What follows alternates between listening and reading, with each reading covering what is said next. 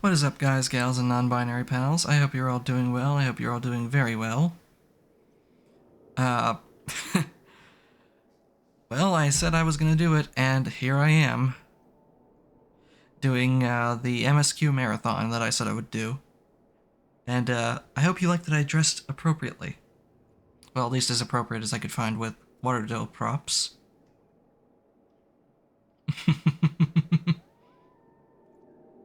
Thank you for the head pats, Johnny.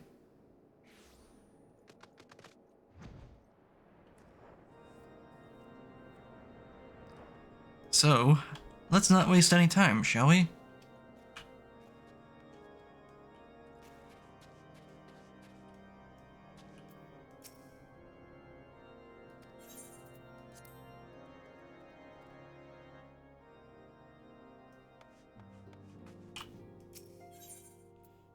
Let's get this started, Alfino.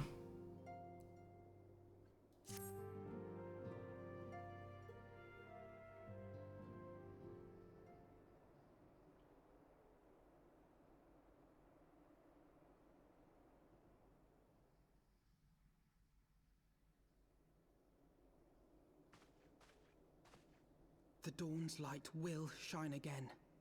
So long as we have these specious accusations hanging over us, we will struggle to achieve anything. You must go to Ishgard, as Tataru proposed. I will return to Uldar and set things right. That's not Sam Riegel. Is it? Pray, do not be so hasty, Master Alphino. Lord Orchiffon. New voice actor. Okay, so it is. Full well do I understand your desire to clear your names. But now is not the time for drastic action.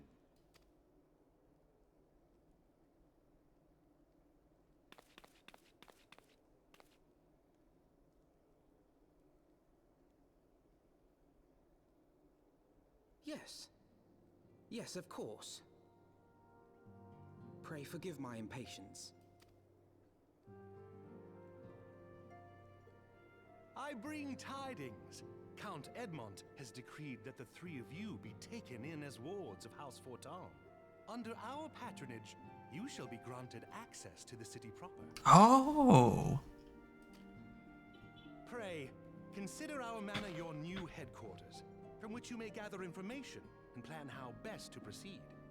Needless to say, should any of your missing allies be found, as I am certain they shall, they will of course be welcome to join you there.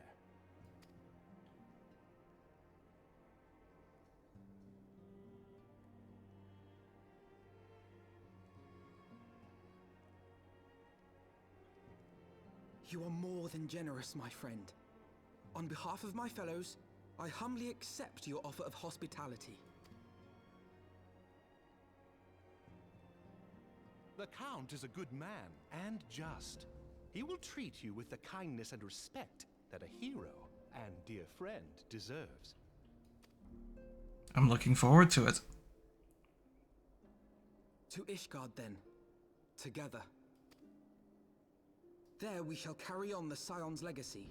There we shall begin anew. Here, here!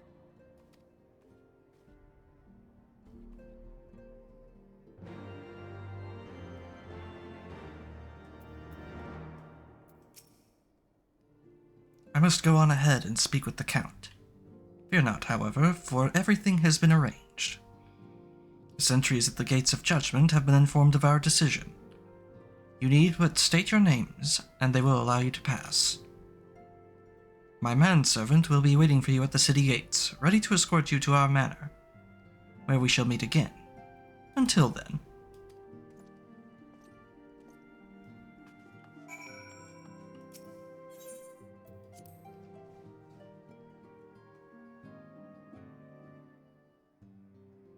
This is already getting pretty interesting.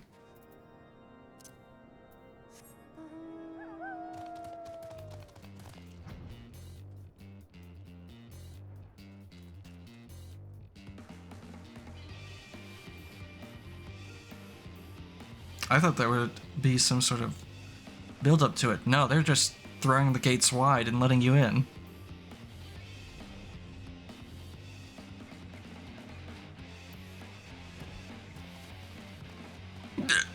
Excuse me. Wards of House Fortemps? Yes. You may pass.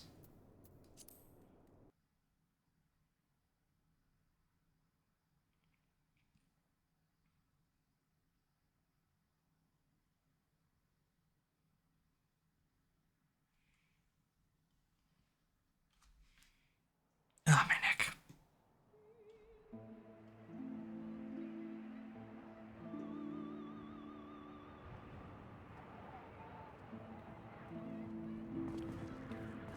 And so they came, at a friend's behest.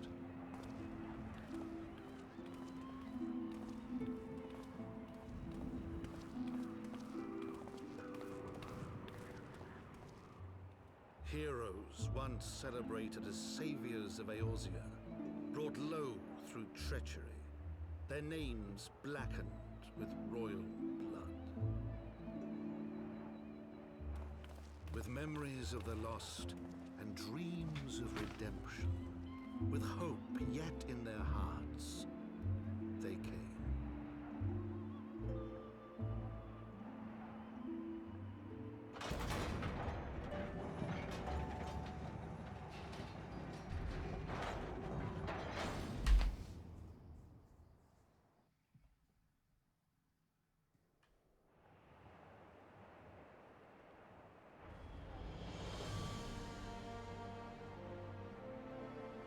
To Ishgard, shining city on the mount, overlooking the dominion of Kurthus. A great and proud nation, devoted to Halone, the Fury, ruled by Thordan VII, Archbishop of the Ishgardian Orthodox Church.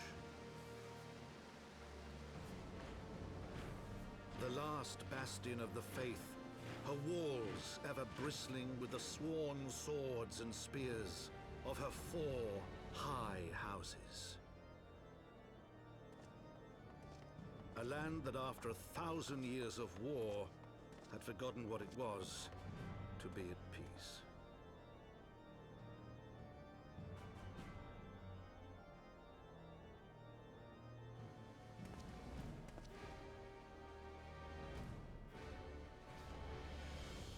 Through gates long closed, the warrior of light and his companions passed, entering at last a city whose history was written in blood.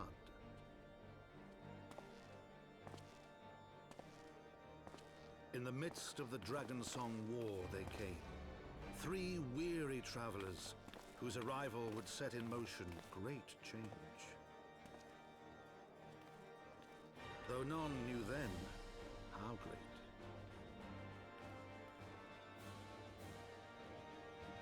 From the memoirs of Count Edmond de Forton, Heavensward.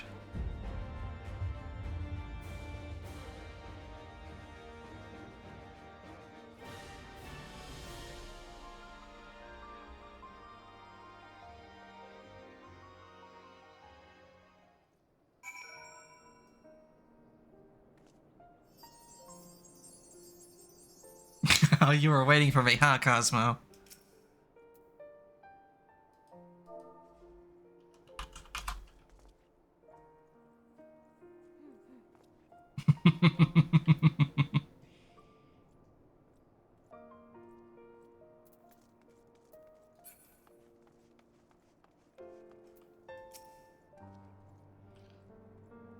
Greetings, Master Nun. On behalf of House Forton, I bid you welcome to Ishgard. My lord humbly requests your presence at his residence in the Pillars. If you all would come with me...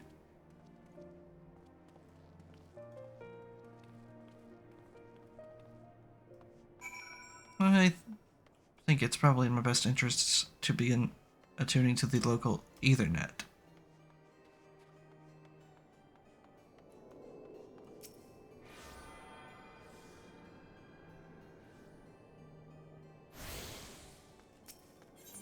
And set this as my home point for now.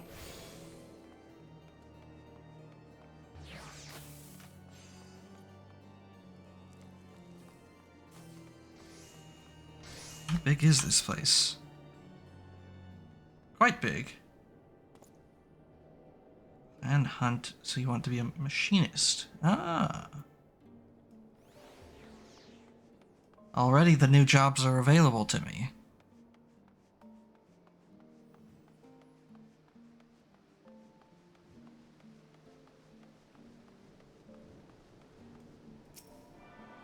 Go ahead and attune this one.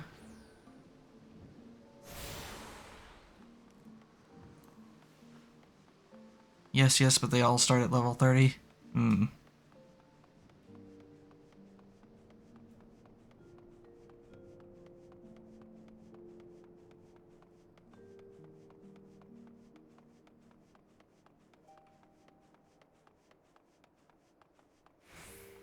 I'll take care of those when I'm not in the middle of stream, I suppose. They're not MSQ after all.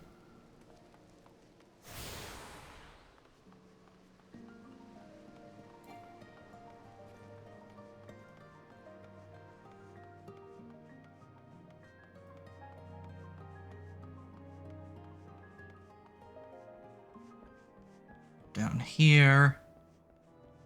Grab this one, and then we'll head for the pillars.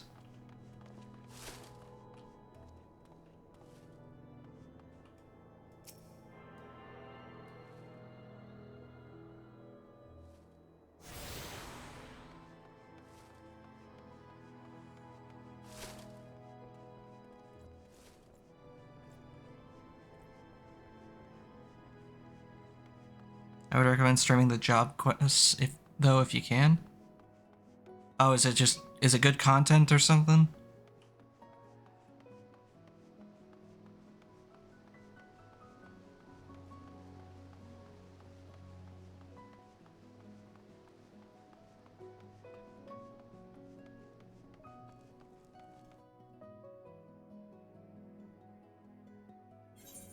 Darknet absolutely is up to level 50. Okay.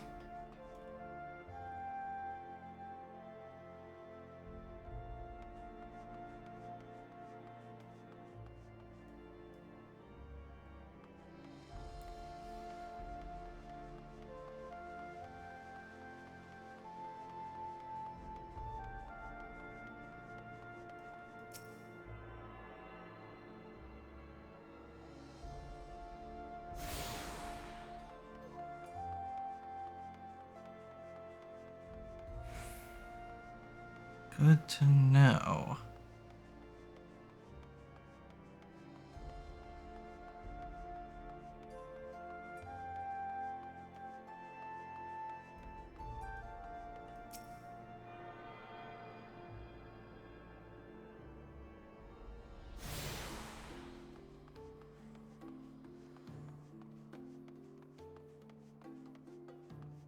You know how it is. New place, gotta go ahead and unlock all those Ethernet points.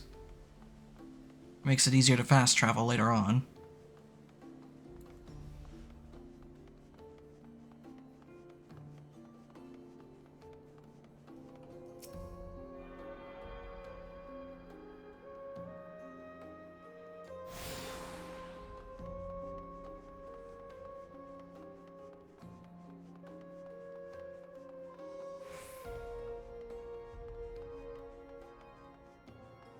What do you think? What do you think of the sprout I got on my Cosmo?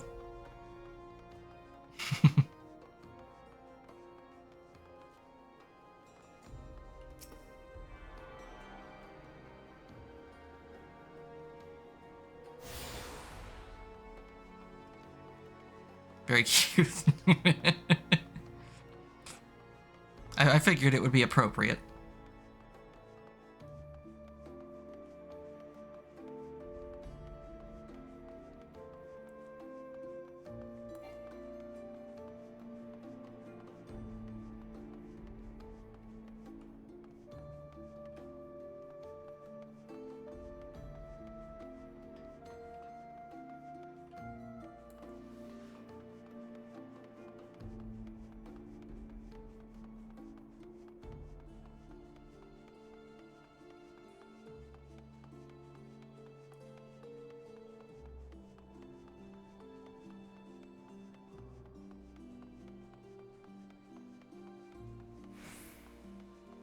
And I think this one up here is the last one for the area.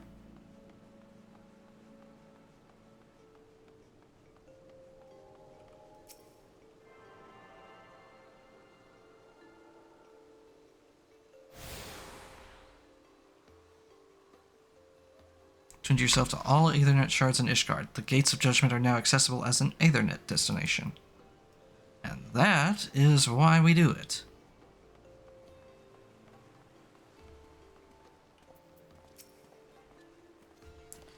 The Warrior of Light and his brave companions, walking the streets of Ishgard at last. What a glorious sight. I cannot tell you how long I have waited for this day. Allow me to present to you my family home, Fortomp Manor. I should like nothing more than to show you around, but everyone is gathered to receive you. Come, my friends, introductions must be made.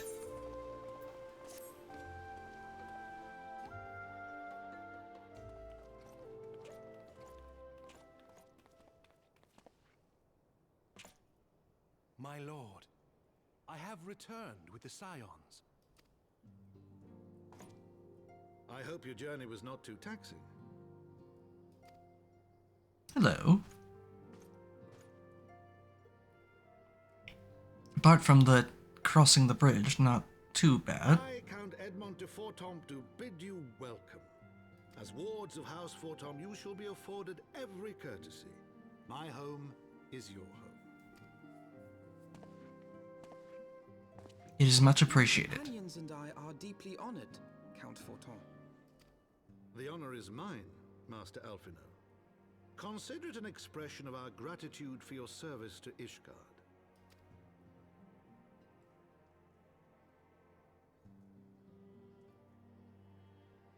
Forgive me, my lord, but are you not concerned?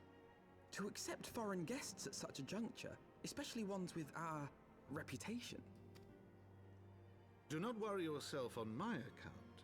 'Tis true that Ishgard's first thought has ever been the war effort, hence the closing of our borders, yet it is in troubled times most of all that men should seek allies. Don't you think? 'Tis true.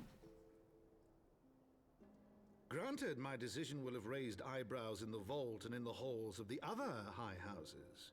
But so long as you continue with your altruistic endeavors, I doubt my honored peers will feel moved to voice their concerns. Then there is naught to fear. Though our numbers are much reduced, we are no less determined to carry on our work. Full glad am I to hear it. But before you return to your labors, why not take a tour of the city? You would do well, I think, to acquaint yourselves with your new surroundings. After all, you may be here for some time.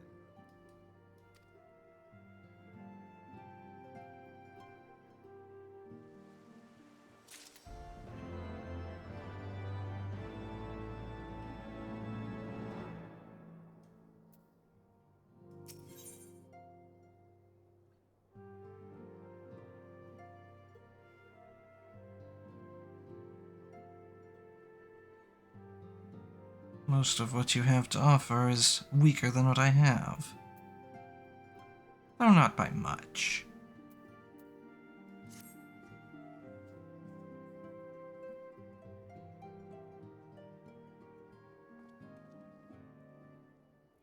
Though our friends in House Fortomp have been generous enough to extend us their protection, we must take care not to impose too much on their hospitality.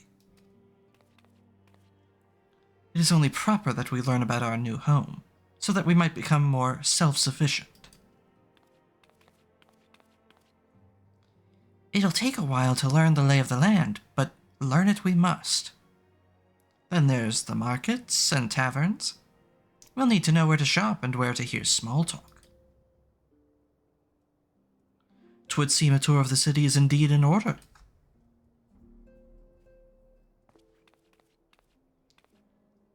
I thank you for your counsel, my lord. My companions and I shall, of course, do as you suggest. Very good.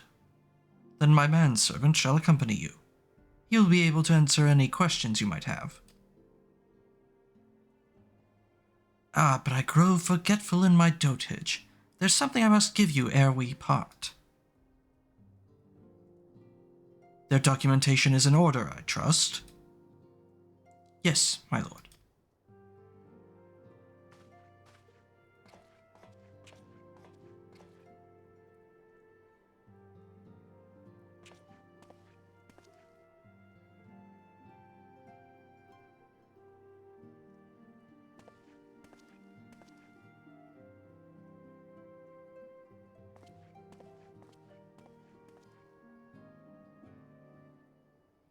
Those documents identify you as wards of House Forton.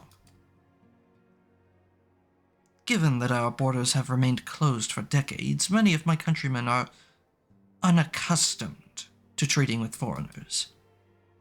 Should anyone happen to question your presence here, it may prove necessary to remind them that you remain under the protection of House Forton. But let us hope it shall not come to that. Rest assured that we shall do our utmost to avoid any situation which might compel us to invoke your name.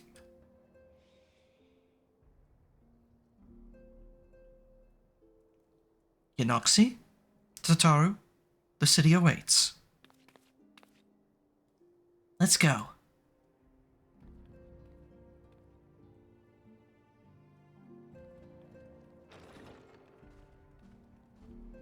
Tomestone gear is going to keep you fine for the first 2 dungeons.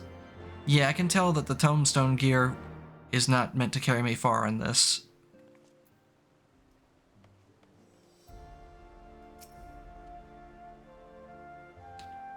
As this is your first time in our fair city, pray permit me to show you to the Hoplon, from whence we may gaze upon the splendor of the Holy Vault.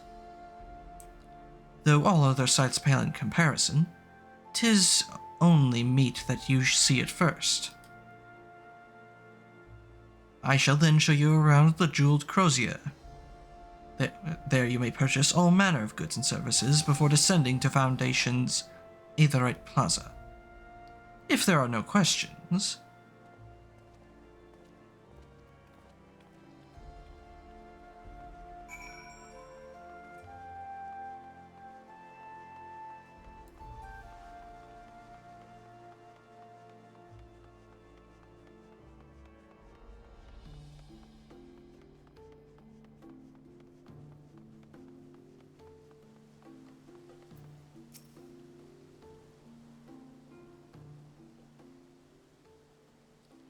The Hoplon, so named for the bronze great shield borne by our nation's patron deity, is the largest plaza in Ishgard.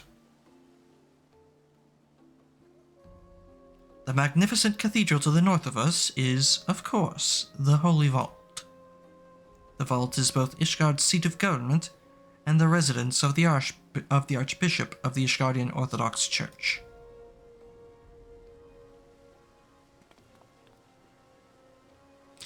Begging your pardon, the statues to the south, are they perchance Thornton's famed Knights 12?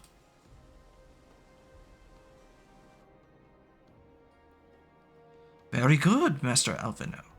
They are the Fathers of Ishgard, the brave knights who joined with King Thornton. King Thornton I, to put down Nidhogg, and found this great nation. Ours is a city rich in history and tradition, and there is much you can learn by exploring the pillars, time permitting, of course.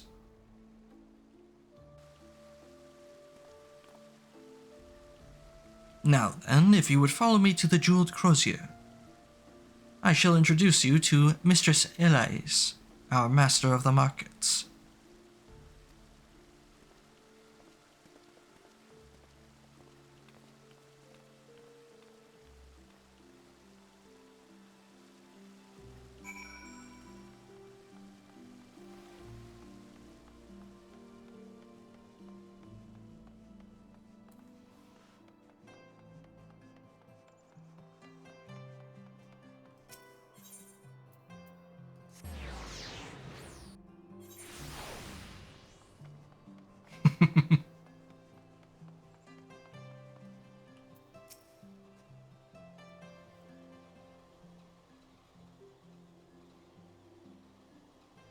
Well, you're clearly not locals or traveling peddlers, which makes you all...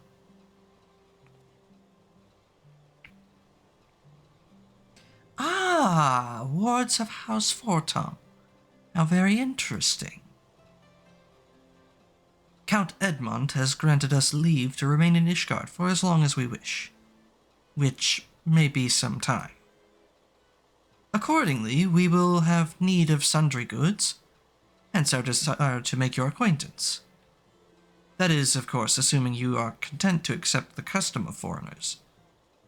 Should you be uncomfortable... Young sir, we do not discriminate in matters of money. If you have coin to spend, who are we to refuse it?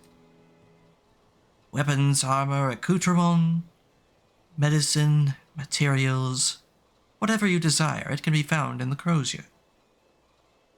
Our merchants will be more than happy to accommodate you, as you will soon see. Our next destination is the Aetherite Plaza and Foundation. If everyone is ready...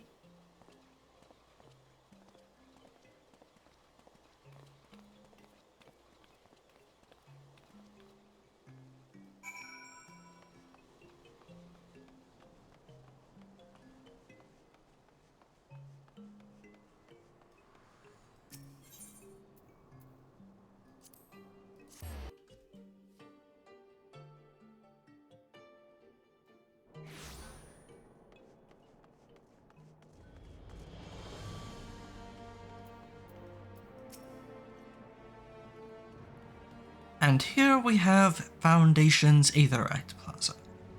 If you have yet to attune to the Aetherite, it would be wise to do so now.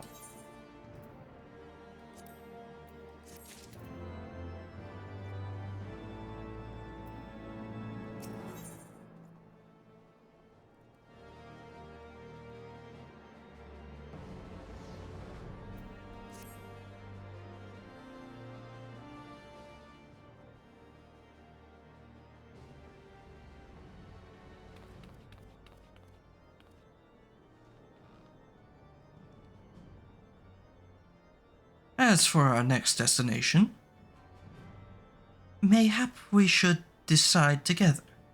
What else can be found nearby?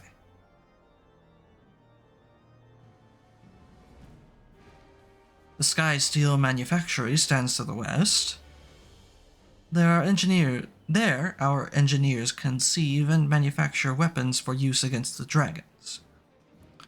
The Holy Stables, where chocobos are trained for war, also lie in that direction.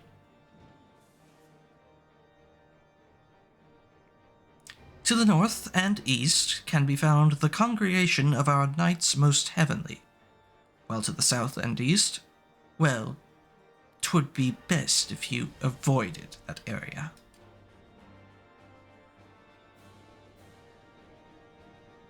And why is that? I fear our knights may not be able to ensure your safety in the lowest levels, Master Alvino. Hold your nose when you pass the broom, little lord. A delicate flower like you is like to wilt in our fumes.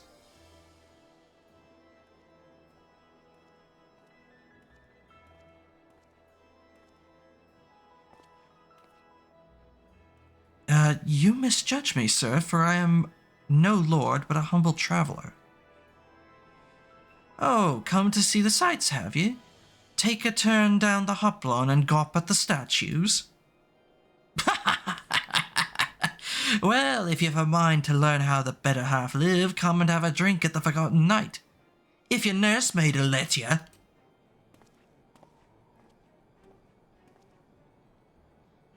My humblest apologies, Master Alvino. Pray pay that drunken lout no mind. Oh, but I must. It would not do to refuse such a heartfelt invitation. Yes, I simply must see this Forgotten Knight for myself. I trust you see the wisdom in this, Yanoxi.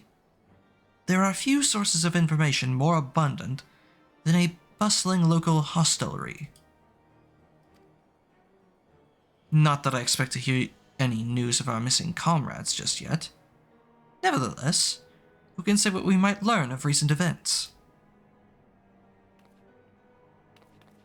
Then I'm coming too.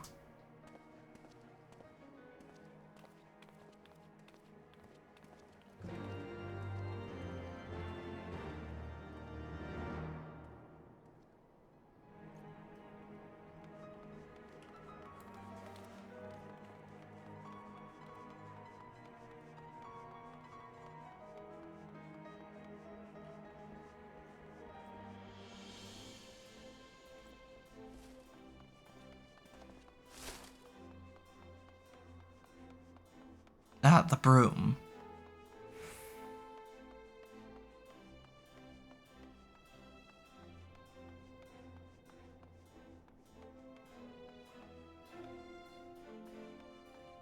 Oh, it is above us. Okay.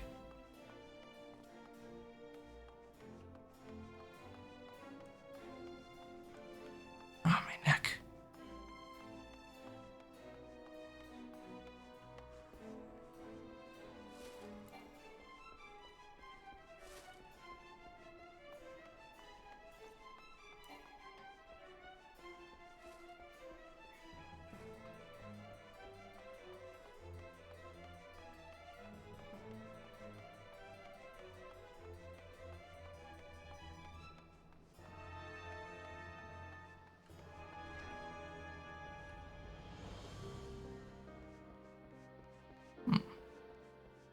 Quest to be given there, apparently. Probably for one of the new jobs.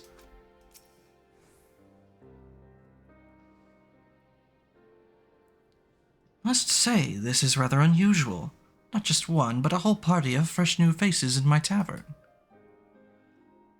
We but recently arrived in Ishgard and are eager to acquaint ourselves with her more notable establishments. Master Gibberlant. Just Gibberlant will do. And I'm flattered that you would think so highly of my establishment. Can't promise it'll live up to your expectations, but if it's decent food and drink you're after, you could do much worse. Judging by the number of customers I see, I suspect your fare is rather more than decent.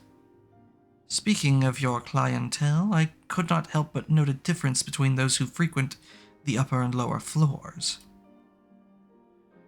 Spotted that, did you? Aye, up here you'll find peddlers, porters, off-duty knights, and so forth. Dropping in on their way to or from somewhere else. Regulars, maybe, but not locals. Folks from the Broom. They tend to congregate downstairs, where we offer a menu more suited to their tastes. Cheaper meals, stronger spirits, all quality, mind, but not the sort of stuff I'd recommend to yourselves. You speak of the lowest levels, yes? Why do they call them the Broom, if I may ask?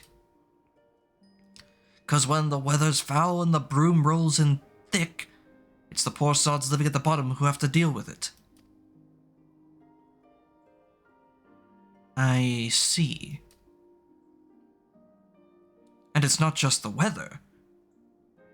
When the wyverns broke through the wards and started tearing up the city, it was the Broom that got the worst of it, while the pillars enjoyed the protection of the high houses and the temple knights. More than a few people are still sore about that, mind, which is why, considering your present company, I'd recommend you keep your wits about you if you mean to go below. And something sharp in your boot, just to be sure. I shall take your words to heart, sir. Master Alvino, I think it would be best if we return to Fontaine Manor. Go on ahead without me. I'm staying for a drink or two. Miss Tataru, I'm afraid that is out of the question. My lord, the Count, would never forgive me if I abandoned one of his charges in such a place. Least of all, a maiden.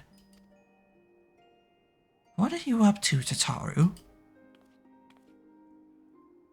Look around, Alvino. This tavern is full of people whose business regularly takes them beyond the gates of judgment. With friends like that, I could practically live here, and wait for the newest gossip to come to me. Indeed, but will you be safe here on your own? Oh, please. Do you know how often I looked after the Waking Sands and the Rising Stones by myself? If I had a gill for every unwelcome caller I've driven away, I'd be rich beyond my wildest dreams. I'll be fine. Not that I doubt the lady's knack for fending off unwanted advances, but I'll be damned if I'm going to let anyone lay an unwelcome hand on a patron in my establishment. That settles it then. Tataru, Yanoxi and I shall return to the manor for now. Contact me by link pearl if you require assistance. I will.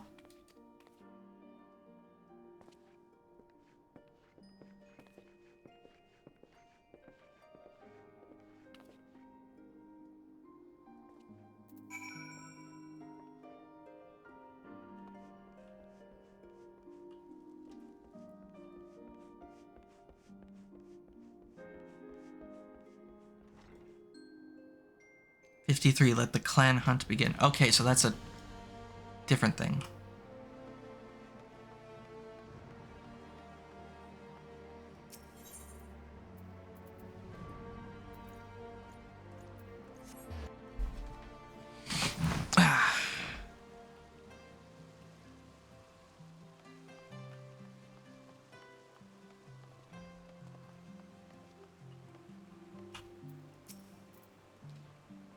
Welcome, Master Nun. Shall I show you inside the manor?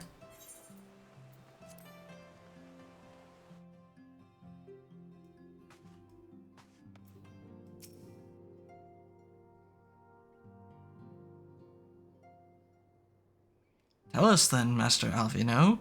Does this guard meet your expectations? That which I imagined pales in comparison to the reality. I felt the weight of 1,000 years of history with every step I took. And when those steps took me past the scars left by the wyverns in Foundation, I understood how easily that history could end in tragedy. The attack was devastating, the casualties unspeakable. The wyverns did not discriminate. Unarmed men and women, even children, were given no quarter. Sir Amaric has ordered his knights to strengthen our defenses, and each house has been called upon to lend what support it can. There is much to be done, yet alas, able-bodied men and women are in short supply. Mayhap we could be of assistance, my lord. After all you have done for us, we would welcome any opportunity to repay your kindness.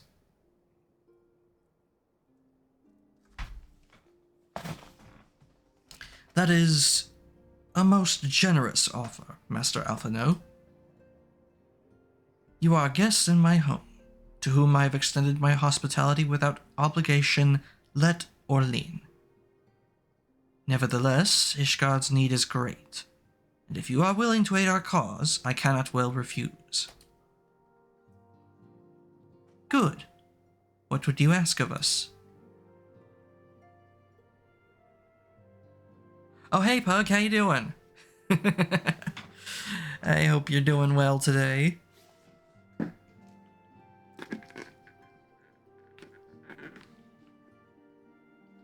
Also, do you see what's on my head?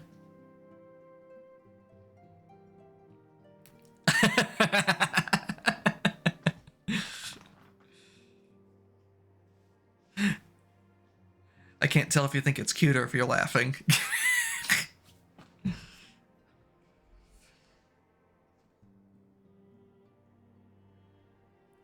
Both, okay. From what I have heard, you are an intelligent and persuasive young man. Such qualities may prove most useful to us in our efforts to secure provisions from foreign sources, identifying trustworthy suppliers, brokering contracts, and so on. Thank you for the headpats.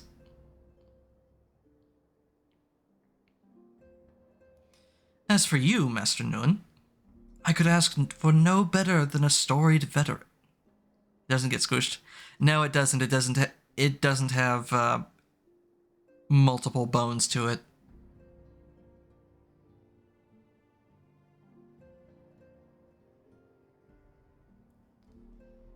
I could ask for no better than a storied veteran such as yourself, a man with the capacity to act swiftly and decisively when needed, to aid Artoirel and Emmanuelaine in their duties.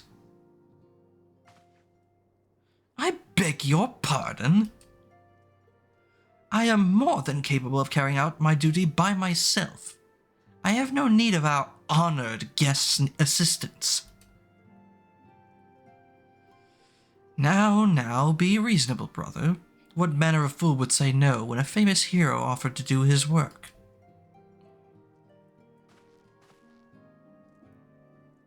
Hold your tongues.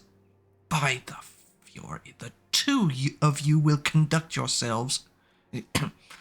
By the fury, the two of you will conduct yourselves with dignity befitting your station, and show Master Nun the respect he deserves. This is the man who slew Gaius van Baelsar, and some half-dozen primals besides. He is not here to steal your glory or serve as your errand boy.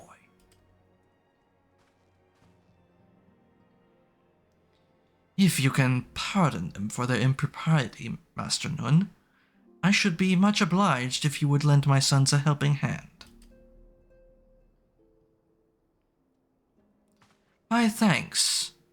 Fury willing, they may even learn something from you.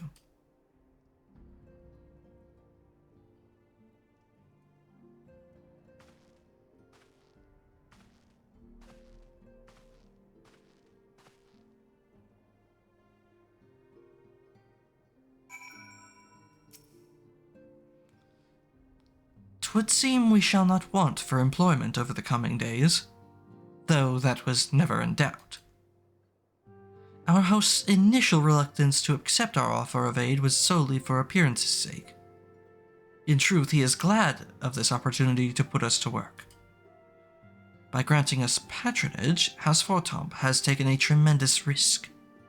Until we demonstrate our worth to Ishgard at large, the Count will face considerable opposition from his peers in matters great and small.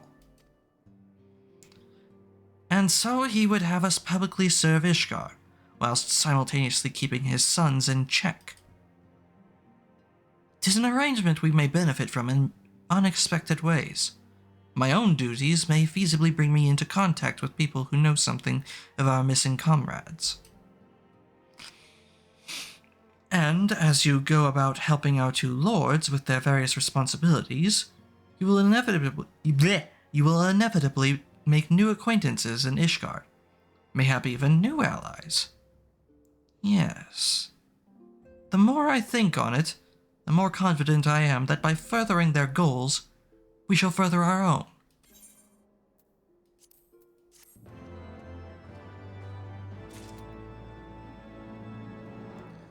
Well, let's get things started then.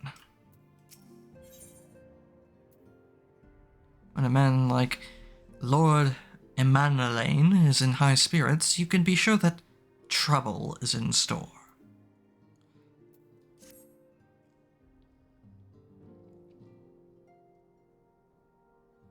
Shall we be off then, old boy? But where are my manners? Emmanuelaine de Fortomp, second son of Count Edmond de Fortomp. Trueborn, that is. Yes, I know what you're thinking, and you're absolutely right. What ill fortune to be second-born in a society where the eldest inherits all. Oh, my brother would never cut me off, 'tis true.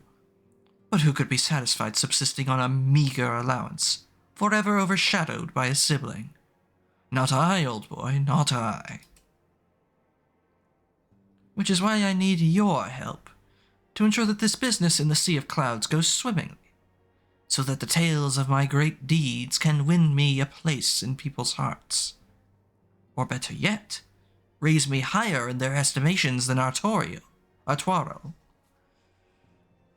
ambitious, I grant you, but then I do have a legendary hero to do my bidding.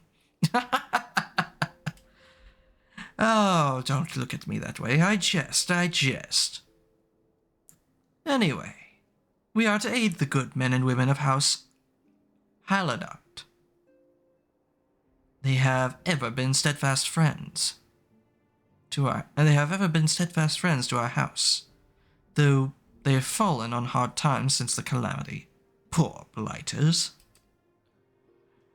As for what precisely we will be doing, well, what fun would it be if I told you everything in advance? Just come along with me to the airship landing. We'll need to take the airship to Camp Cloudtop.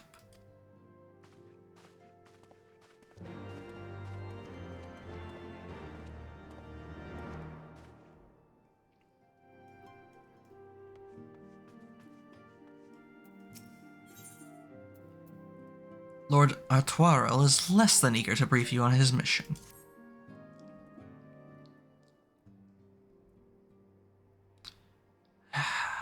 Let us begin anew, Master Nun. I am Sir Artuarel de Fortomp, eldest son of Count Edmond de Fortomp. You will forgive me my outburst, I hope. I meant no disrespect, I merely consider myself equal to the duties entrusted to me. Unlike some. Archifant has spoken of you often. If you're even half the man he claims, I shall be glad to have you at my side. To the matter at hand, then. We will be assisting my esteemed compatriots of houses Durandare and Zemael. You are aware of our friendly rivalry, I take it. Aye, well, suffice it to say, the prospect of assisting said houses does not fill me with joy. However, it is the will of the Holy See that we set aside our differences at this crucial juncture. But we shall speak more of that anon. Oh, don't worry, Harshfont knows well how much man we are. What do you mean? First, we must needs secure transport to Falcon's Nest. Let us make for the Chocobo stables and Foundation.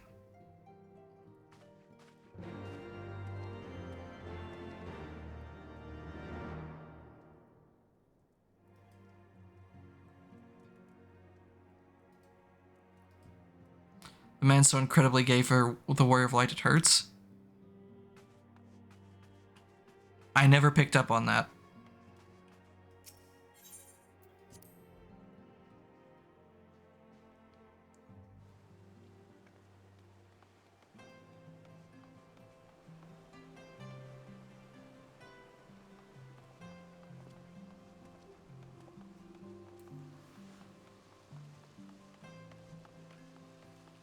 At Cosmo's request, I shall away to the Tribunal, where we might acquire a new job.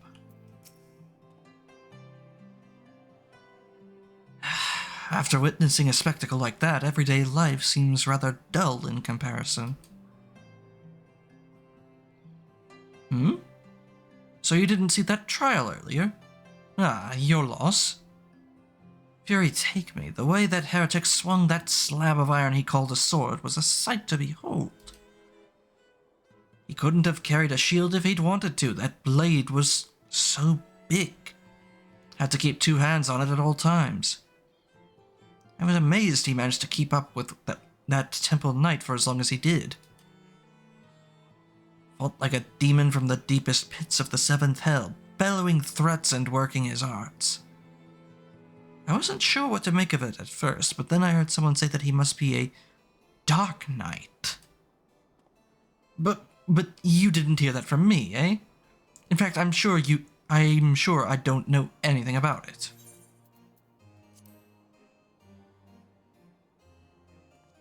Ye gods, are you mad? We're standing outside the bloody tribunal. Fine, fine, but keep quiet and listen well, because I'm only going to say this once.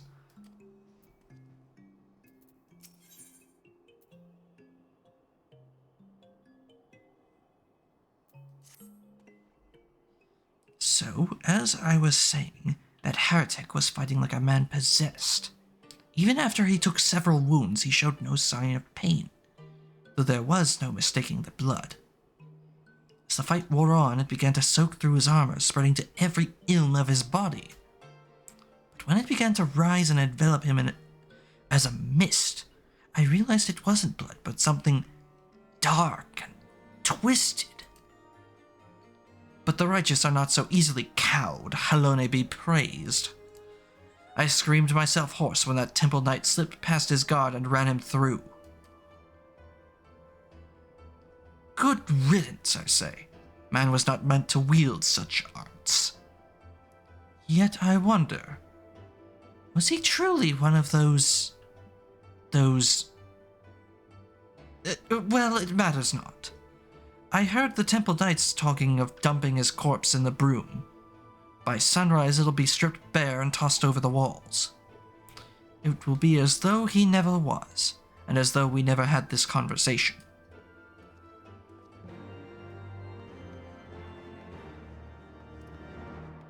The fellow ain't dead.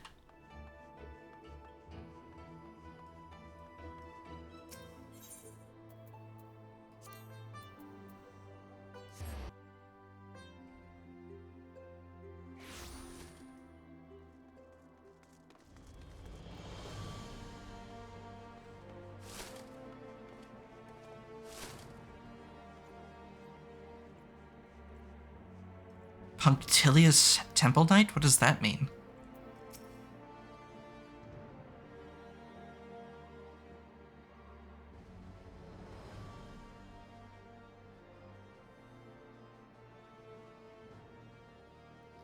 That's more than far enough for charity.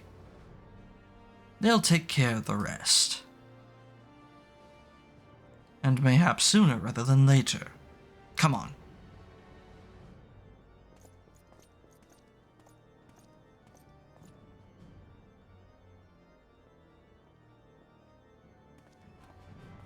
You're not dead, not even a little bit.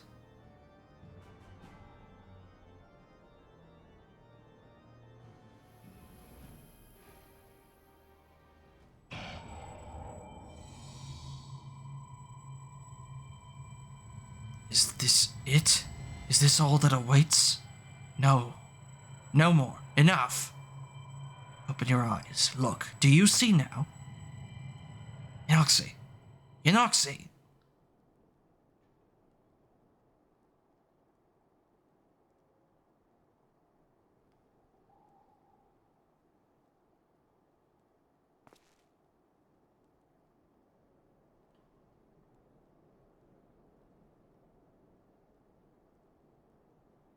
I've been waiting for you to open your eyes. You all right? You were moaning in your sleep and sweating buckets besides. Name's Frey, by the way, and no, I'm not a heretic. Try convincing a temple knight drunk on authority of that, eh? Shame the pompous arse got the better of me. But how about you? You touched it, yes? That couldn't have felt good.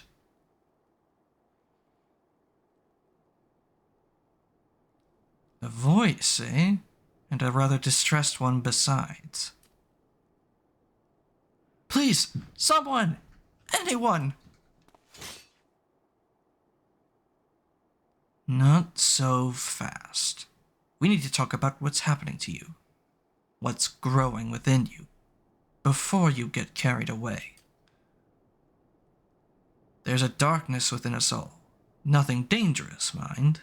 In fact, it's quite healthy. But the crystal changes you. Gives you the power to channel it. Do it without proper training, however, and, well, it might hurt.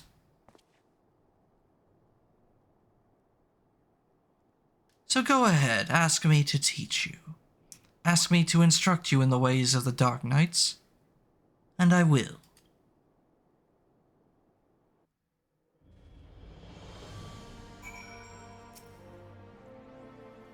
I know you're still worried about that screaming woman, so I'll keep this brief.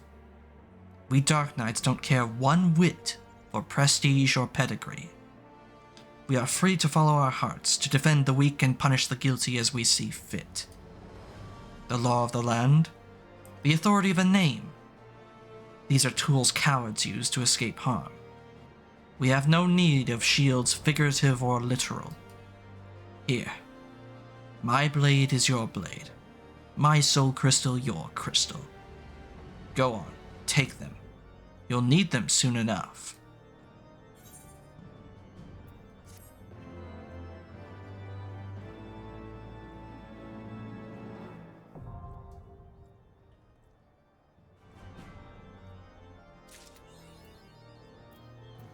Are you afraid of the dark?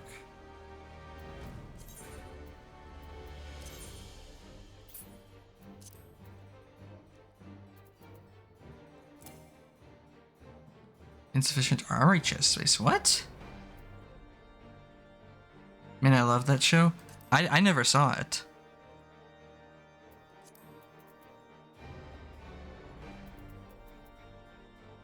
What do you mean insufficient armory chest space?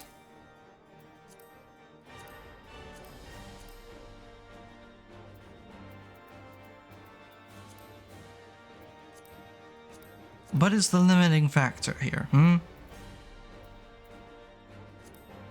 Perhaps this.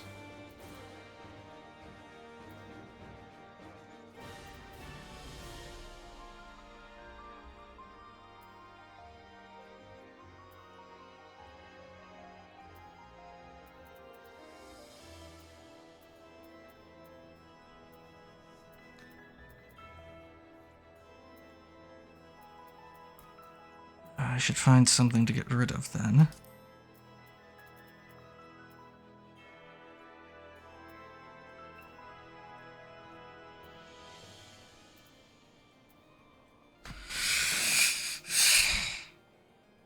This is aggravating.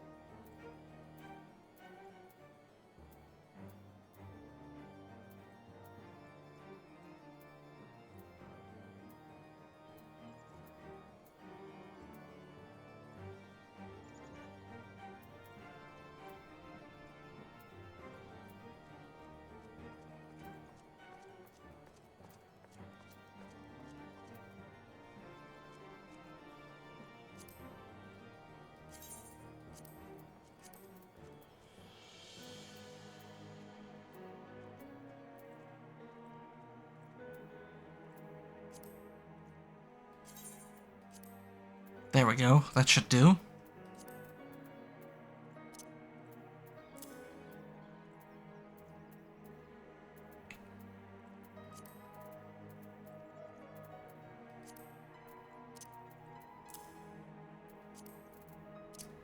What? No helm, no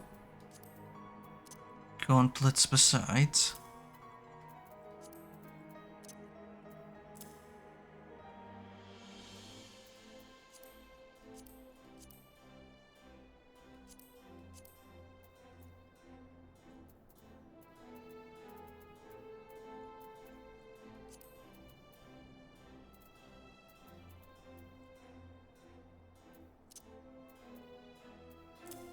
Well, it's a good thing I held on to these.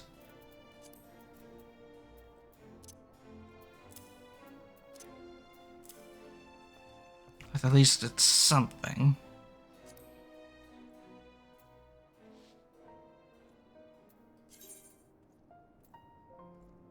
And it is the new set. Dark Knight, yes, yes, yes.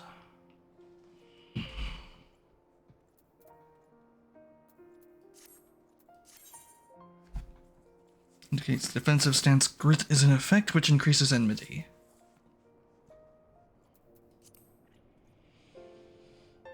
Ooh, I need to go to the bathroom. I will be right back. And I'll go ahead and run a 3-minute ad so that we don't have to worry about ads for a while.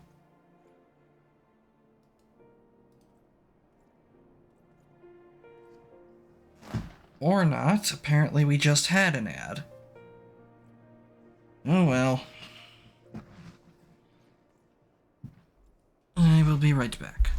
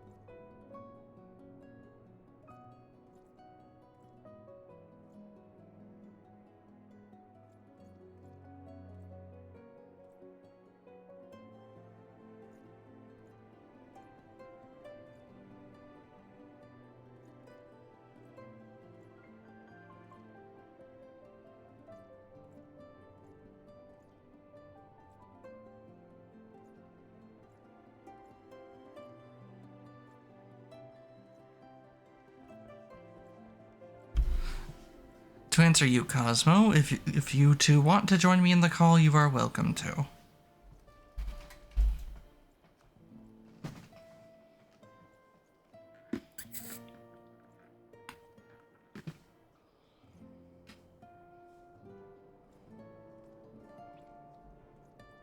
I am back, and I feel better for it.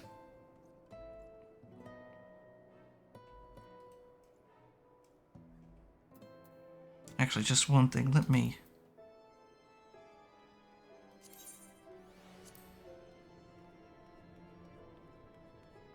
that here. I don't know why it's long, but I know I'll learn soon enough, so that's why it'll fit right there.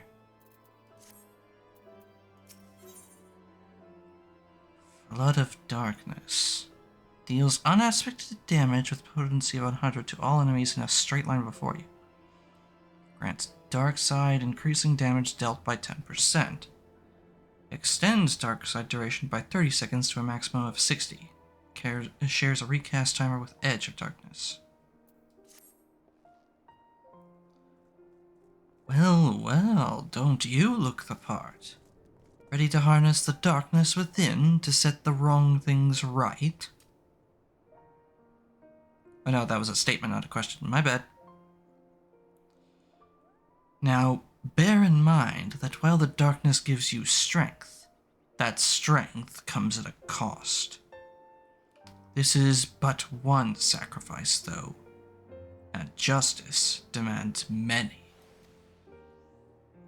Say a man, venerable, untouchable man, harms a child in unspeakable ways. He strides through the hoplon, secure in the knowledge that he is beyond punishment.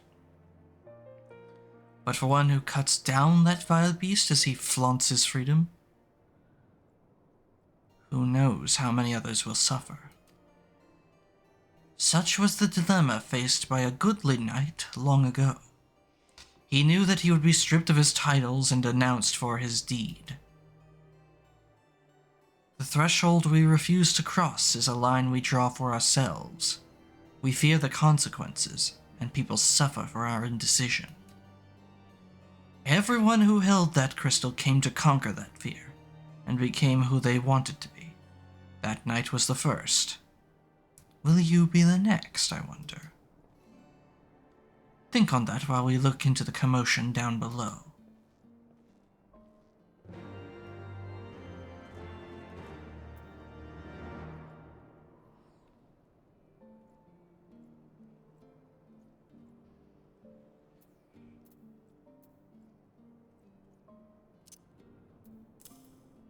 Okay, so do that.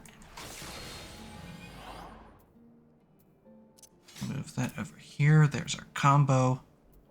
This doesn't need to be here. These don't need to be on this page. To all nearby enemies. That over here. Unmend. Provoke.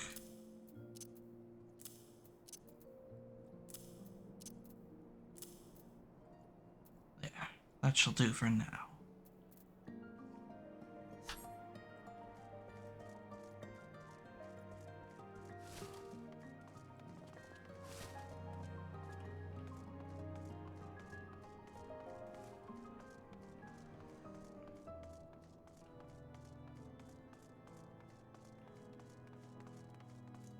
Lowborn crone.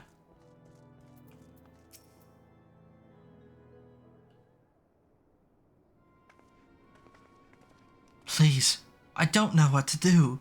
It's my granddaughter. I didn't see him standing there, and I know that's no excuse. I should have been more careful. But my granddaughter, she started yelling at the temple knight, and I tried to stop her. I did. Then he said she had to come with him, and if I could just tell him how sorry I am, maybe he would... He'd take you too, is what he'd do. Even if you went and begged the blue bastard to intervene, it'd be too late by then. Ain't the first time they've taken a girl her age. If she doesn't fight back, they might let her go after. No, there has to be another way. Ishgardian justice. They might spare the girl, you know. Leave her with a few scars and a lifelong lesson. Or we could beat every last one of them to within an ilm of their lives and rescue the girl. You'd like that, wouldn't you?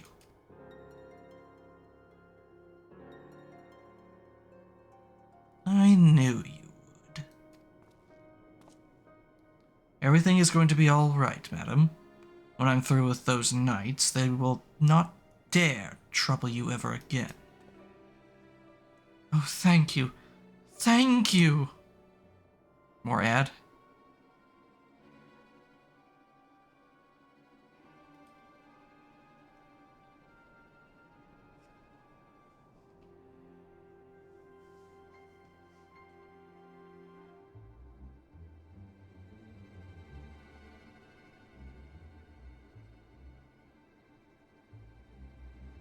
I'm not saying stop, I'm sub, just hit an ad, just that an ad roll hit.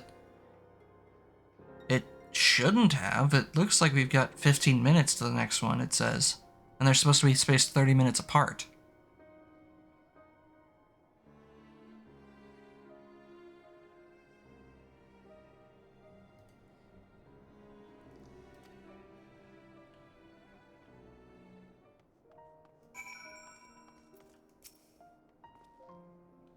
Assuming they didn't just drag her into an alley, they've either taken her to the congregation or the tribunal.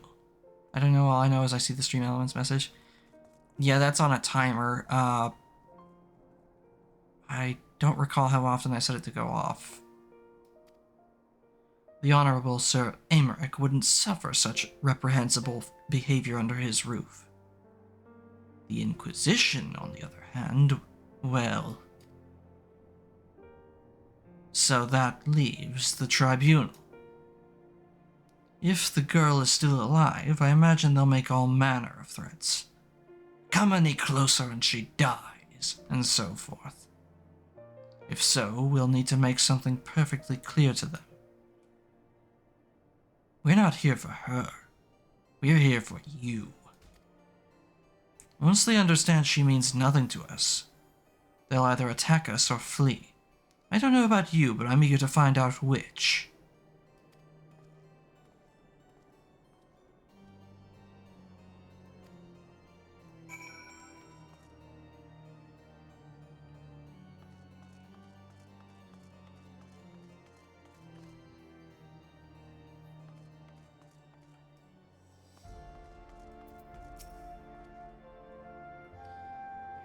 Just the one sword between the two of us, I'm afraid. You keep it. I dare say it fits rather snugly in your hands. Don't worry about me. I'll do my part to keep you on your feet. Now, should things turn violent, as I expect they shall, you may need to tap into your dark side to survive. It's not unlike drawing upon your own ether to weave magic. Fear, pain, rage, that which lies in the deepest depths of our soul makes for a potent fuel. But be warned, burn too much too quickly, and you risk being consumed. Do not worry, Eunoxi. The first step over the threshold is always the hardest. Ah, yes, I should have known you'd do that. Right then, let's find the girl.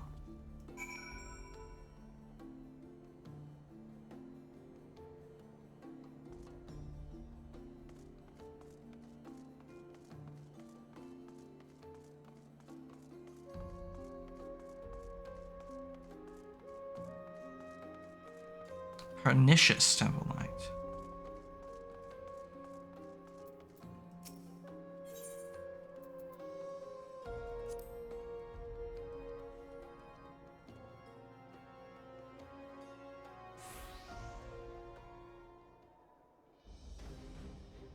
Damn it, girl.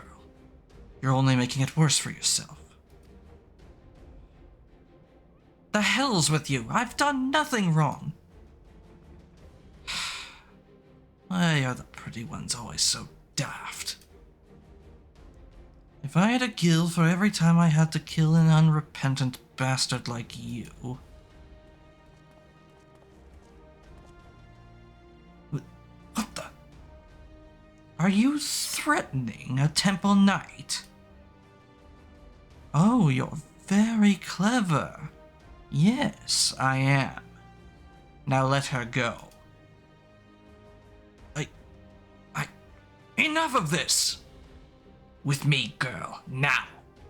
One more word of protest and I'll toss your grandmother in a cell to rot. You three, seize this imbecile!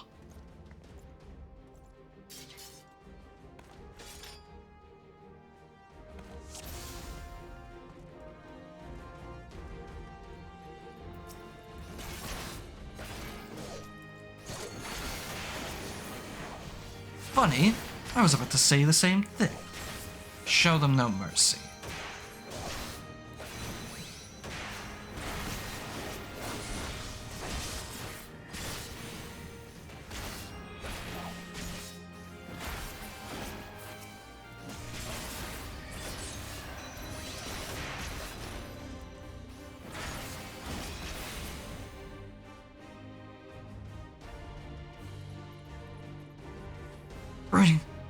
Bring everyone! He's gone mad! Reinforcements, eh? Looks like we'll have to even the odds. Search your soul for the darkness. We need but a sliver. Yes. Do you see, Yunoxi? The flames beckon. Immerse yourself in the flames and ignite the darkness within.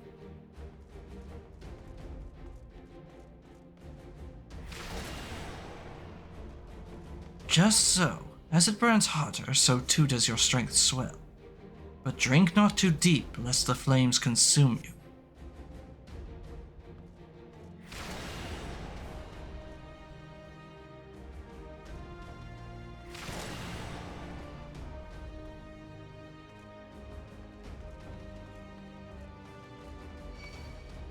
Draw upon your dark side and drive your foes before you.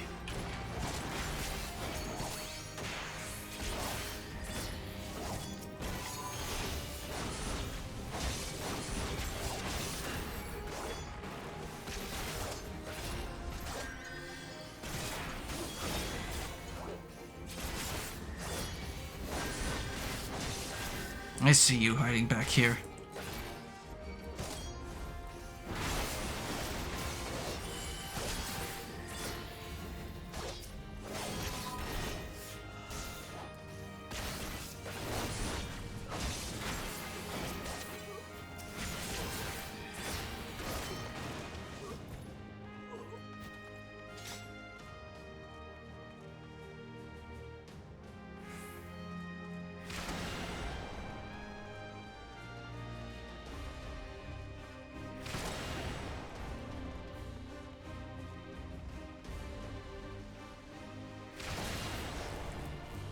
Darkness threatens to swallow your very being.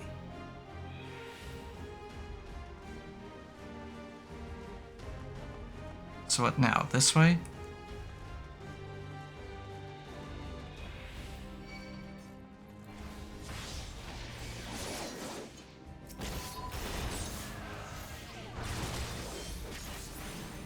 You won't hide so easily from me. I'm on to you.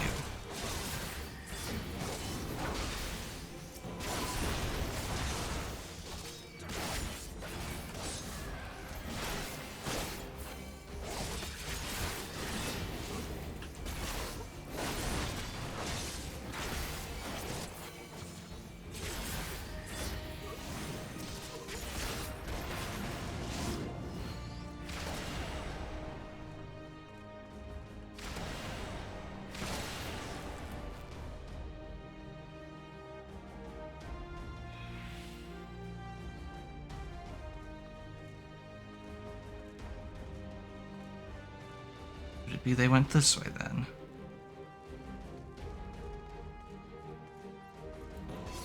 All this for a baseborn bitch? Do you not know you're up against? Aye, I do. I'm killing you and getting anyone who gets in my way.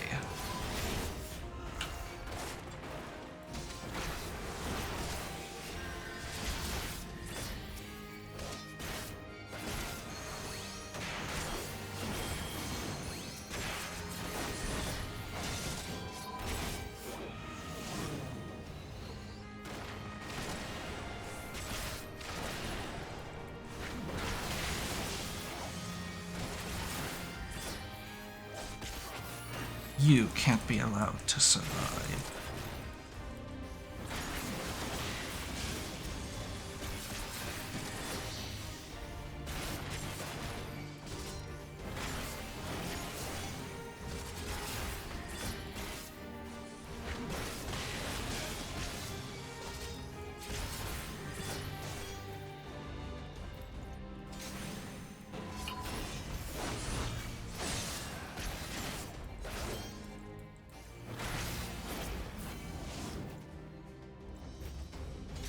The next knight who bears steel, I'm not only going to kill him, but his wife,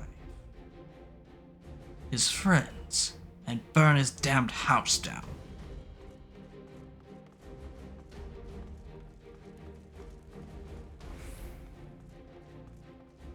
So where to next?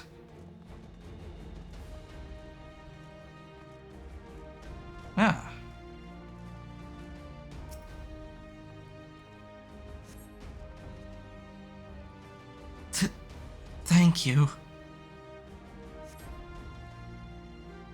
Those of you who yet live, remember this horror. And know that should you speak of it, it shall be visited upon you again 100-fold. And I just realized I completely forgot to equip the earrings. Oh no, wait, they're on. Never mind, they are on.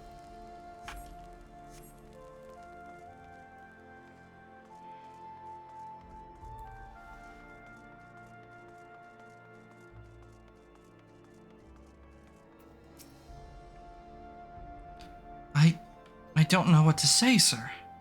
Thank you. Thank you. I got a little carried away earlier. It's just that when I saw how they were treating my grandmother, I had to say something and...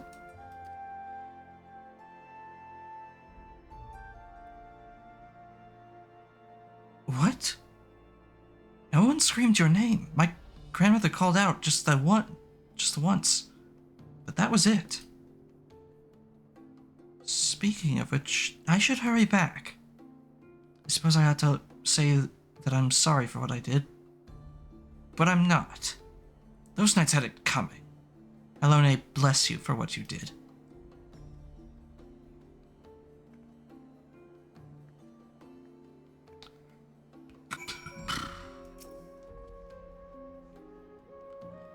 Feels good, doesn't it? Strange, maybe, but a good strange, I'll wager. You tapped into something primal. A power nestled within you, yearning to be free. As your understanding of this power grows, so too will your skill as a Dark Knight. You have done well. Far better than I could have hoped, in fact. But there's still so much more to learn. So much further to go. I won't lie to you, Eunoxy. The risks will only increase. So if you want to keep going, you have to trust in me. Can you do that?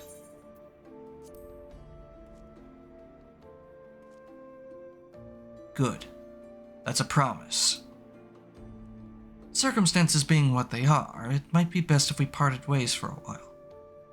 Think of it as an opportunity to hone your skills in my absence. But don't worry. We will meet again. When the time is right, I'll be waiting where we first met.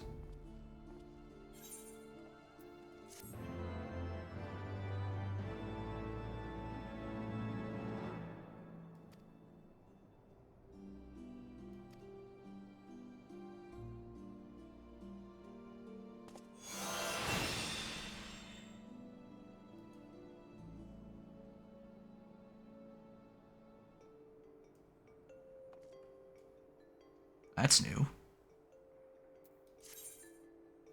Dark side gauge. The timer indicates the duration, which increases damage dealt using Flood of Darkness or Edge of Darkness. Grants dark side. Okay, I'm just gonna move that.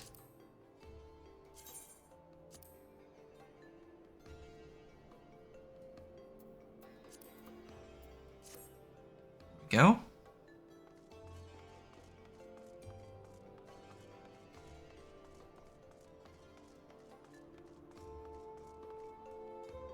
I'll have to train this one up separately, I think, in a time when I'm not streaming. But don't worry. I won't be continuing the story missions without you all.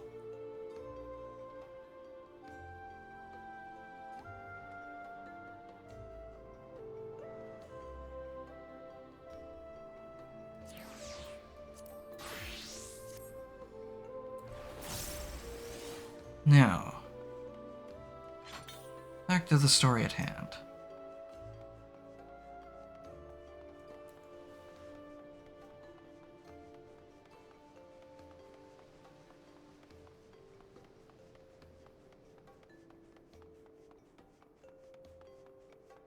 Madeline.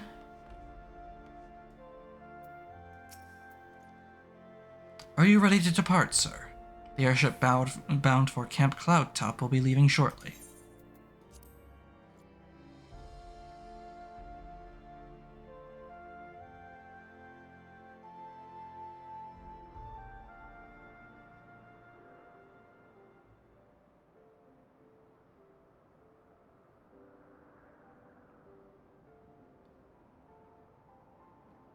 sea of clouds.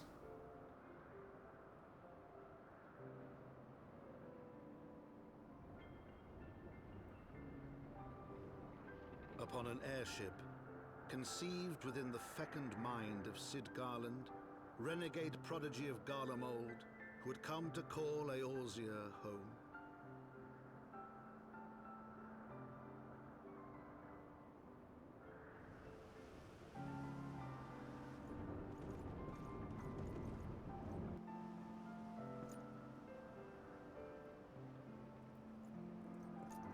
High into the heavens, where isles of earth and stone floated as clouds, a frontier the knights of Ishgard had scarce begun to explore.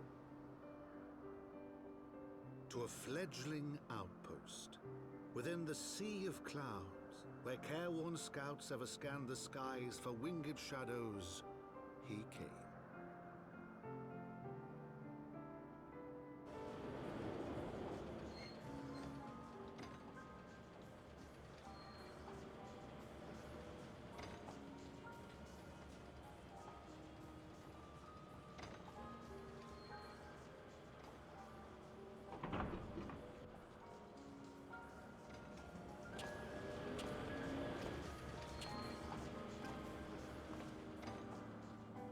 I still don't understand how those things would work. They would be absolutely floating in a listed state.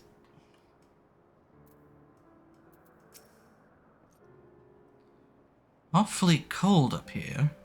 I mean, Carthus may not be blessed with the warmest weather in the world, but compared to this, it seems positively balmy.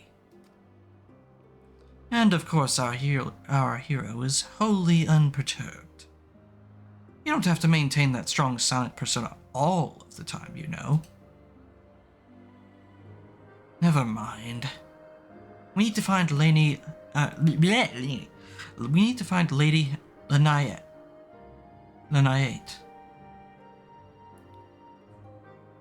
She's in charge of the garrison here.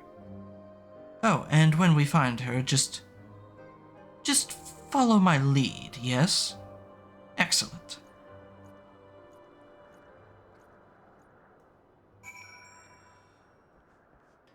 Okay then.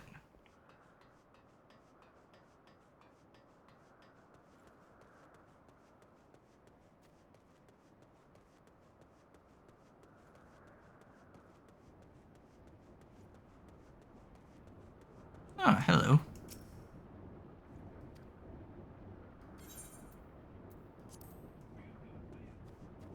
Go ahead and get that listed. Mender of Wreckage, Peddler of Wonders.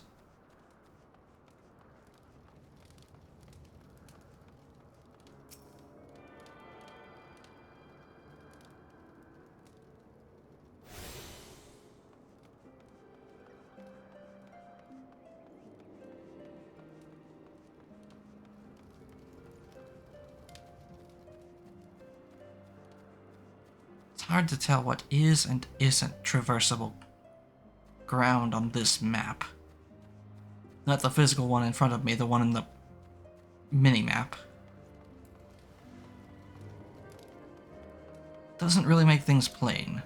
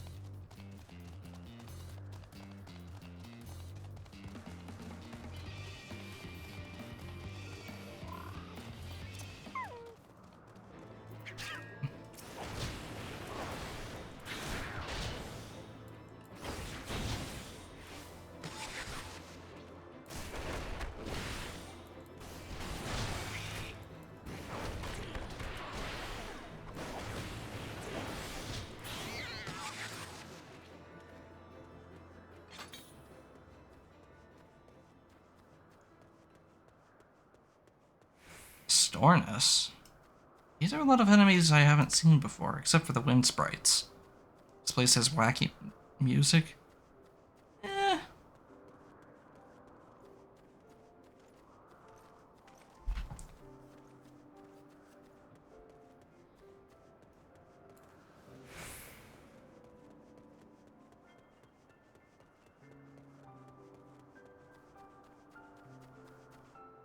Oh, the tower on the far side, then.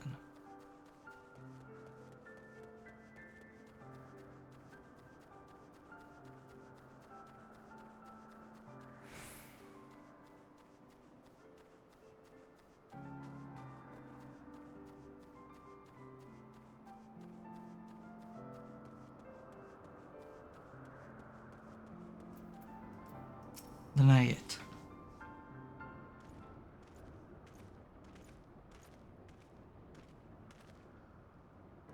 Master Nun, welcome. I am Sir Lenayet de Hayanart, commander of the forces stationed at Camp Cloudtop. Strange though it may sound, I have long dreamed of meeting you. I am in your debt, you see, and shall forever remain so. Were it not for you, my younger brother Francel might have been executed upon the word of a false inquisitor. Ah, right, him. Alas, a knight must go where duty demands, and thus I have been unable to seek you out. But by the grace of Helone, I have been granted an opportunity to thank my brother's savior in person, and to call upon his generous aid besides. Truly, I know not what I have done to deserve this double blessing. Ahem. 'Tis a pleasure to see you again, my Lady Lenayet. You cut an elegant figure as always, a steel-clad rose, equally at home on a battlefield or in a ballroom.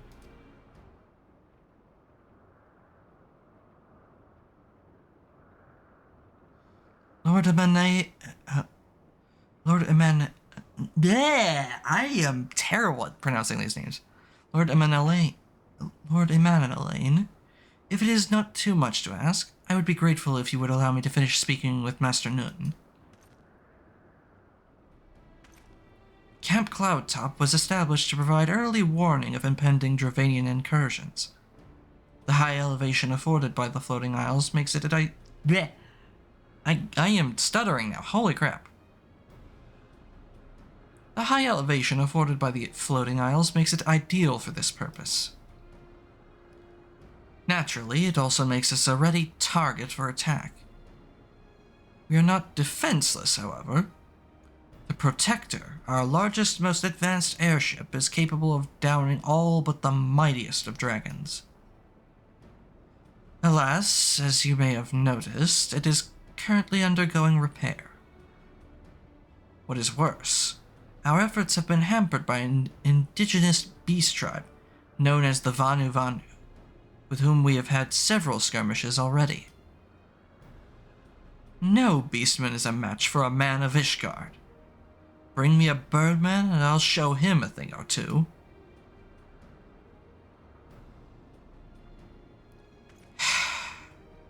I fear much and more may be asked of you in days to come, Master Nun.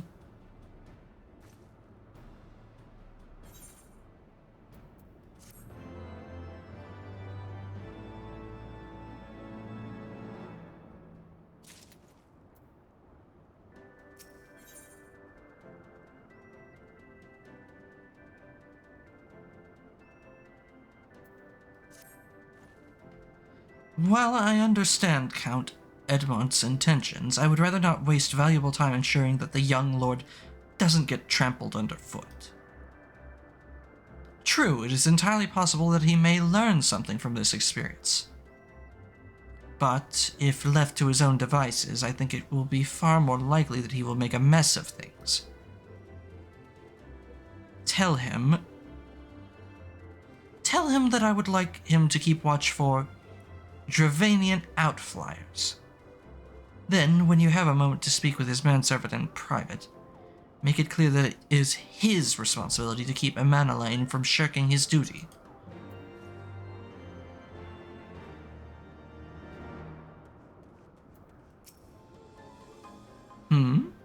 request from Lynette.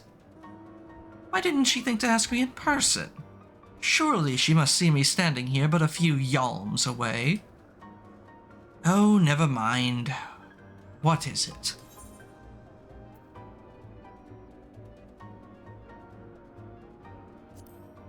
A mission? Yes, of course. That is why I'm here. I shall do as my lady asks. The old boy is a bit oblivious, yes. Indeed. Or he's just so full of himself that he can't see past the brim of his nose.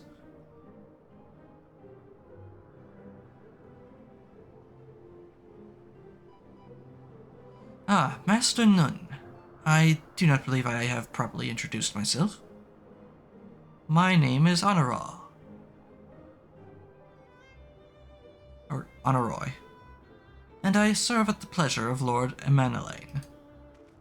Lady Lynette would have me accompany Lord Emmanuelaine on his mission? Ah, I understand completely. I will do my utmost to keep him out of harm's way.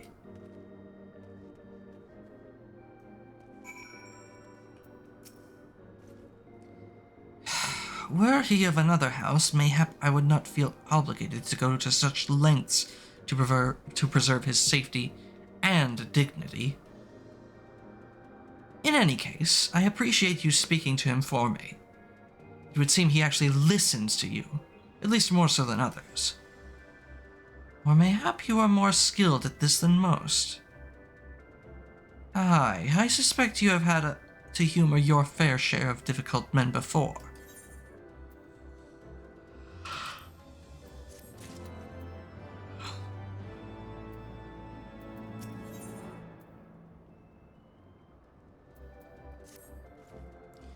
Now that Emmanuelaine is out of harm's way, we are free to discuss matters of actual import, such as our struggles with the Vanu Vanu. We first encountered the Vanu several years ago when we had just begun to explore the Sea of Clouds. After an exchange of pleasantries and gifts, we received permission to construct a permanent lookout post. There was peace between our peoples for half a year, until suddenly, for reasons unknown, their attitudes towards us changed. They began to attack our foraging parties without provocation, forcing us to rely more heavily on supplies flown in from Ishgard. But words are no substitute for first-hand experience. Go and see Sir Marielle. She could use your assistance.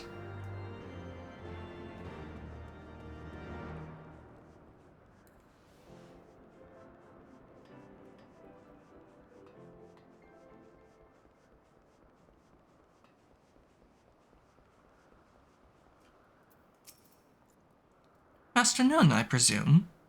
Lady Lynette told me you were coming. I hear tell you've never faced a Vanu before.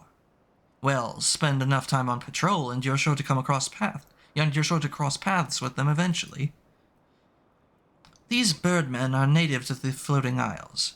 I say birdmen, but they're not at all like the Ixal. Unless that Ixal's mother was a Gygus. Here, let me mark several locations on your map. If you discover any Vanu in these areas, kill them or drive them away.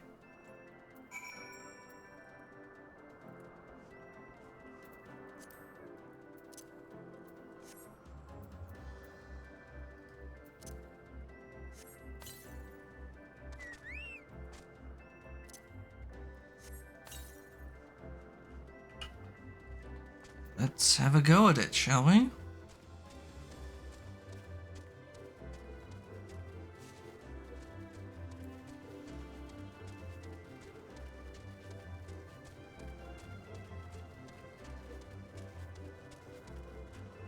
Cloud top.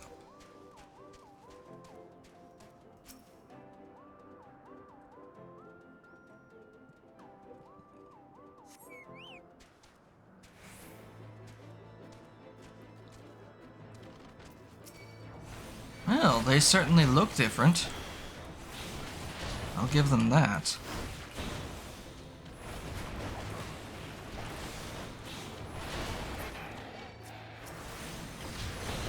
Much bulkier.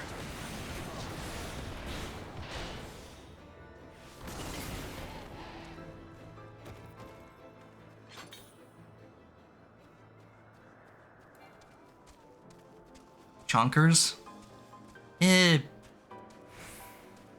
Beefier, I would say.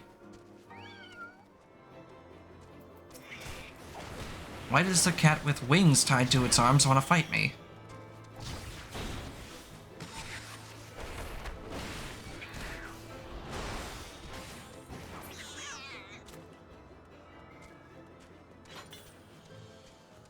Paisa.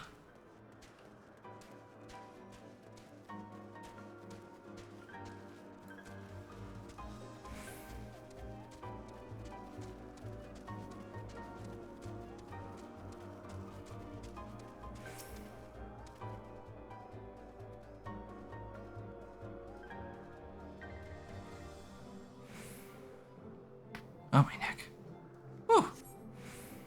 You steel yourself for a mighty struggle, yet find no Vanu lying in wait.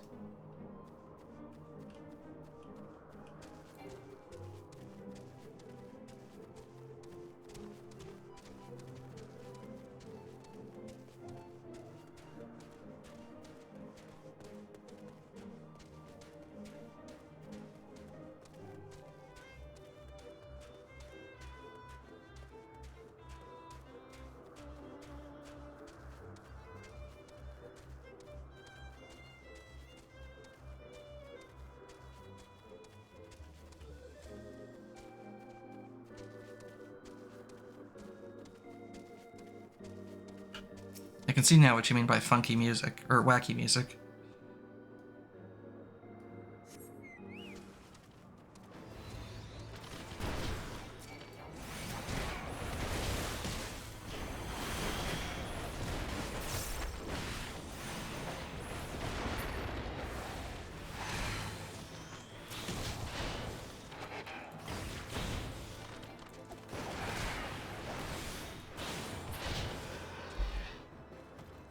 Well, that was easy.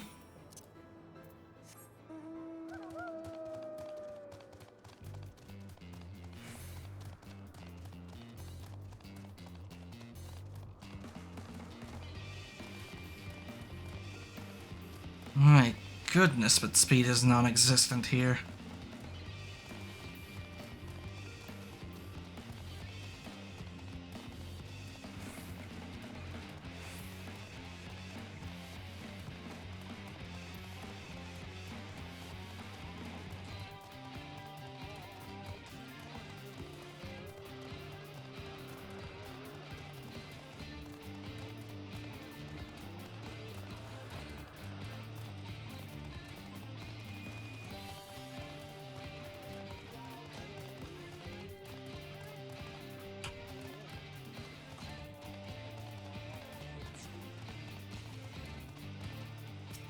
Alright, Marielle.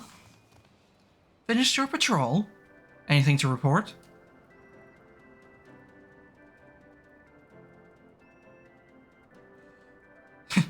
Maybe it was too much to hope for a day without a skirmish.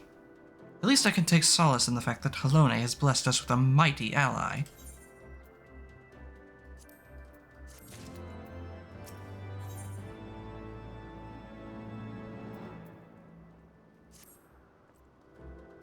Accepting your recent clashes with the Vanu, it cannot have escaped your notice that things here are rather peaceful, to the detriment of our garrison's discipline. Despite being built as an observation post, we have yet to record a single intrusion by the Horde. That is why, as far as everyone is concerned, Camp Cloudtop is a backwater of no significance. And, of course, the pride of our camp, the vaunted Protector, is in a perpetual state of needing repairs.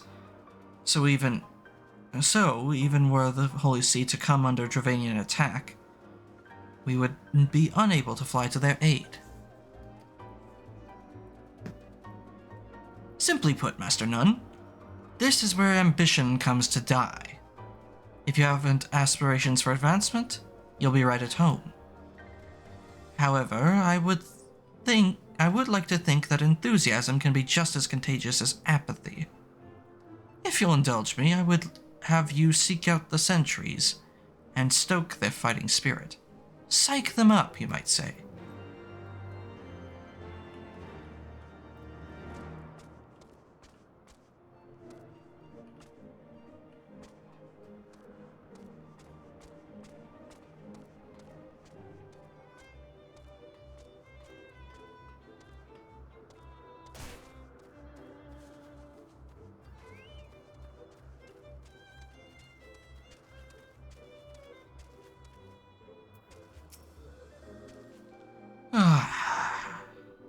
Hello there, old boy. Slain any Vanu champions yet? No? Oh, well, let me know when you have so that I can make myself presentable for...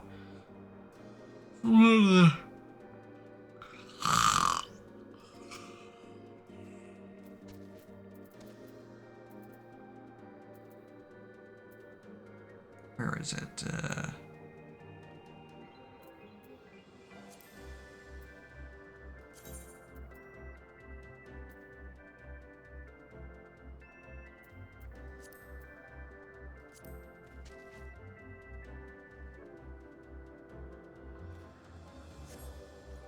What? Is it an attack? What should we do? What should we do?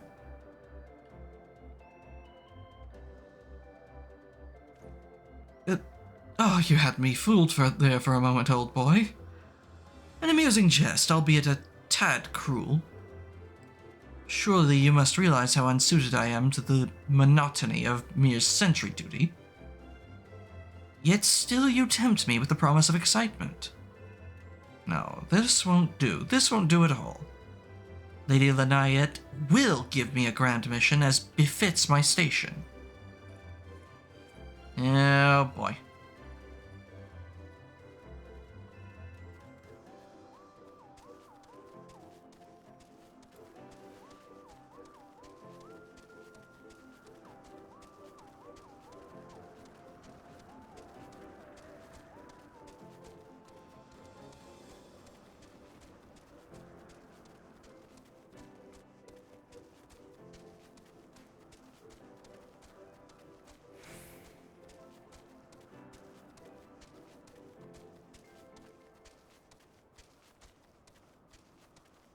And there's another one over here.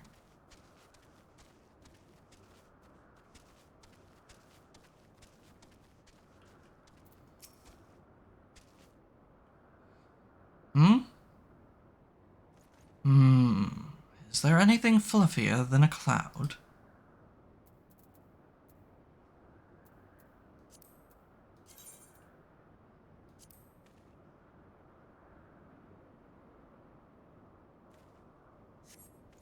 What? What is it? Is it the Horde? By the Fury, whatever possessed you to do that? I'm awake, worry not. After the shock you just gave me, I doubt I'll sleep for a fortnight.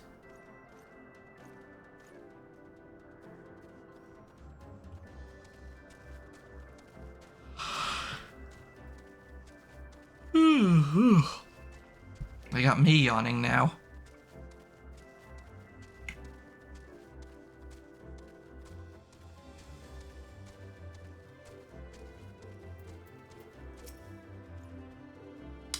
You're looking rather grim. Why so serious? The Vanu are no real threat, and the Dravanians couldn't give a fig about us.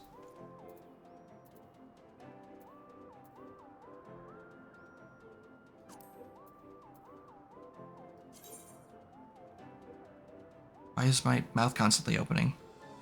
That was weird.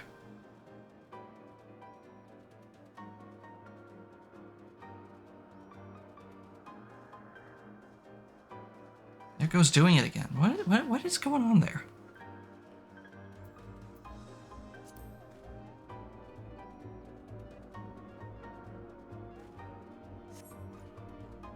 Ye gods, where did that come from? Fine, if you insist, I will make an effort to be more alert. But really, I fail to see the point. We're hundreds of malms away from the front lines. Good lord, what is happening in there? We are hundreds of miles away from the front lines, which is just the way I like it. Thank you very much.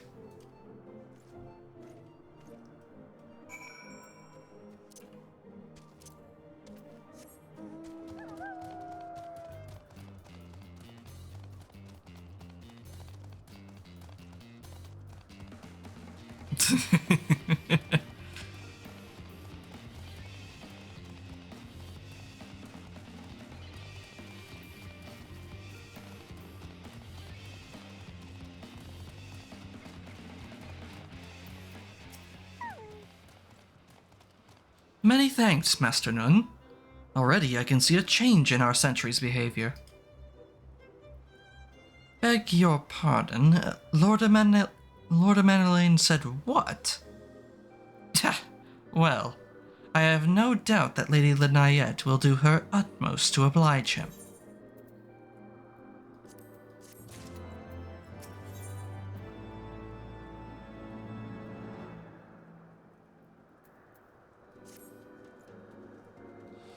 If Lord Amanelaine is going to demand a more dangerous duty, then I expect Lady Lynayette will want you to accompany him. You might as well speak with her sooner rather than later. There's no use avoiding the inevitable.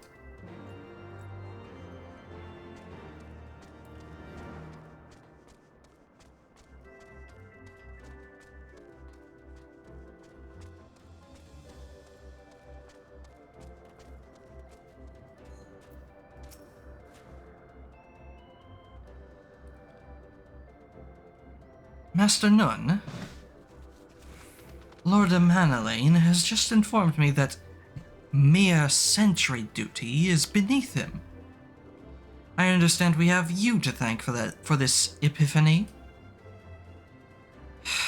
Well, there's nothing for it but to give him something more demanding then. Can I count on you to keep him safe? Excellent. We are in constant need of fresh water in Camp Cloudtop, as there are no underground sources we can tap with wells. However, there is a unique variety of crystal we have recently discovered which may enable us to obtain water through other means. These spring crystals can be found in Vorcian Siren, to the east of here. I would have you and Amanelaine bring one back to us. You may have to contend with the feral beasts which populate the lakes, not to mention Vanu's scouts ranging from their nearby settlement. Of course, that all pales in comparison to keeping the young lord entertained. But you have doubtless grown accustomed to that by now. Good luck, and be safe.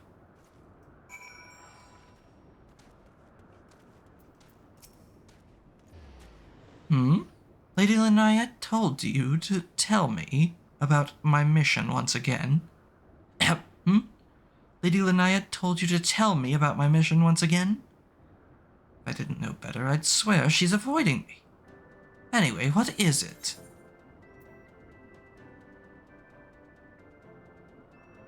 A vital mission, on the success of which the very survival of Camp Cloudtop rests. The procurement of potable water. Finally, it's about time she entrusted me with a mission of real import. Right then, let's go. Right then, let's go. Quick march!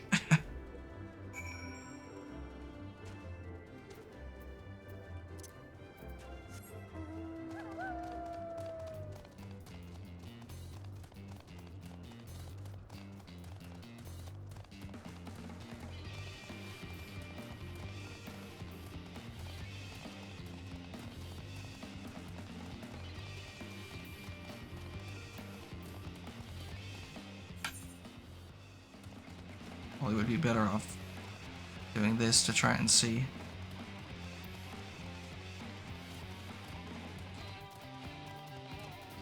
Gives me a better idea.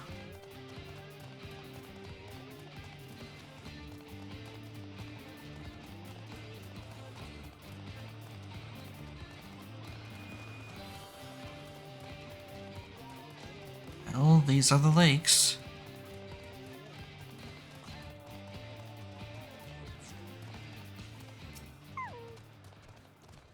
So, this is the Vorsian Siren of legend.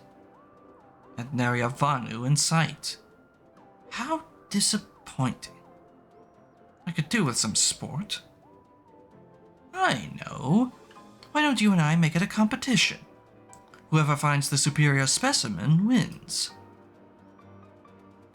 Honoroy shall judge our entries on size, purity, and, say, aesthetic sensibilities. Let us begin at once. And once again, you and I are both roped into something we never asked for.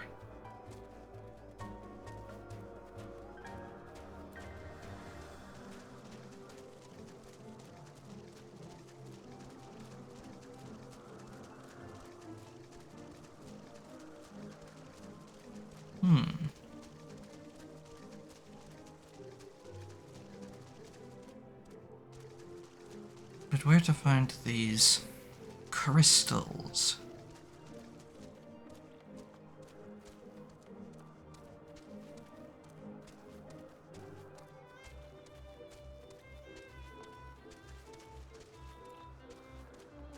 Sit up straight, son. I'm worried about you. Thank you. I am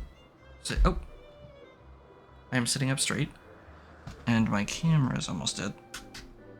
There we go.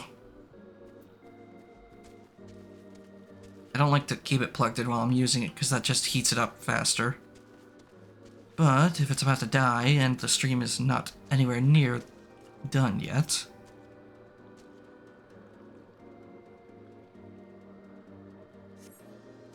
This water crystal does not appear to exhibit the properties described by Lady Linayet. Perhaps you should inspect another.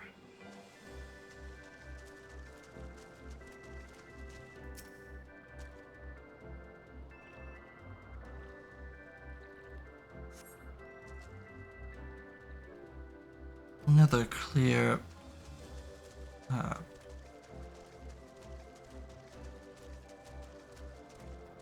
Another one that clearly does not fit. Perhaps this one. Ah, my neck.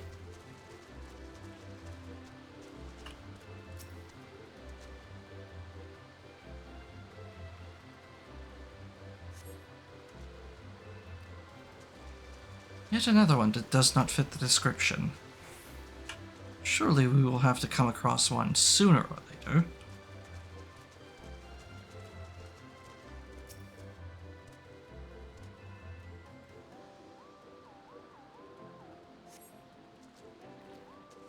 Yet another.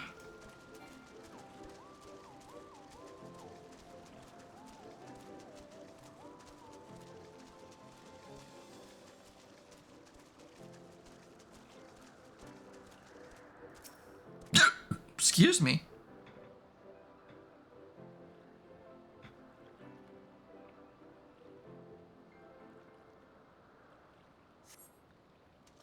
This crystal appears to be secreting a steady stream of water. Perhaps it is the spring crystal Lady Linayet seeks.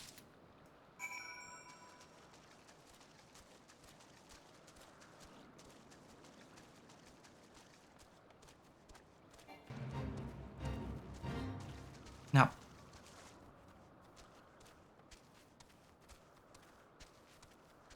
we ain't doing that.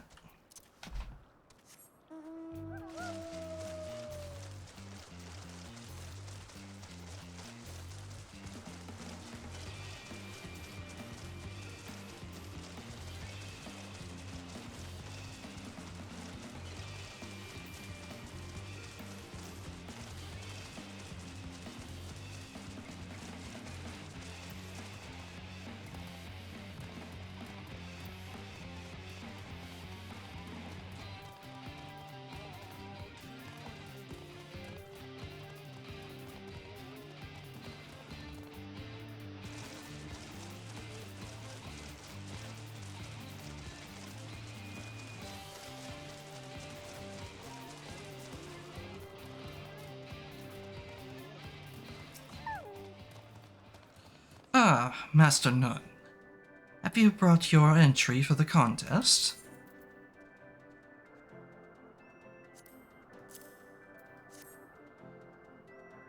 My understanding of such things is limited. But can this truly be used to draw moisture from air like water from a pump? Fascinating.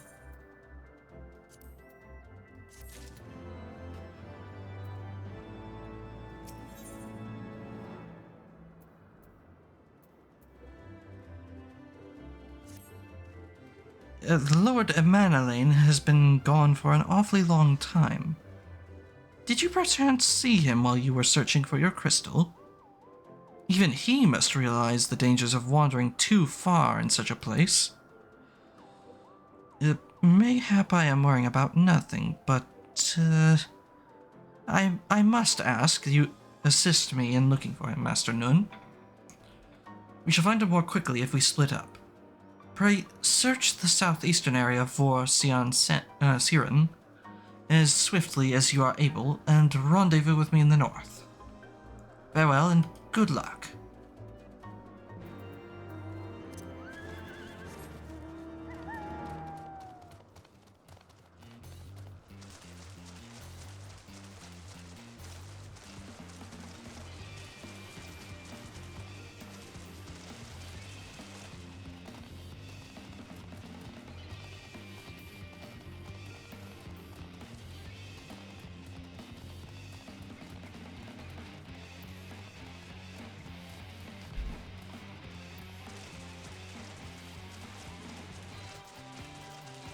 Must be over here.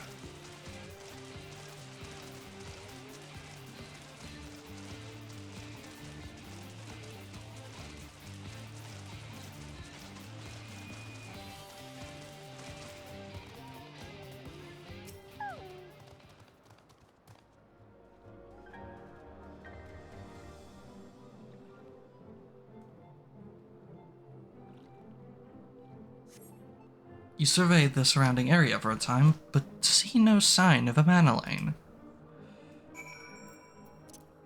Well, that is troubling.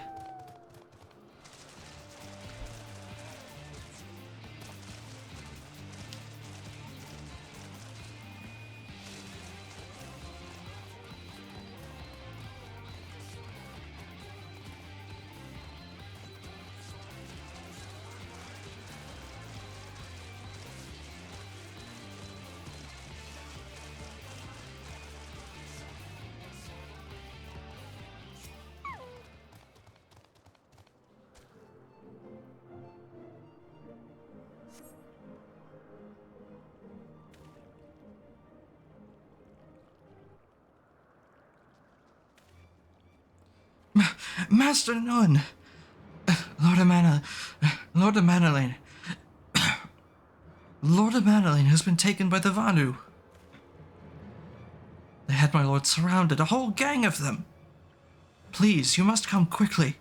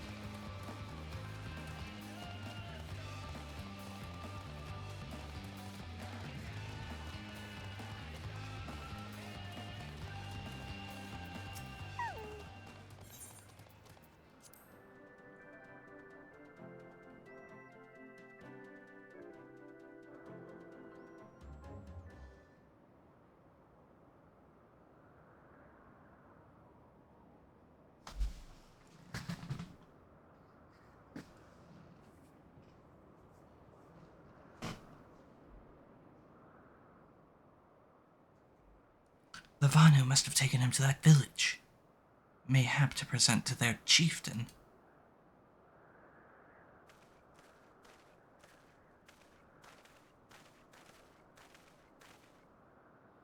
I will make haste to the Rose House and tell Lady Lynette what has happened. Yet by the time I return with aid, It may be too late. Forgive me for asking, Master Nun, but should you spy an opportunity to sneak past the sentries and rescue Lord Emmanuel in my absence, I beg you to take it. I know he can be a trifle presumptuous and insensitive and, well, insufferable, but he doesn't deserve this.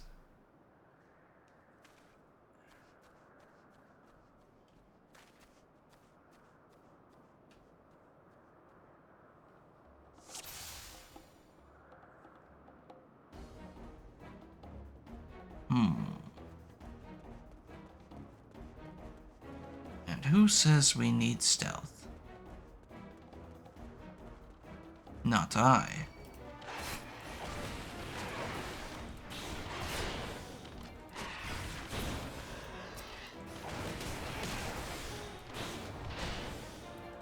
A swift thrashing is all that's called for.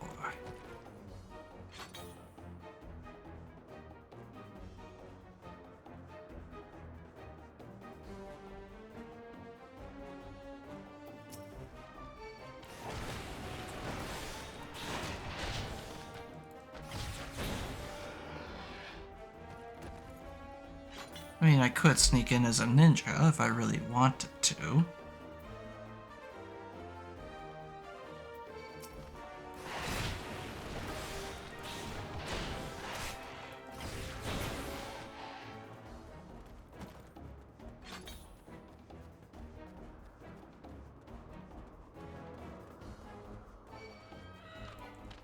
Besides, apparently they lock onto me without even facing me.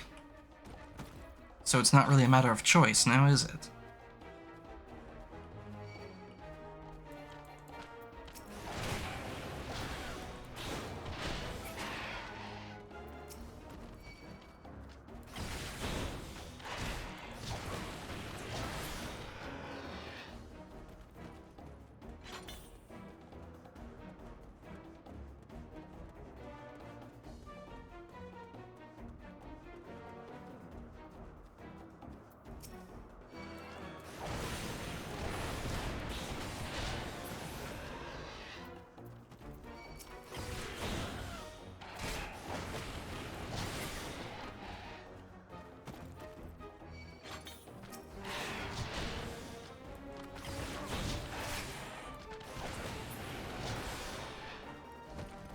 By the Fury!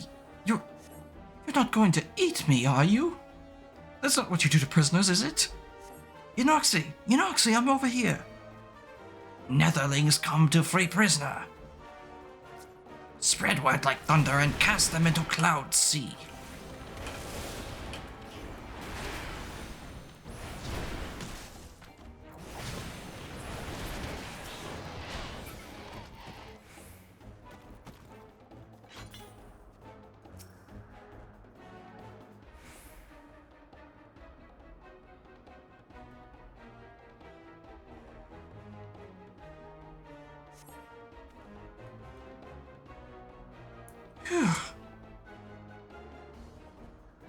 That was thoroughly unpleasant. And the living slink away like guileful gale cats. Rally, warriors of Gandu, let none escape.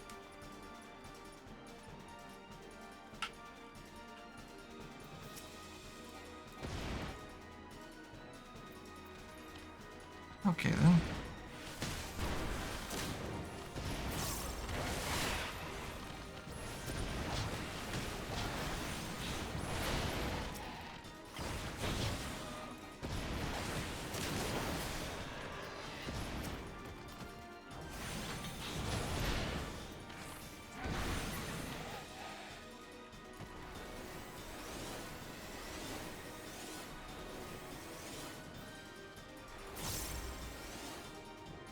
Let us away from this.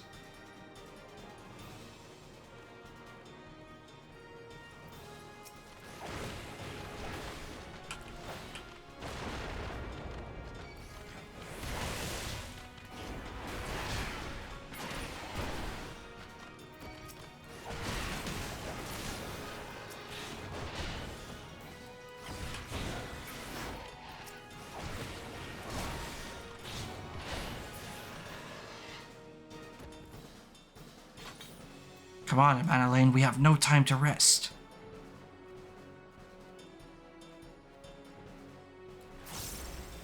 Help has arrived, Eunoxy. Harshaval, is that you? Thank heavens, get us out of here.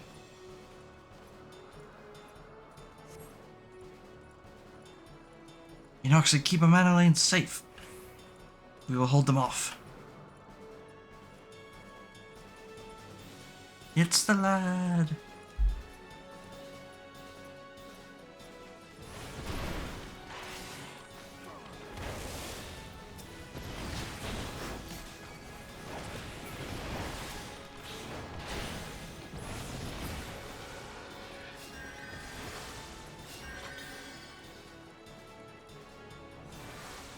For crying out loud, boy, get moving.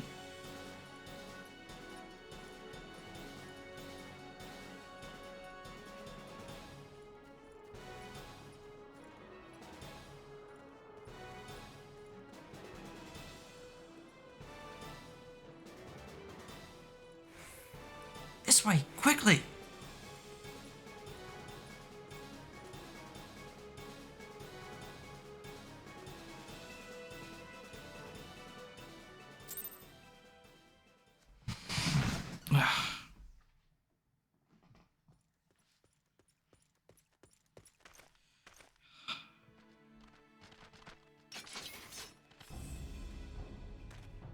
Reinforcements?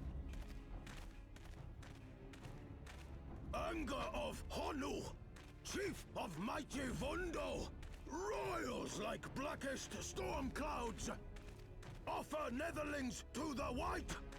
Cloud sea swells, and he comes.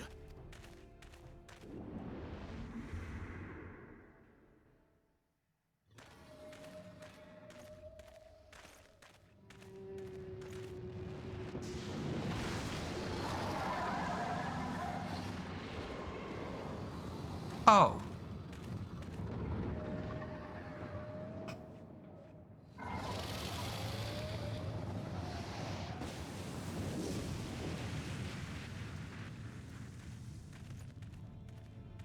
The White, mighty Bismarck, Lord of the Mists! Okay. A flying whale? By the Fury, it's a primal.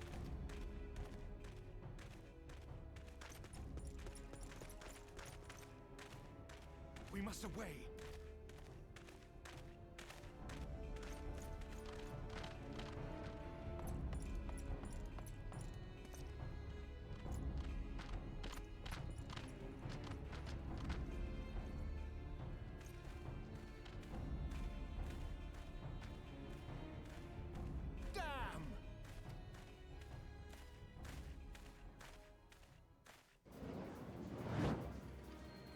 Bloody typical. All right, we're going in. Aye, aye, Chief.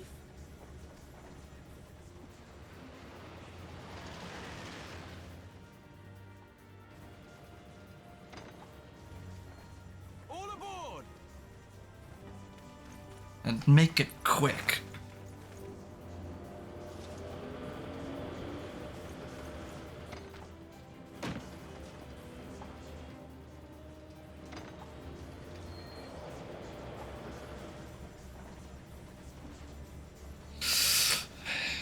Couldn't have made that any riskier, could you, Harshvalt?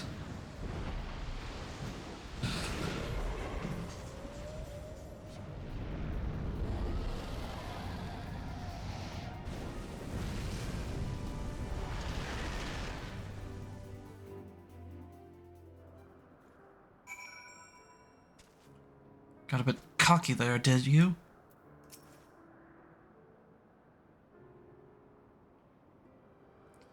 The gods only know what might have happened had we not been around to save you. No need for thanks, though. It's not as if you haven't done the same for us on a few previous occasions. All right, more than a few.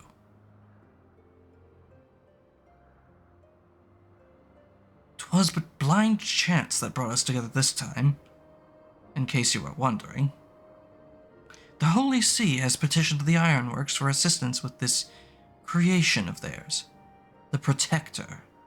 Apparently they just can't seem to get her flying. Anyway, I came to Camp Cloudtop to cast an eye over the ship, only to learn that you had arrived some few days before with an Ishgardian lordling in tow.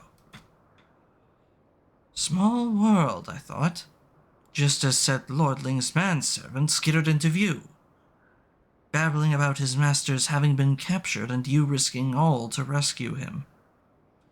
And the rest, as they say, is history.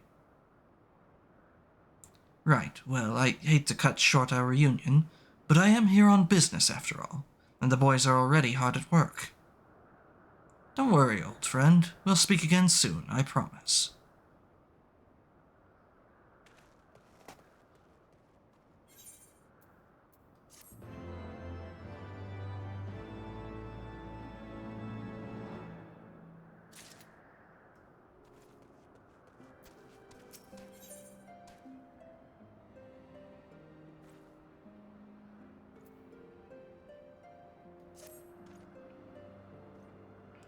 Very well, I admit it. It was an incredibly harrowing experience. I could very well have died, you know. Me, dead. On the other hand, by risking life and limb in the line of duty, I did succeed in uncovering the existence of a new primal. And that, old boy, is no small feat. I have made an historic discovery. A fact even Lady Laniet will have no choice but to acknowledge. Yes, I am rather looking forward to basking in the sunshine of her praise. Speaking of which, isn't it time we made our triumphant return?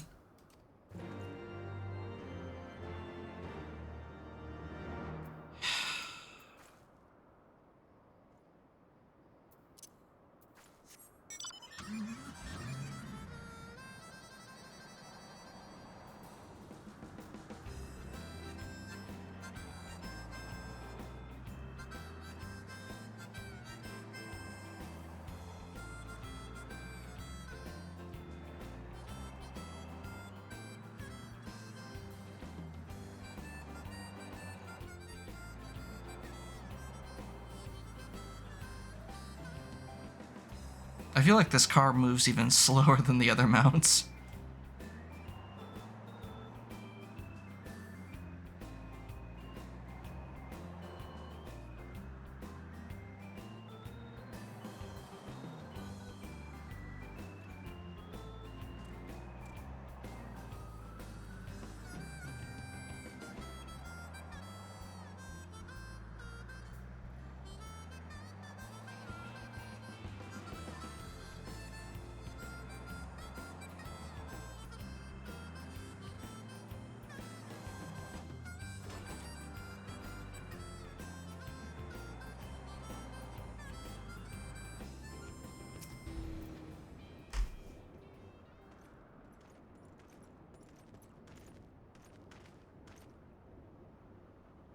Praise Halone, I feared the worst.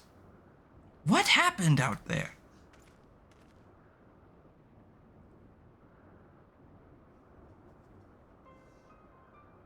A primal? Are you sure?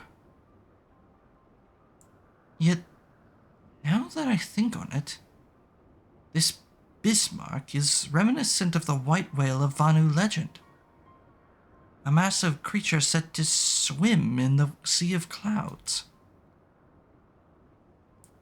From what I have learned of comparable summonings, the presence of the Vanu's god would certainly explain the sudden change in their behavior toward the people of Camp Cloudtop. You mean to say that they have fallen under the primal's influence? I recall reading of such things in the documents provided by Master Alfino. Aren't we forgetting something important, Lady Laniet? A little recognition for the hero of the hour. A few choice expressions of gratitude, respect, admiration, and so on. Why, yes. You're right, of course. Master Nun deserves all that and more for having risked his life to rescue such an esteemed personage. Well, if there is naught else to discuss, I would depart for Ishgard forthwith. The Holy See and the Temple Knights must be informed of this new threat without delay. But of course! Master Nun, you have done more than enough here.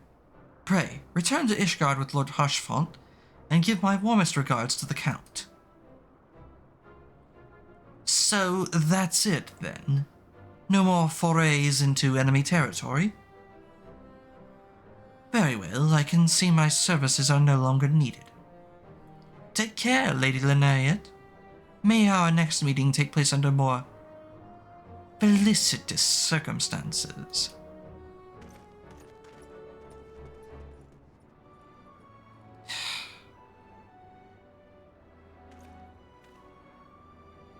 All's well that ends well, eh? To the airship landing, then. We can speak more on the journey home.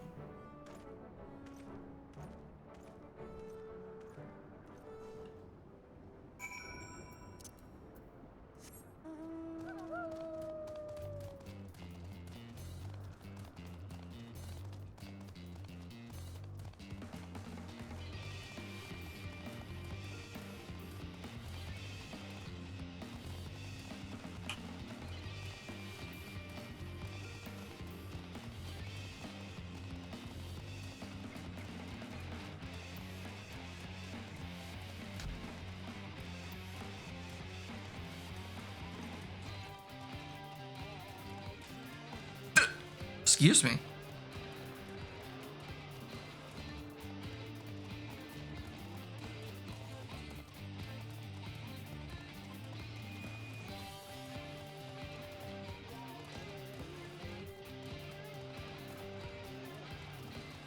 And up the stairs we go.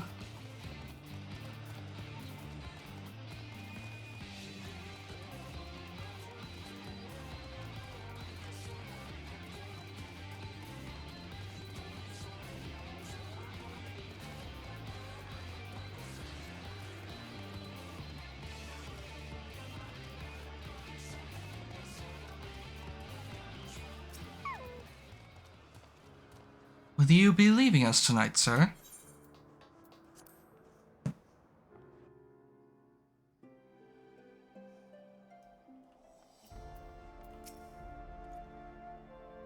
I confess, I have always been rather fond of airship travel.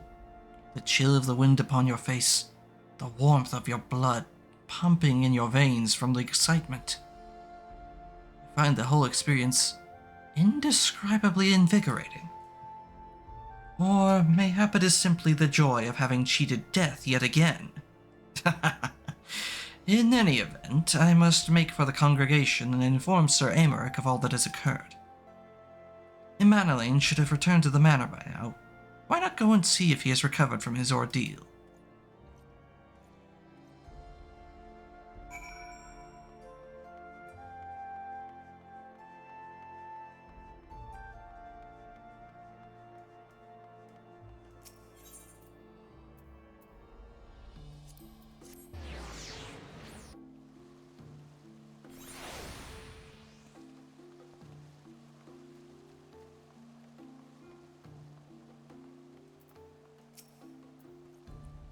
Welcome, Master Nun. Shall I show you inside?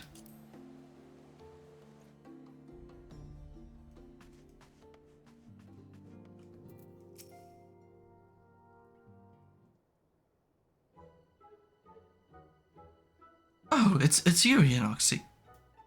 God, did he have to strike me so hard? Father, he did not approve of how I handled matters in Camp Cloudtop. How I endangered the lives of others through my own recklessness and incompetence. It's not easy playing the hero, is it?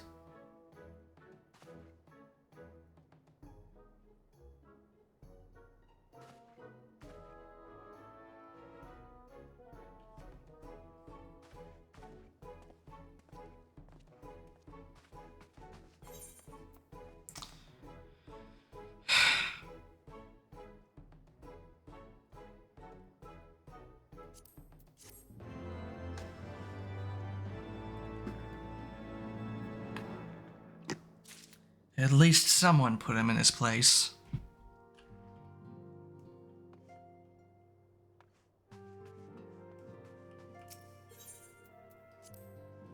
Time to see about the other brother.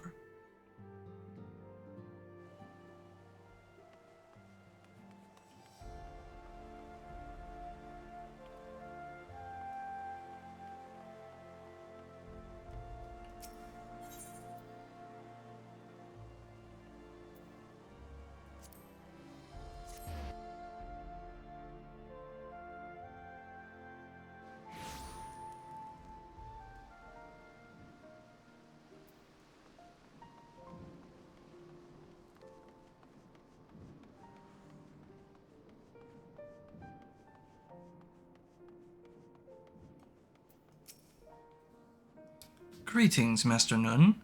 I've saddled a black chocobo for your journey to the Western Highlands, as per Lord Artoirel's instruction.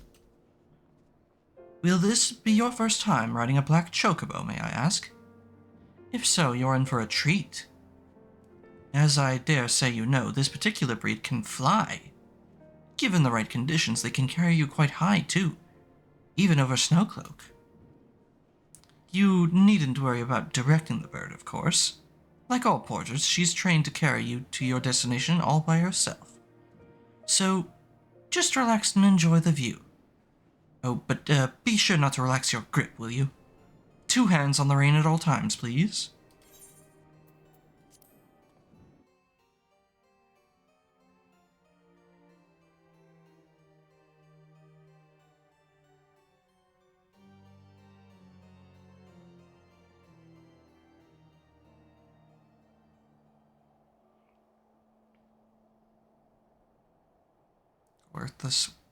Corthus, Western Highlands.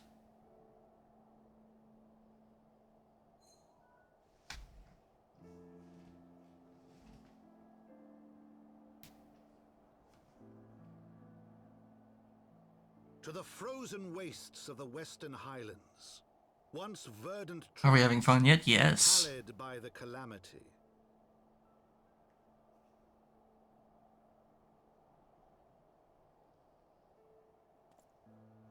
Beyond the towering wall of ice, to lands long forsaken that the knights of Ishgard strove tirelessly to reclaim.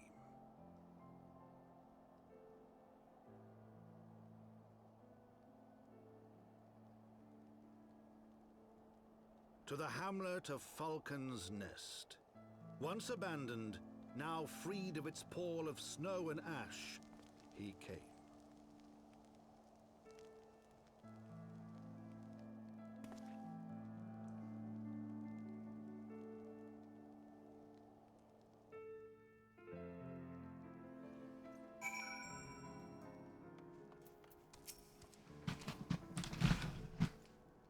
The world looks quite different when viewed from the back of an airborne chocobo, does it not? I still find the experience strangely liberating. To business. Sir Redwald is in charge here. He should be expecting us.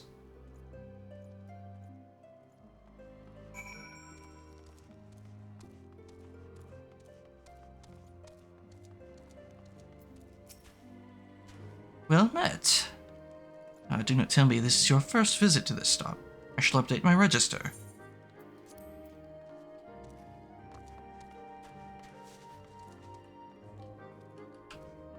Come along, Boko.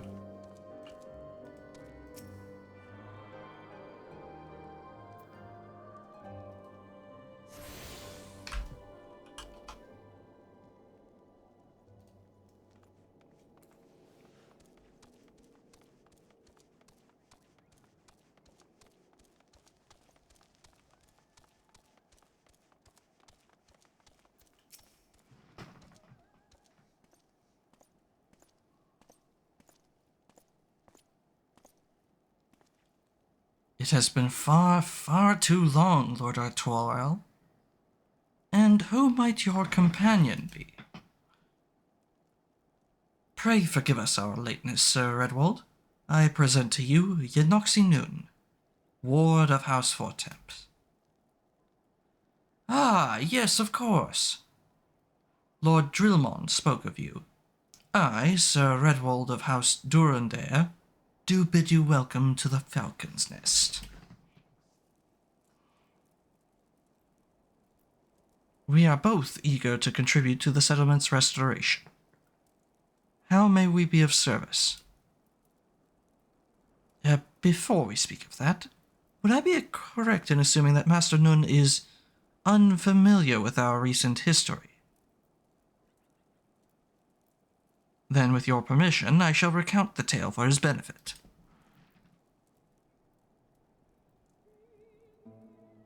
As you may know, Falcon's Nest was once a hamlet with a small garrison of knights and some few villagers.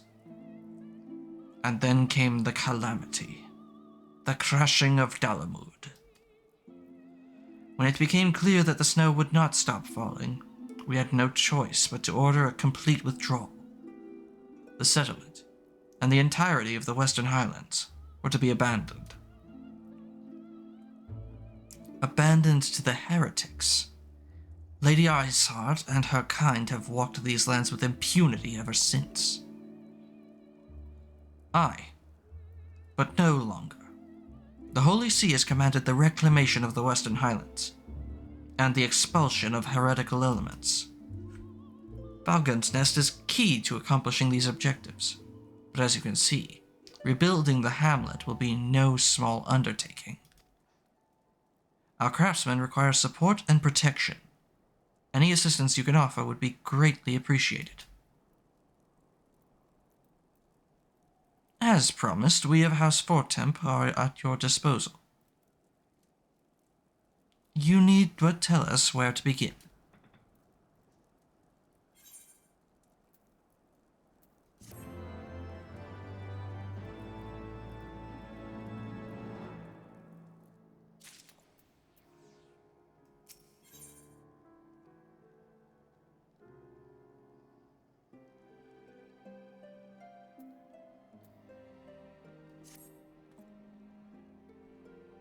Several craftsmen in service to House Zemael are contributing to the restoration of Falcon's Nest.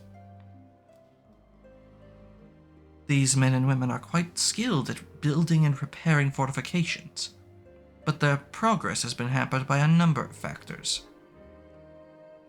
Roth, their foreman, tells me he has need of a man with your talents. Would you be so kind as to seek him out?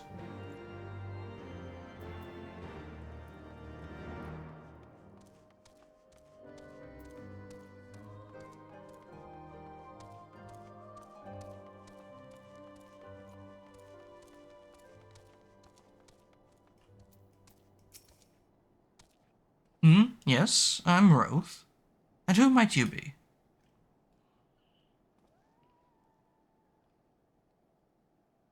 Ah, the promised help. Glad to have you aboard. I've the honor of overseeing this fine mess you see before you. Sent me over on one of them black birds, same as you, to build and mend, and tell others how to build and mend. But fury take me this ice. It's bloody unnatural how fast it forms. It's icicle sprites, I tell you. Mark my words, there are pockets of them here and there, just waiting for me to turn my back so they can sneak out and do their dirty work. So I need you to search the hamlet and put an end to it. If you stand watch long enough, you're sure to find them.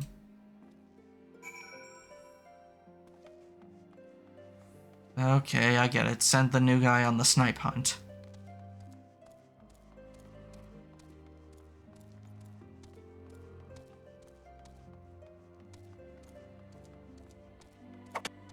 You're looking a little parched. Why don't you take a sip of water? All right.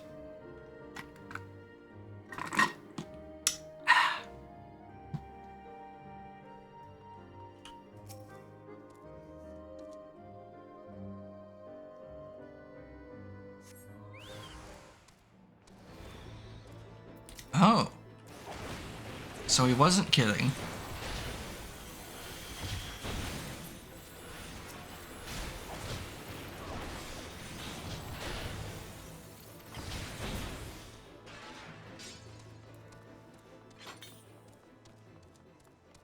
How about that?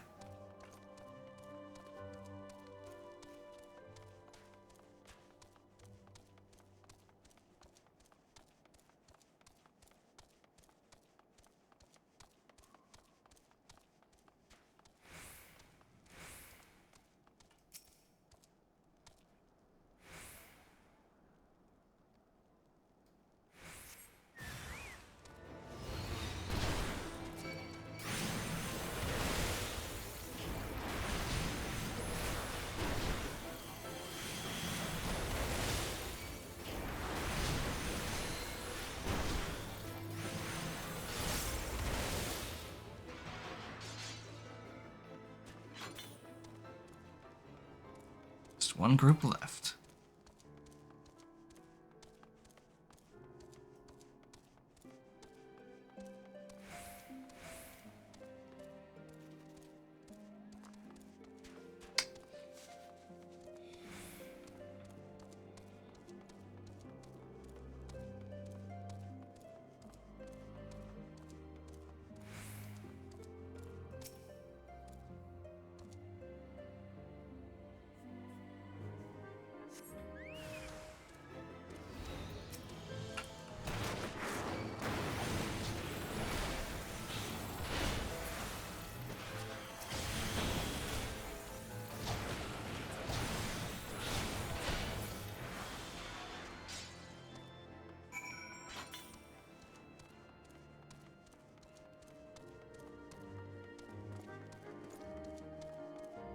Alright, Roth.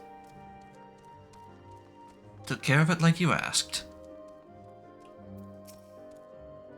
Ha! Now there's a man that looks like he's found his marks.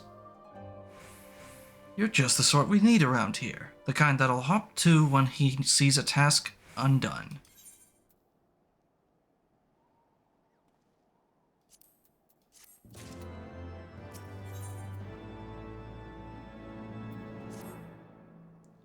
You're a dab hand at Warcraft, I can tell. Not that I've any skill at arms to speak of, mind, but it doesn't take an expert to recognize expertise. Be a waste to keep you to myself when there are others out what need help, same as me. So, if you're keen to keep on doing what you've done, I'd ask you to head north to the pike. That bloody huge statue out in the wastes if you've never been. Mason by the name of Theormon is out there tending to the thing. Good man, Theormon. But I reckon he's taken on too much work for one. Might be there's something you can do for him.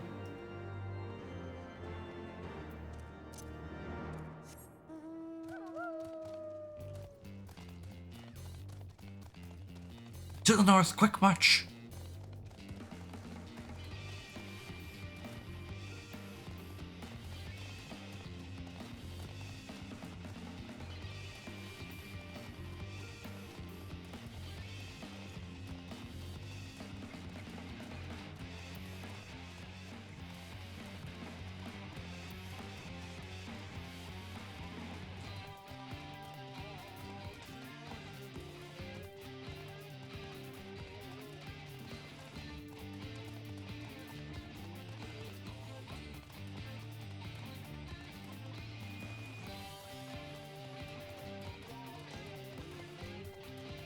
My, what a vast expanse.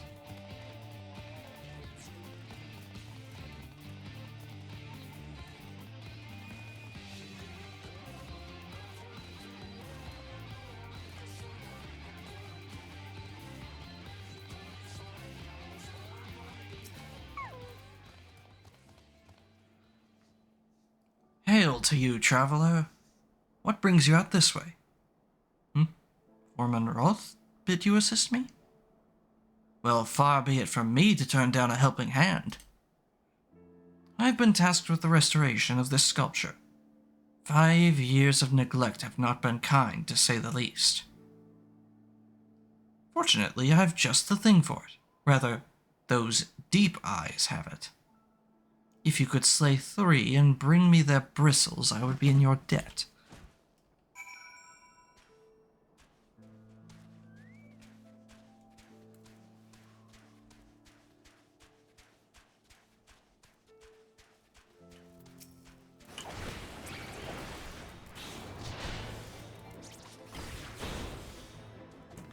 Excuse me.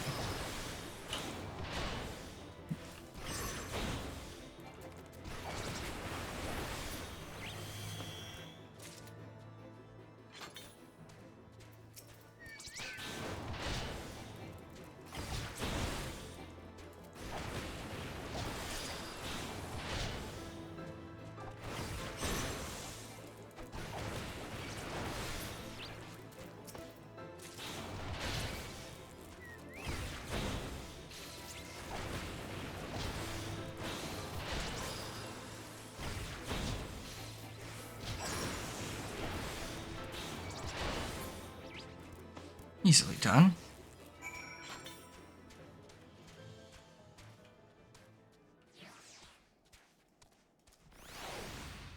Whew.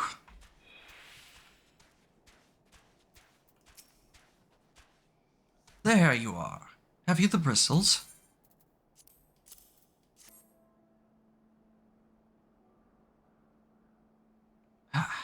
Feel how coarse that is?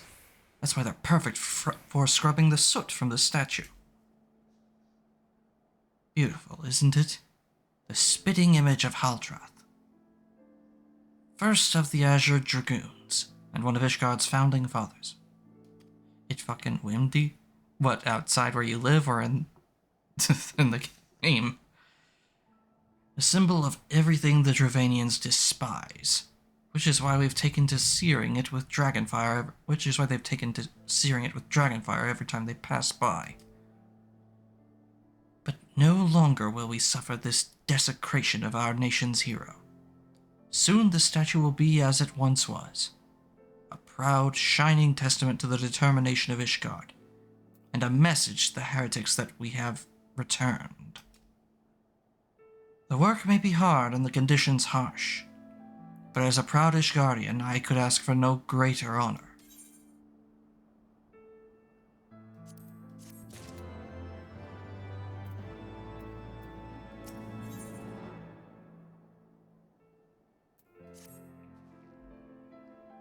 Are you for Falcon's Nest? If so, I have a favor to ask. There's this knight, Sir Isadore, stationed at the anvil to the west of here. She's always treated me with kindness and respect, more than I deserve, to be honest. Any road, while you were away, she came through on patrol, and I think she may have left a package behind. It's a bit of a detour, but would you mind returning it to her? My thanks to you, friend.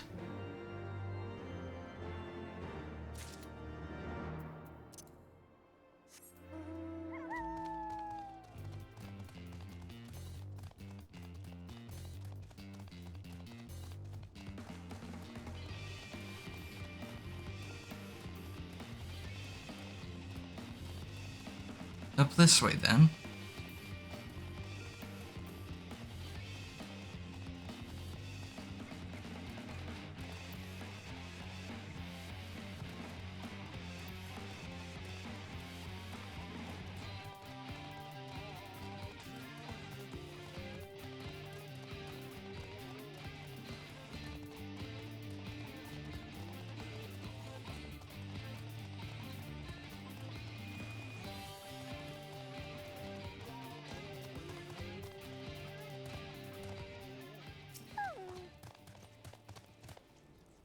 What's that?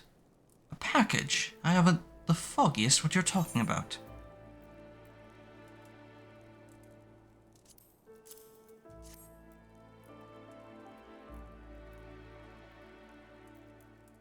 Confound it. That fool of a... What a waste. It was a gift, adventurer.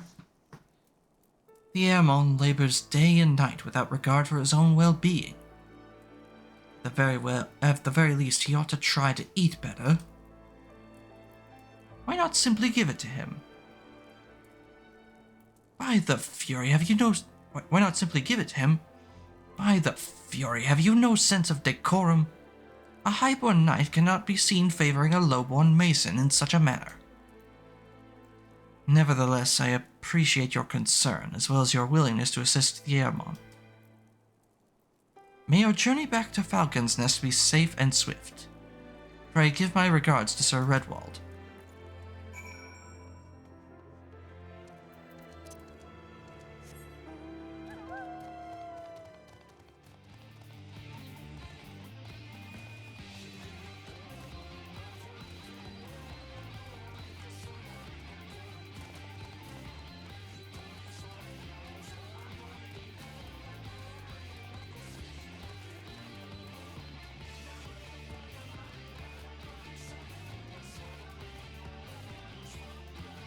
Steinbachs seem to be minding their own business, at least. Steinbach.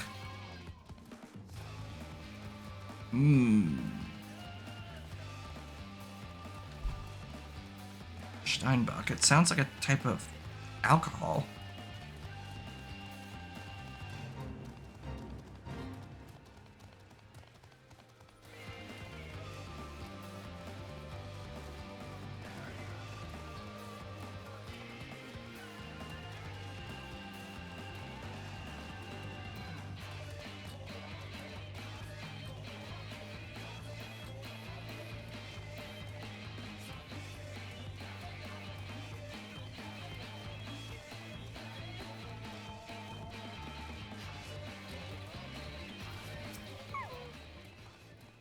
I must applaud your initiative, Master Nun.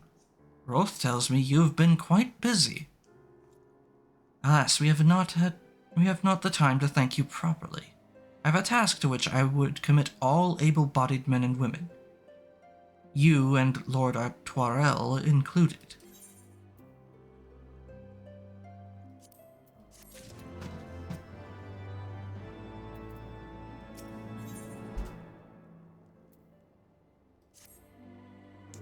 Calm as ever, even when you must surely sense the gravity of the situation. A veteran through and through, just as Lord Drillmond said. Good. We've lost contact with the reconnaissance party sent north to Riversmeet in search of the heretics' hideaway. Whether they were attacked or met with some other misfortune, we know not. But regardless of the cause, we must act quickly, for this is a harsh, unforgiving land which can claim, and has claimed, the lives of many men. To ensure we find our missing knights as quickly as possible, I have assigned each party a different area to search. You and Lord Artoirel will be working together. Seek him out when you are ready to depart, and good luck.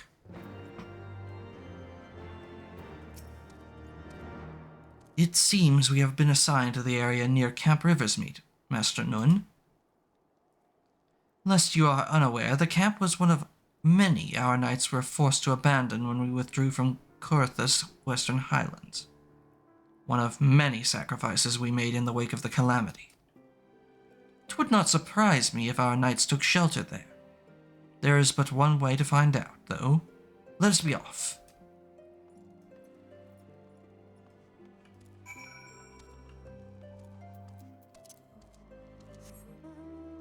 My, that is very far afield from here.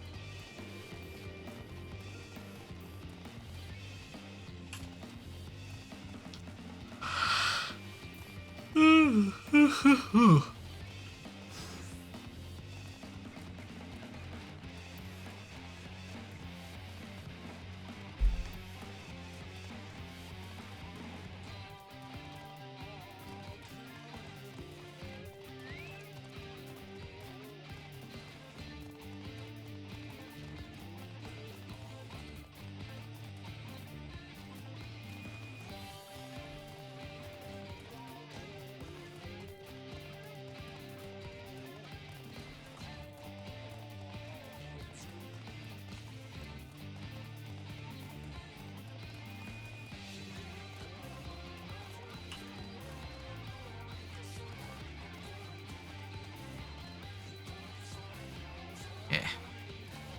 Just go around.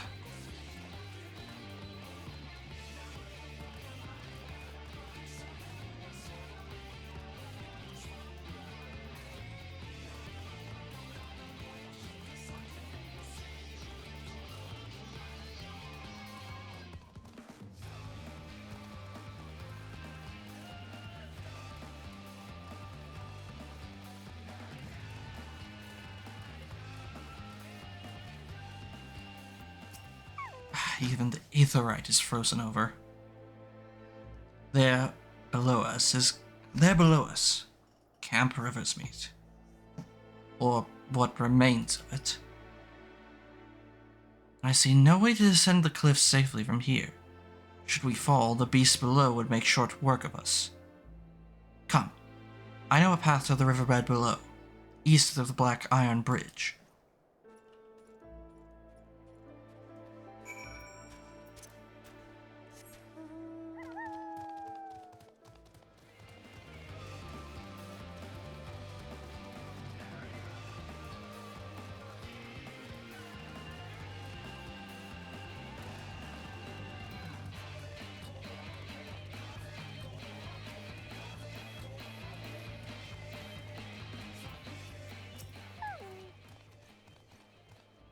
If the reconnaissance party came this way, I see no sign of it.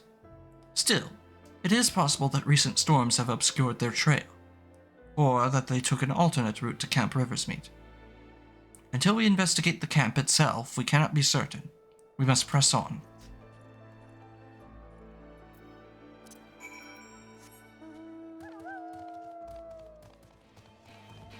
Did you pick up the blue quest yet? Assuming it's even there?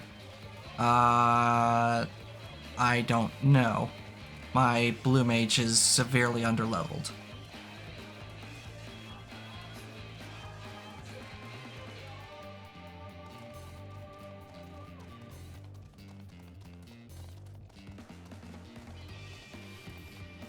I meant a blue quest marker.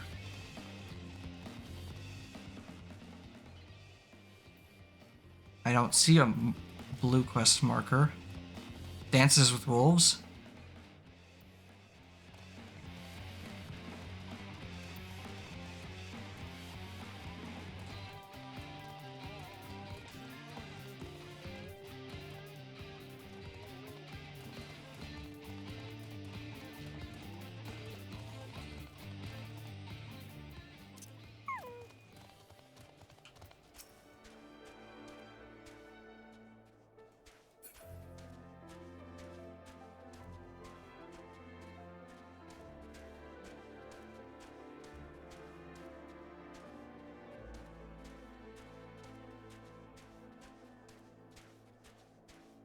I don't know what blue quest markers look like, or how they differ from anything else.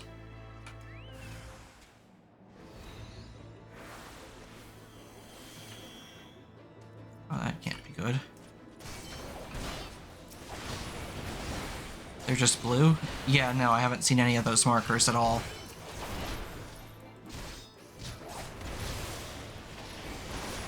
Like, anywhere at all on the map, ever.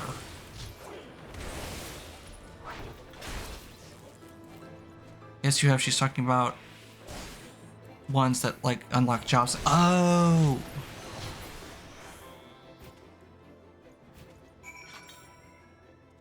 I understand now what you mean. Was that thunder? I thought I just heard thunder outside.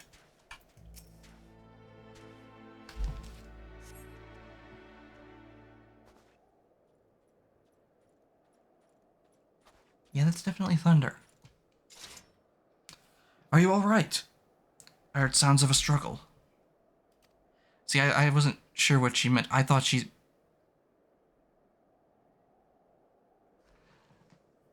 meant like a blue mage quest.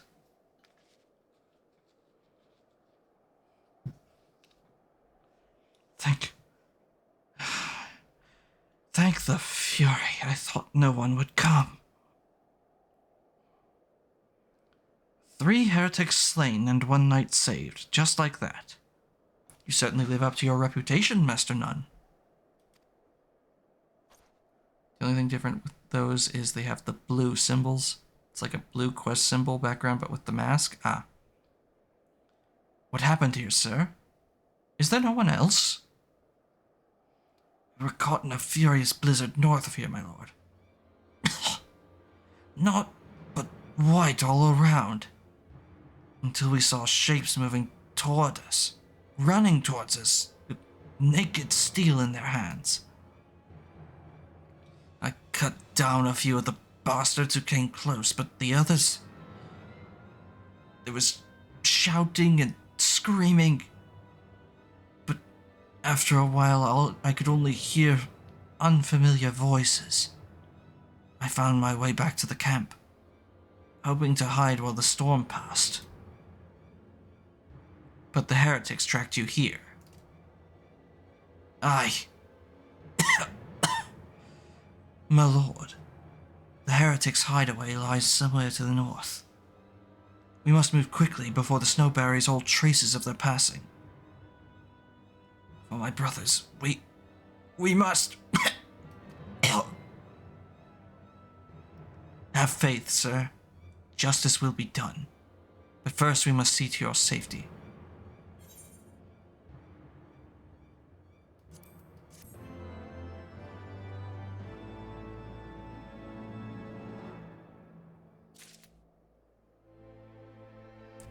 But to answer you, Cosmo, based on that description, no, there hasn't been a blue quest marker around here. Not that I've found yet, anyway.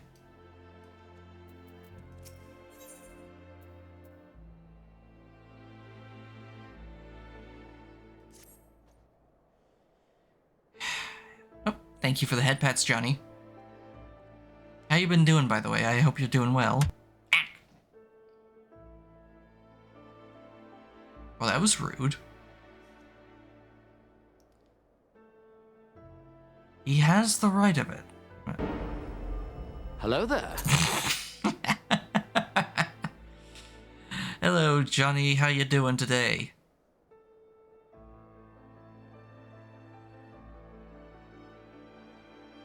He has the right of it, Master Nun.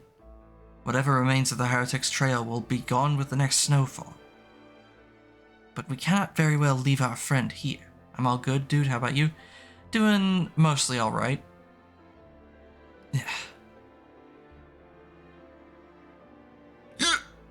Excuse me. Mostly alright. I will see him to the Falcon's Nest and gather reinforcements. In the meantime, I would have you search the area to the north of the camp for signs of the attack. Should you pick up the Heretic's trail, do not wait for me. Follow it back to their lair forthwith, being sure to leave some clear footprints. Just hopped on to say hi, I'm gonna go to sleep right now. I couldn't get time to be on the stream, sadly. It's okay. It's okay, Johnny. I understand.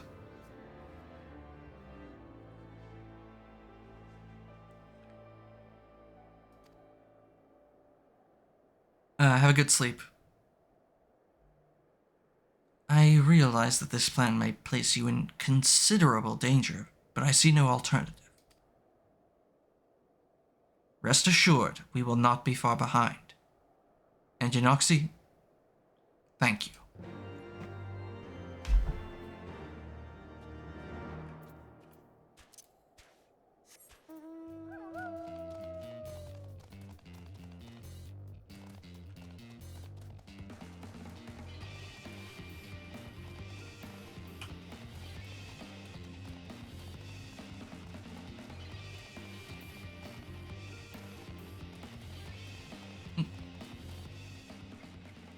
Did it not go off?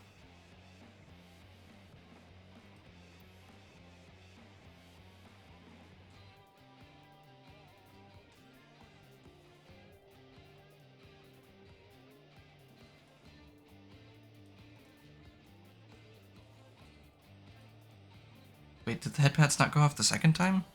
Is there a cooldown I need to take care of?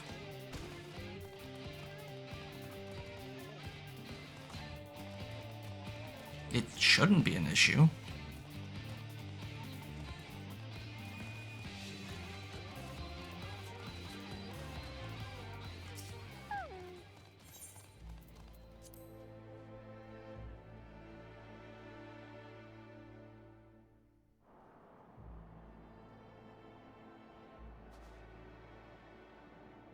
The tracks continue to the north.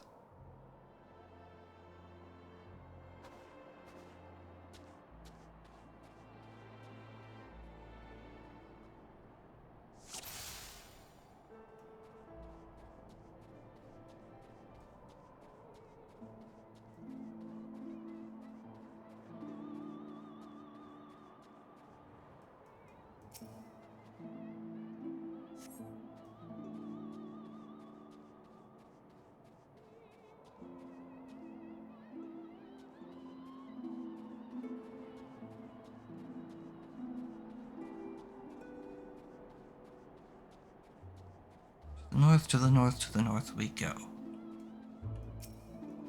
And then they turn the river.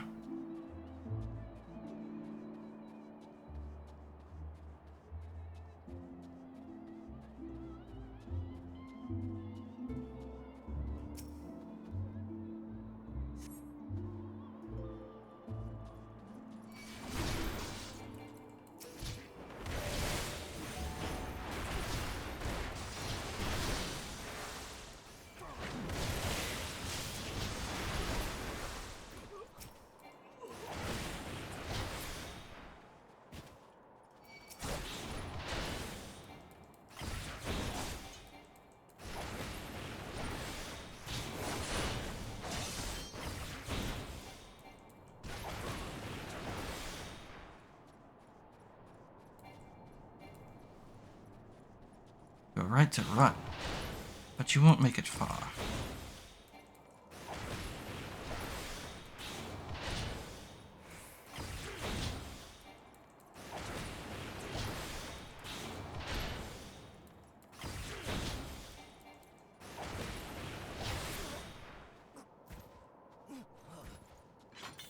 I won't let him alert the rest.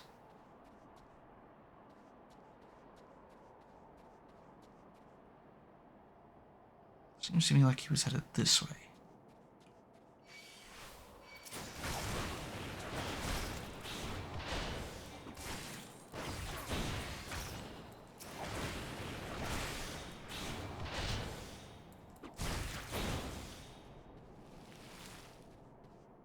Up there in the old windmill, perhaps.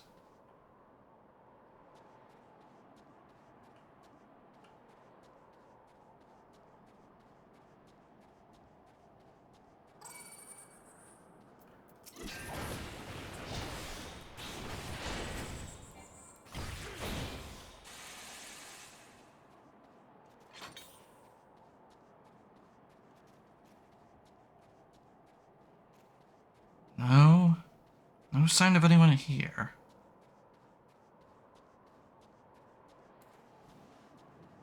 This way, perhaps.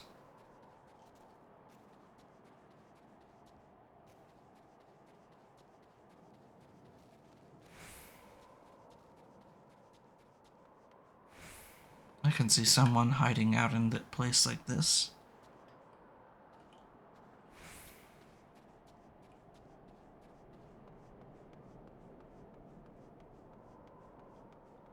Then again, perhaps I give them too much credit.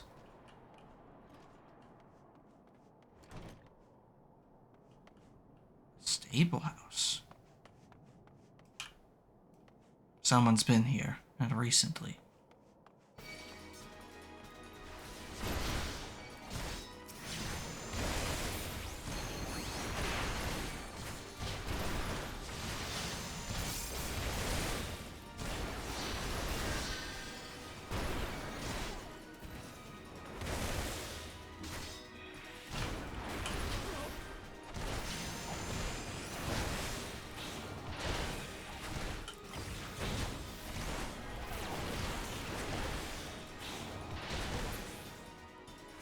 No, I won't. Ugh. Ugh.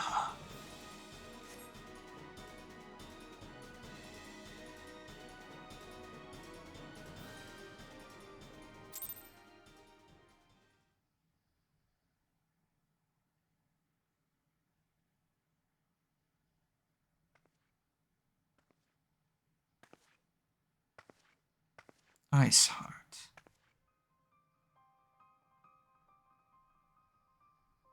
So this is where you've been hiding all this time. Looking for me, I presume. In truth, no. But a welcome discovery nonetheless.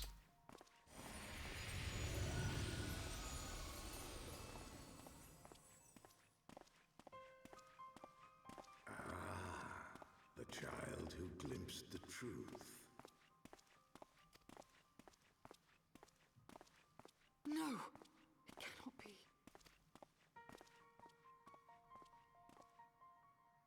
He cameth unto me, as didst thou. Alike in gifts, yet set upon different paths.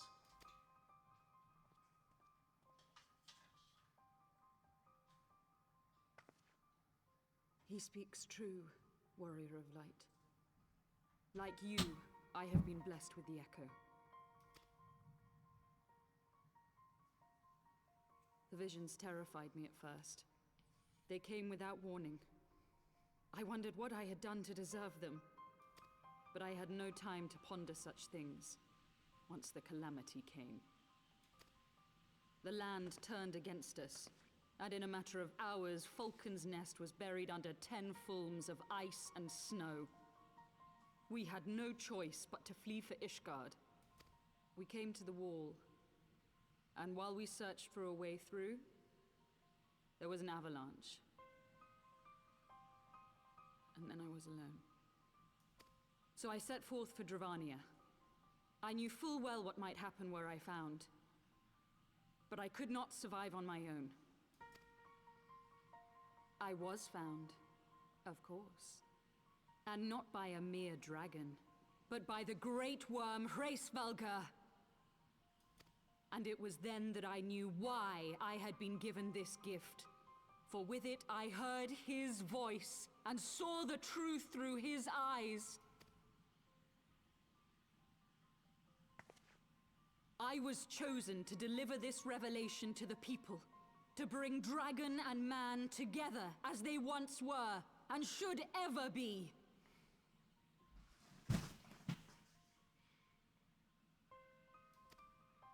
I see no issue with this, but I do disagree with your methods.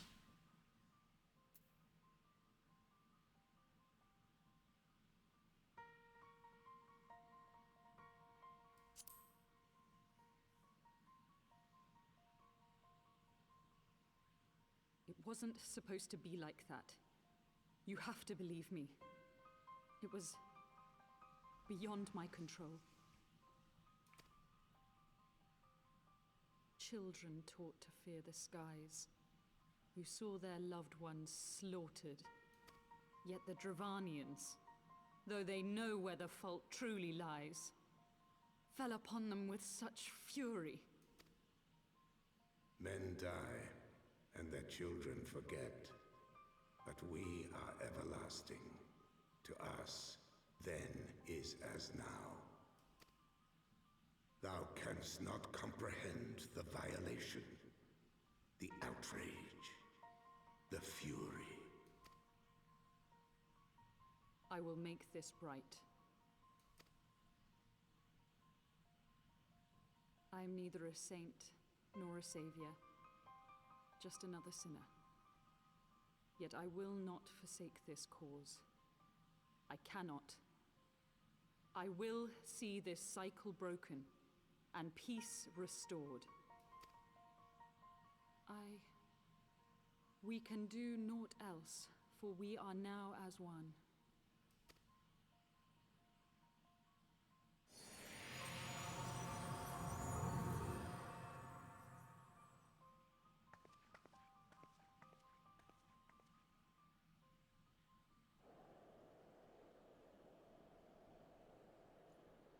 And what was meant by that last statement, I wonder?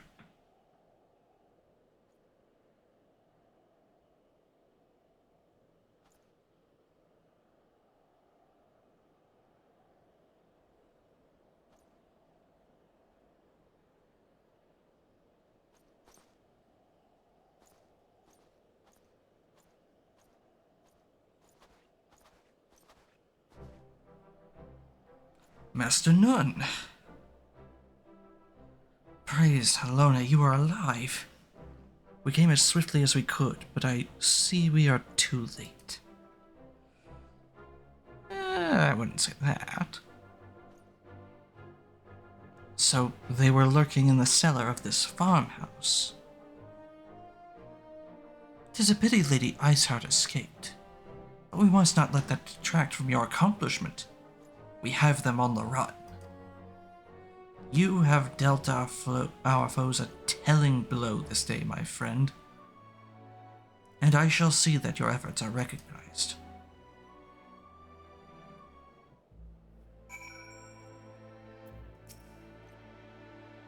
Establishing an outpost in so remote a location could not have been easy. Tenacious devils.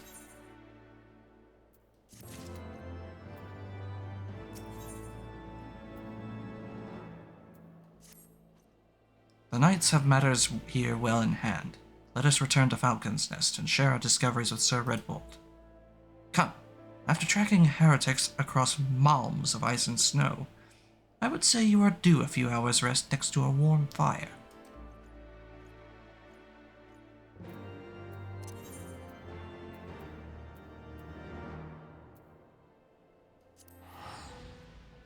Best to just do things that way.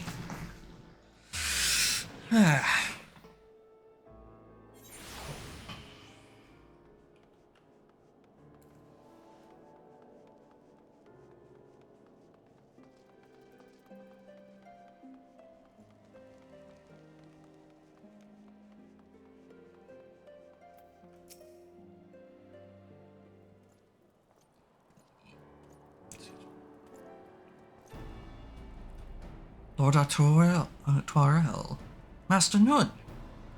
Full glad am I to see you both hale and hearty. Hale and healthy. What news?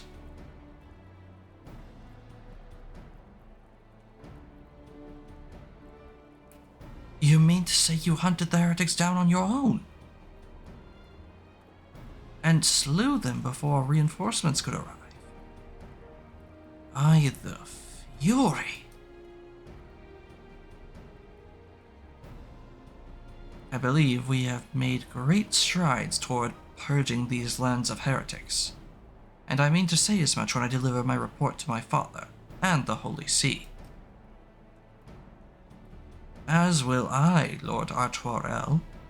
May it serve to remind our superiors what houses Durandare and Fortom could achieve through continued cooperation. Indeed, I trust you and your knights are content to handle the rest? We most certainly are, my lord. During your short time with us, you and Master Nun have accomplished far more than I had thought possible. I cannot in good conscience impose upon you any longer. Pray return to Ishgard with my thanks. As you wish, Sir Redwald. We thank you for your hospitality.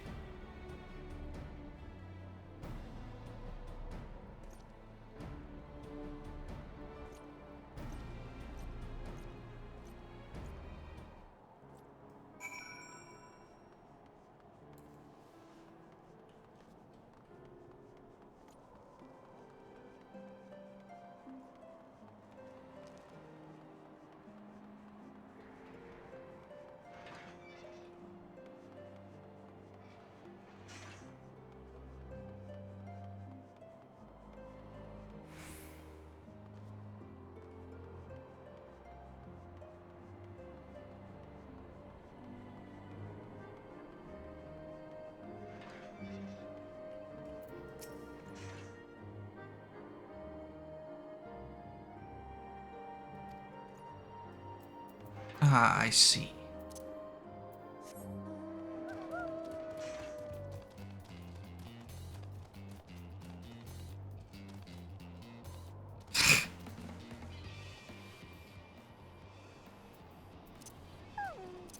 Well, there's another way to do this.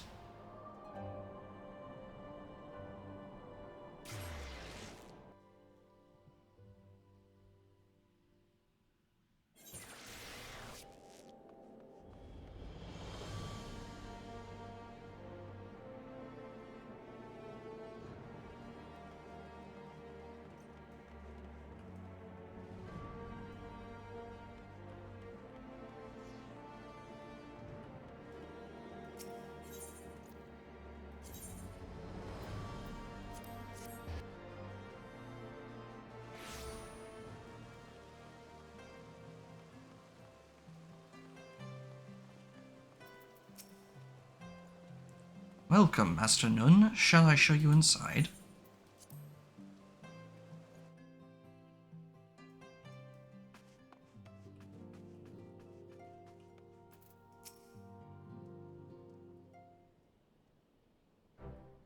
Master Nun, I would speak plain. From the first, I questioned your motives and your competence. Unjustly, I now realize. Rumors have a way of growing more fantastic as they spread, and, quite frankly, those surrounding you beggar belief. But Hashfont swore that all the stories were true. He championed your cause and begged Father to grant you patronage. And he duly listened, because for all his wisdom, he has never been able to say no to my dear half-brother. The legacy of my father's sole indiscretion.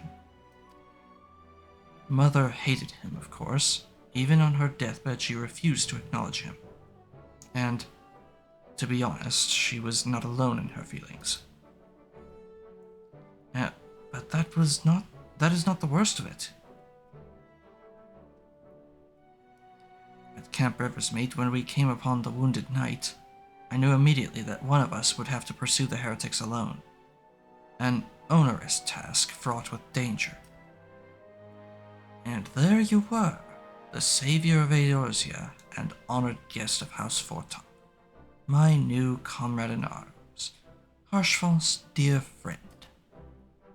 I told myself it was to be a test. Part of me hoped that you would fail. Yet you accepted the task without a word of protest, nor any sign of fear. And you duly tracked the enemy down, faced him alone, and lived to tell the tale. Plainly, Harshfall had the right of it all along. That I doubted your strength bespeaks mine own weakness. But I will not doubt you again, Master Nun. On that you have my word.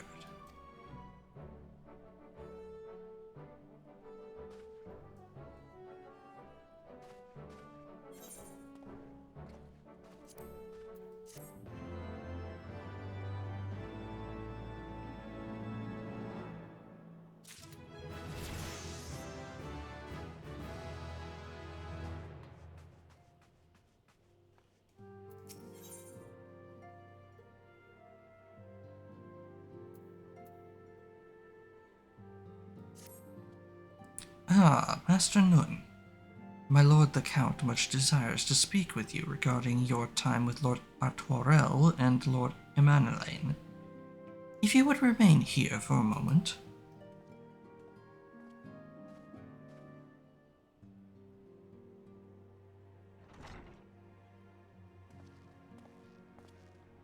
The hero returns. I cannot thank you enough for saving young Emanuelaine's life. Aye, he told me everything. I've also received letters from both House Zamail and Durandare praising your conduct, and that of House Forton. You've won us much honor, my friend.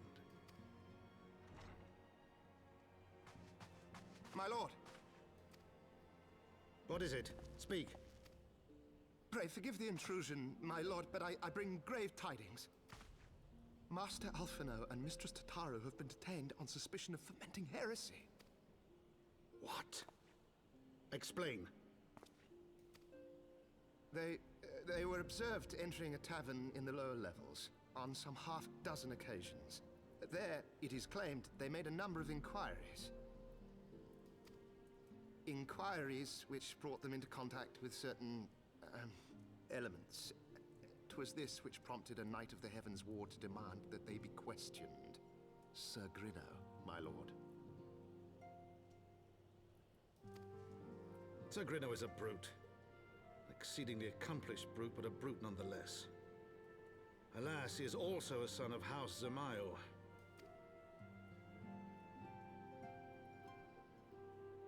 How quickly we forget the petty nature of men. I'd wager your friends are no more than pawns in another of my countrymen's games. Such is the way of things between the high houses.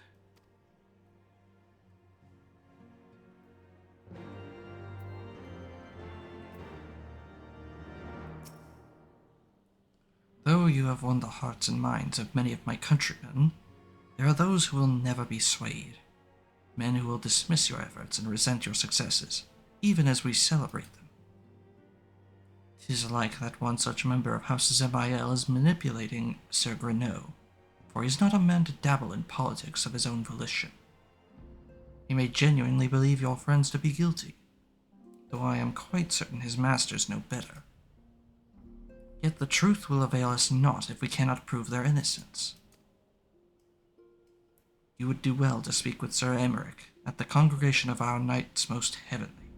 He will know more of these charges.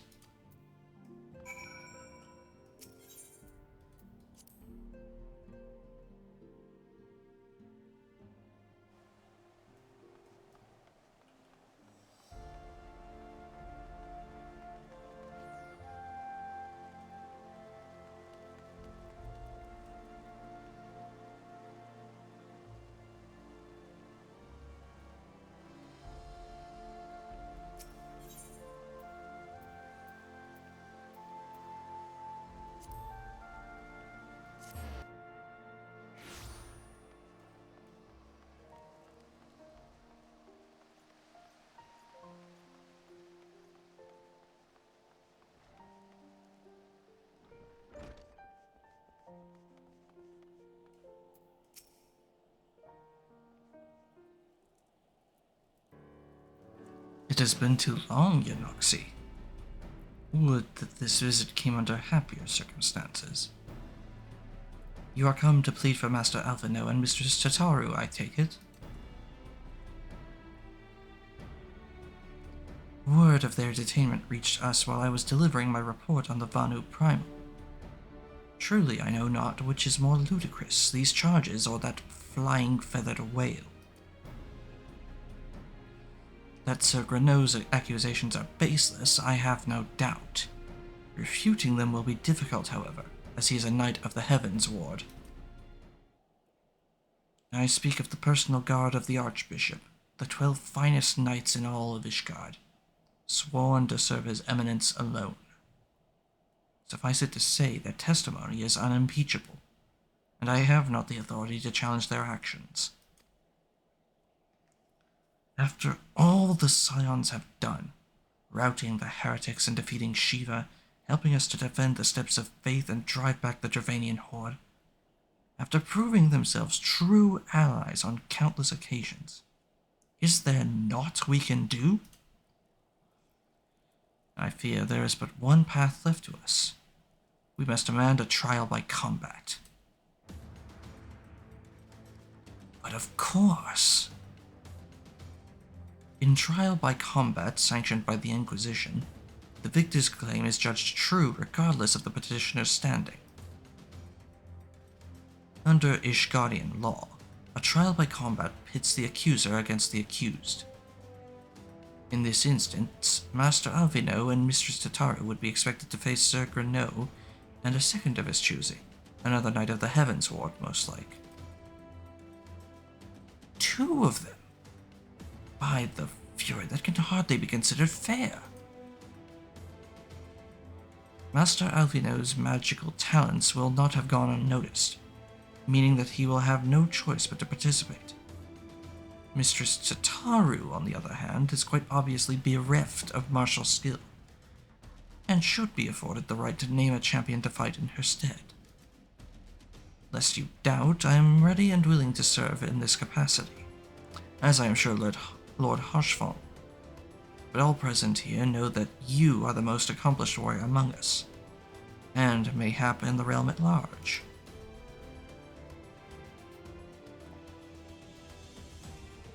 Then it is settled.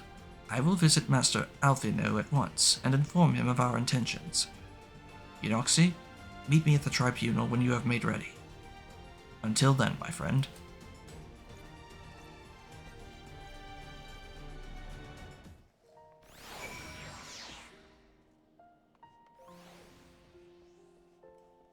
Well then.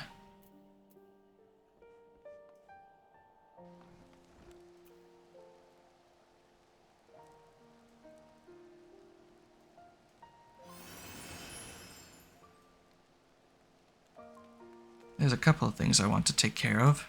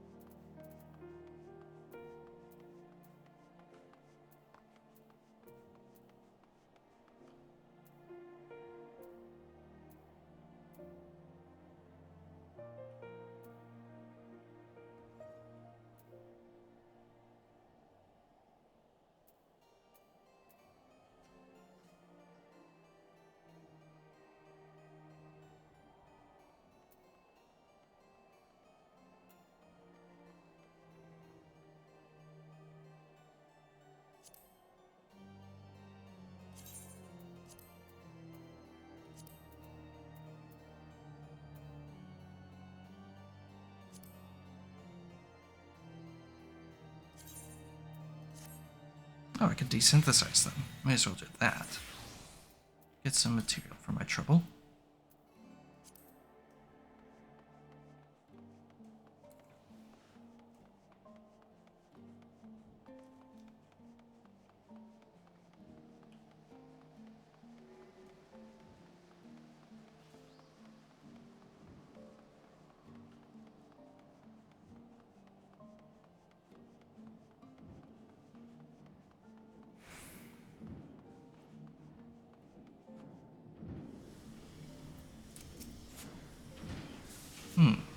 my prospectometer seems rather fond of you. Let's see, shall we? Odd garb. Striking presence. Would I be right in assuming that you are one of those adventurous types? Ah, I thought as much. My prospectometer seldom lies. And let me just say, you have made the right choice in visiting our humble workshop.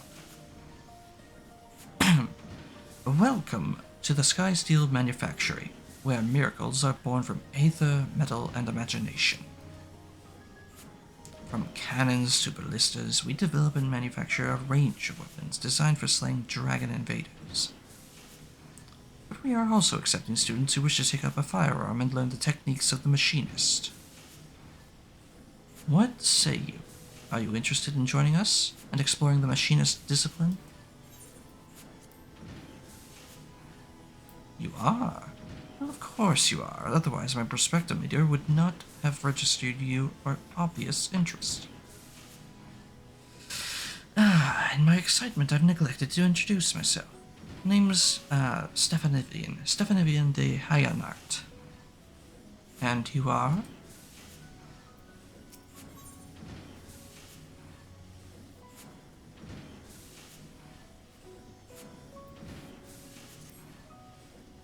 Yanoxi, is it? Well, Yanoxi, allow me to welcome you once more to the Sky Steel Manufactory.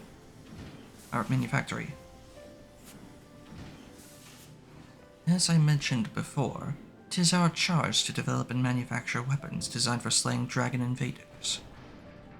But pray forget about those tired old inventions. The future lies in machinistry, a technology that weds the genius of Master Garland's Magitech with traditional aetherology. Every single one of my latest creations employs the principles of this unique discipline. And in the steady hands of trained machinists, my new inventions are going to alter the very face of warfare. Though I would dearly love to expand upon my revolutionary theories, we should begin by familiarizing you with the tools of the trade, so to speak. Have you time now for a brief lesson?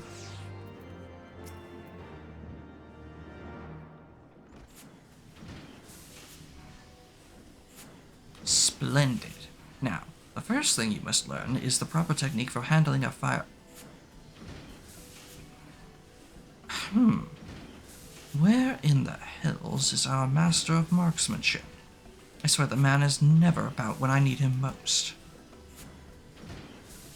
How dreadfully embarrassing. Here, I've mercilessly piqued your interest, and now I must ask you to call again at a later convenience. Mayhap the next time you visit, our instructor will deign to put in an appearance. Then we can outfit you with the necessary equipment to learn basic marksmanship. And I might explain to you the particulars of the machinist profession. I'm afraid he's gone for good this time, my lordship. Left a letter of resignation on your workbench and all.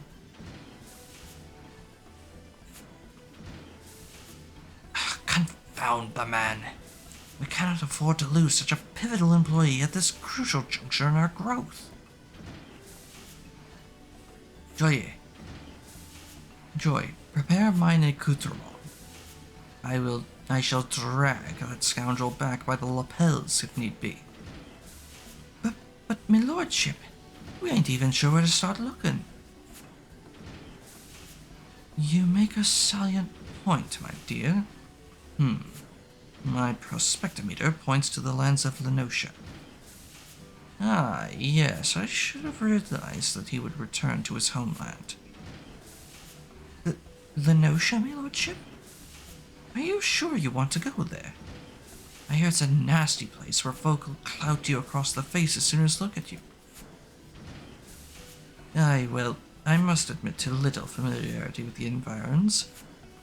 Hark, Joy, the prospectometer chirps again. Of course, our aspiring machinist. We shall have the worldly Yanoxi here act as our guide.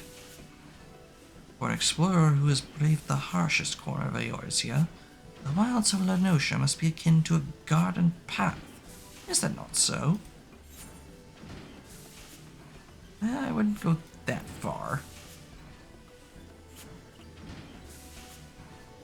Now, no false modesty.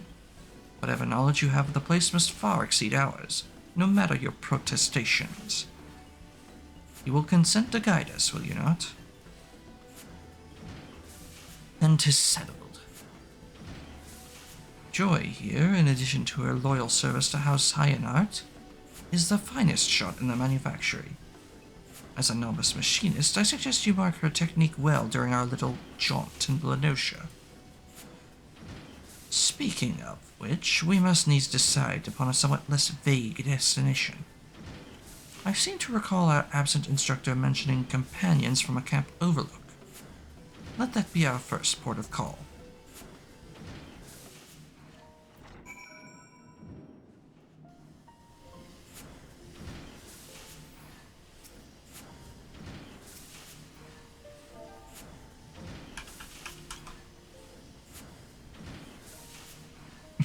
Hi, Cosmo.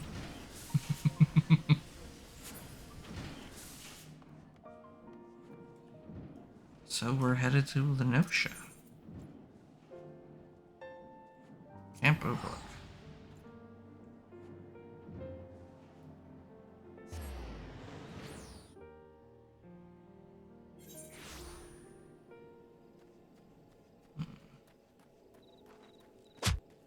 You're looking a little parched. Why don't you take a sip of water? I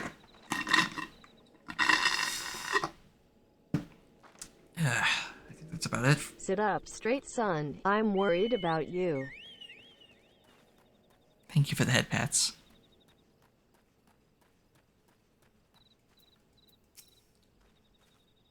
So this is Camp Overlook. Indeed, its inhabitants do seem the type to clout the man across the face in place of a "how do you do." Shall we make some inquiries after our prematurely retired instructor? Let us rendezvous at this spot once we've gathered what intelligence we may.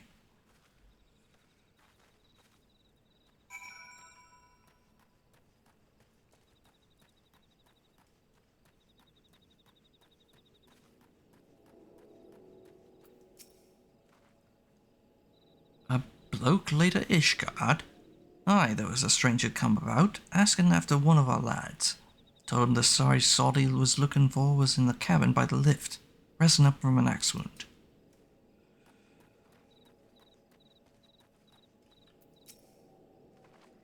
You mean that big Rogadin bastard? I find him pacing the boards in front of the infirmary. Some of the lads won't seem to know the bloke, but no bugger seems eager to say how.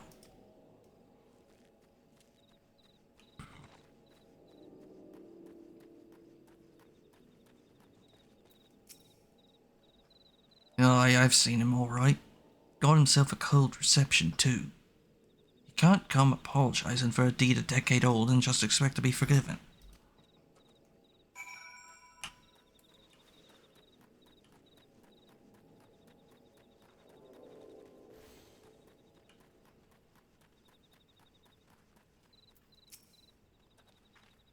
How fared your interrogations? It would seem our man came here but to visit an old acquaintance. In the vicinity of the winch, you say?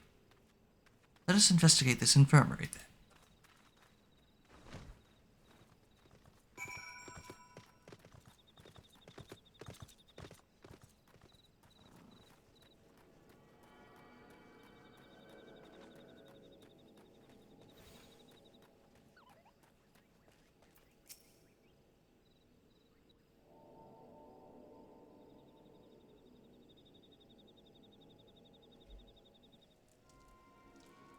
Were the conditions of your employment not satisfactory? Return with us to the manufactory and we can discuss more favorable terms. I understand that Ishgarians presently accord machinists rather less than the respect they deserve. But I promise you, our worth will shine through in due time. People will clamor to learn our profession.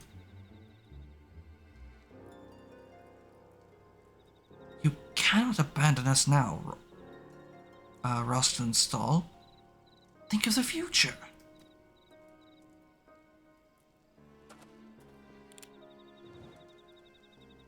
Leave me be. One more step and I'll blow your yapping jaw off.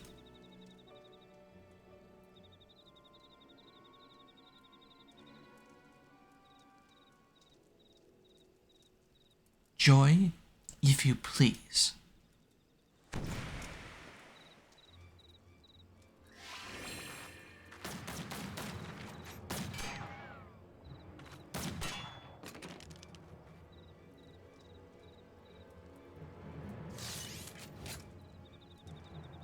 You shite-eating bastard. Next time I'll aim for the shaft twixt your thighs.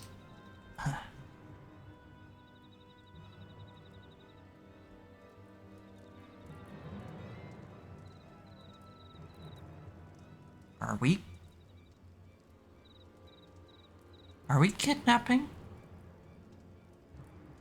Are we abducting? Concern. Are you not proud? It was you who taught Joy everything she knows about shooting. And spitting colorful profanity besides.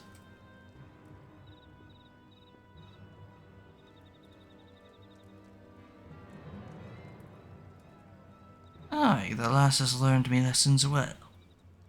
Well enough to be your new master of marksmanship, I'd wager.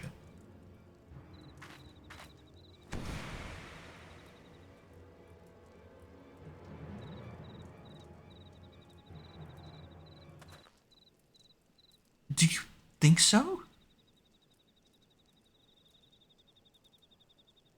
But no, Joy is far too busy with her duties at the manor house.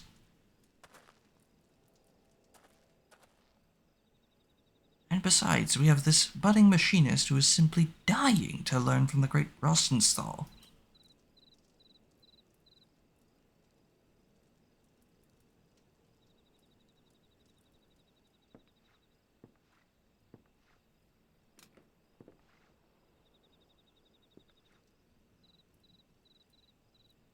Buffalo shite. Any scrag who's known me would rather I did the dying. Ooh, just look at you. The epitome of a roguish swashbuckler. Why ever did you cease brandishing your weapon in that fashion? 'Cause only pirate scum hold a firearm like this. And I ain't gonna teach the machinist way to know hopeless. And I ain't gonna teach the machinist way to know hopeless sausage-fingered venturer what you dragged in off the street.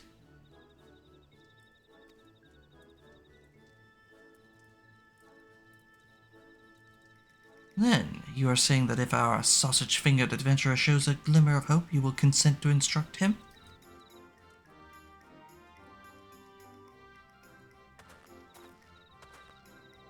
Did you hear that, Eunoxy? This is your chance to display your aptitude for marksmanship. Here, I took the liberty of packing some extra tools of the trade. Convince our reluctant instructor that you are serious in your intentions.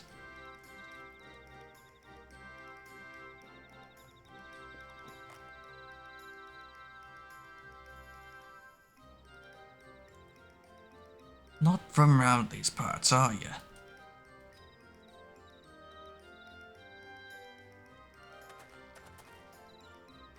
Fine, Stephanian. I'll give your whelp one bloody chance. One lesson to see what he's made of.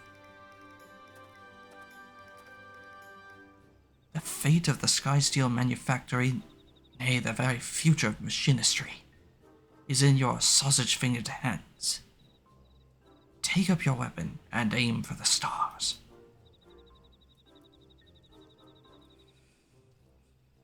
Can you stop calling me sausage-fingered, please?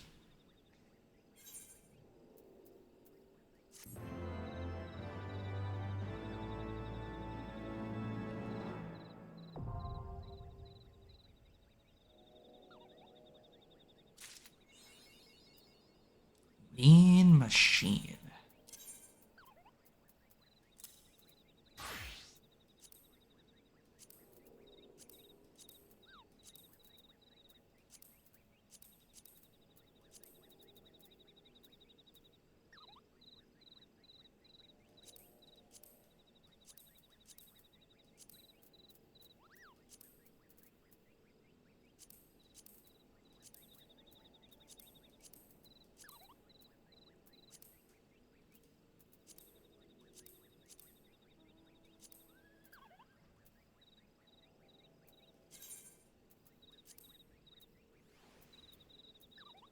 I have even less.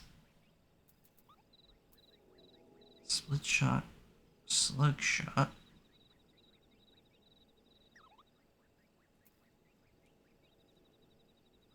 Spread shot. Oh, you get Peloton too? Nice.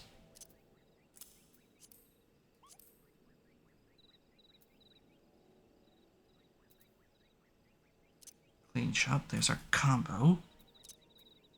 Head graze, foot graze, head graze. Wind.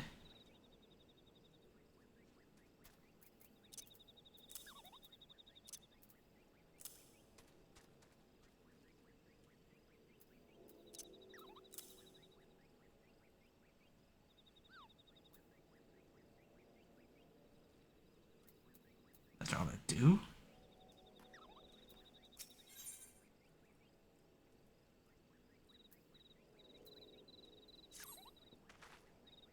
For a first timer, you look good and comfortable with that carbine. Pity that comfort will only last right up until you shoot the bleeding thing. Right. Here's a few pointers before we start so as you don't put it around through your damn foot. Aim the barrel at your target, squeeze the trigger, not too bloody hard, mind, and boom goes the firearm.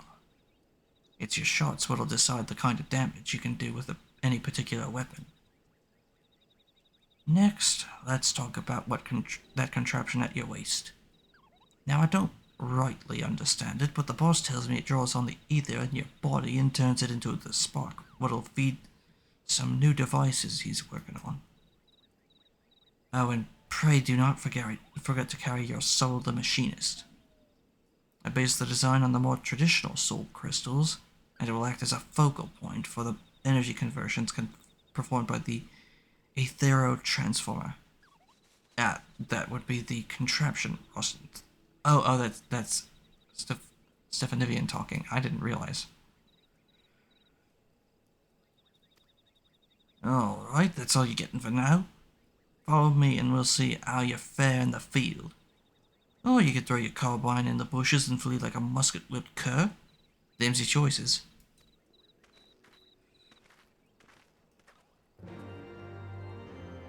I had no indication that Stephanivian was there.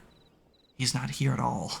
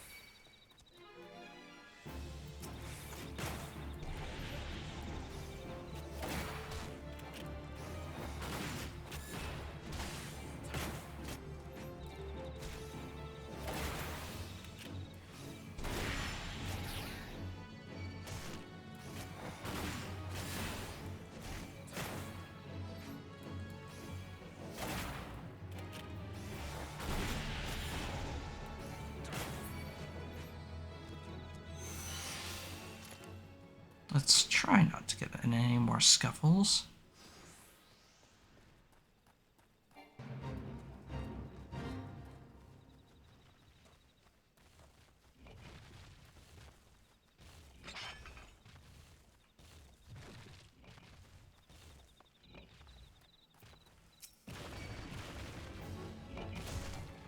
Yeah, of course. course.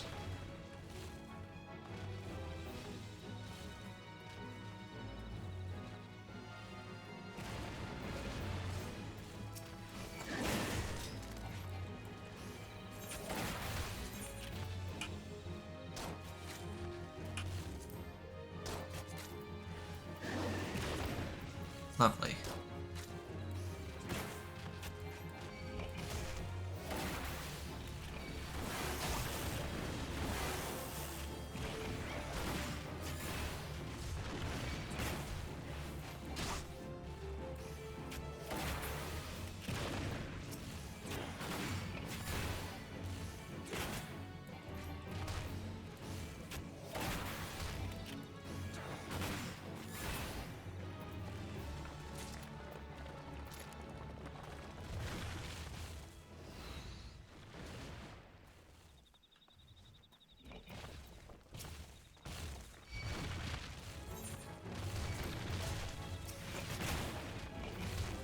Fuck's sake.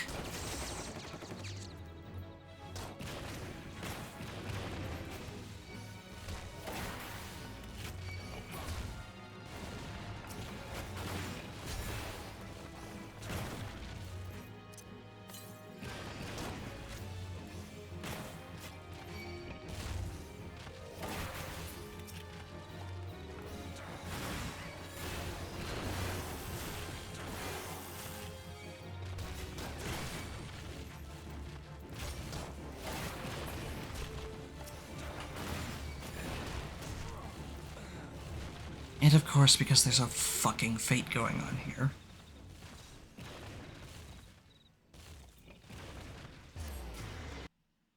Because fuck me, we can't have anything nice.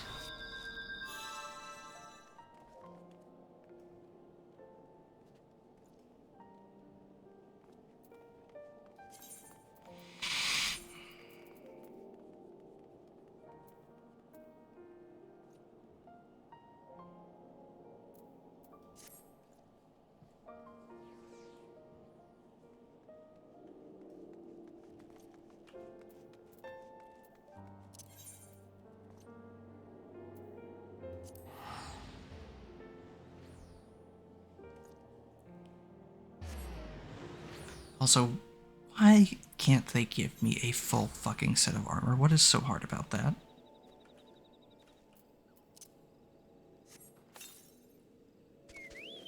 And where was Boko?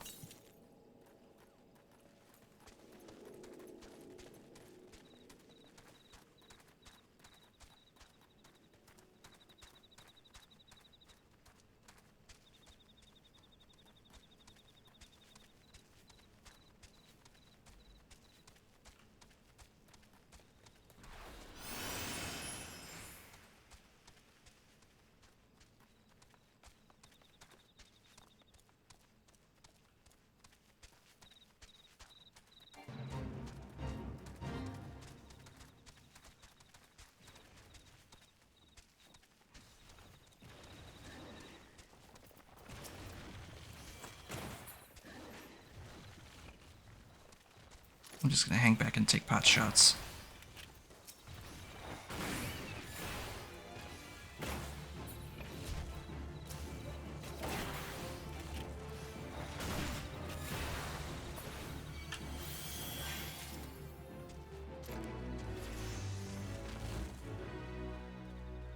There we go.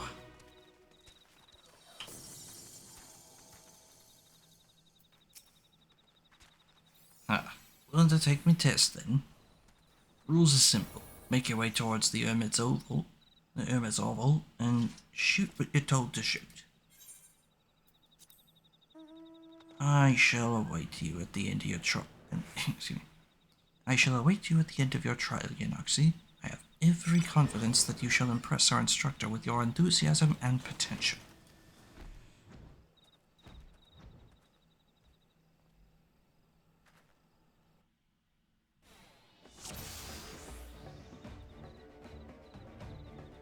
Right, we're gonna have us a good old-fashioned hunt. That's a swagtastic robo-dragon, it really was. Joy will be giving you instructions.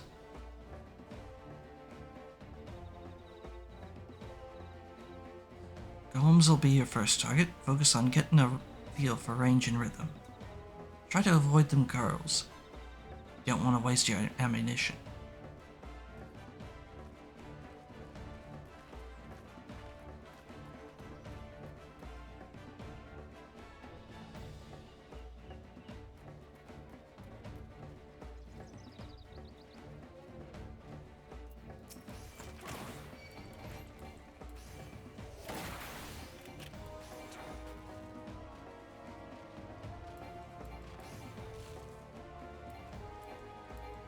What do you mean, not in line of sight?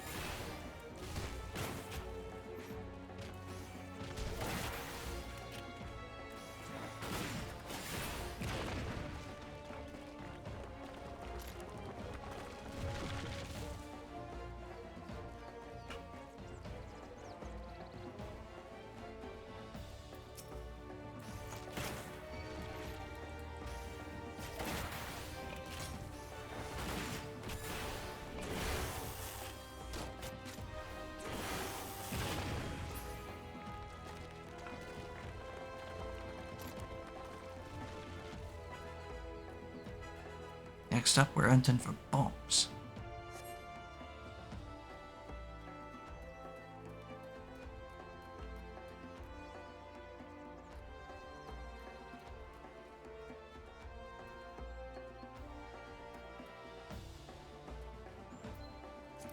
This is the right way, right?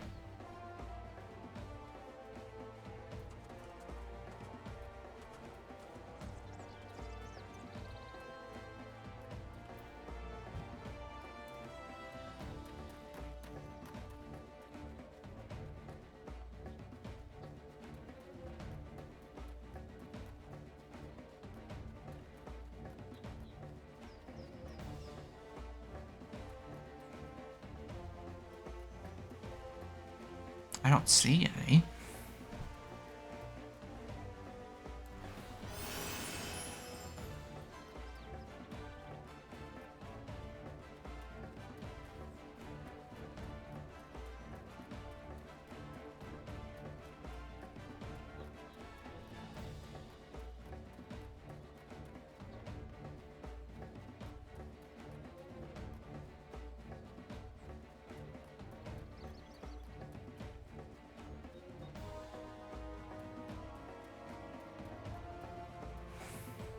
Ah.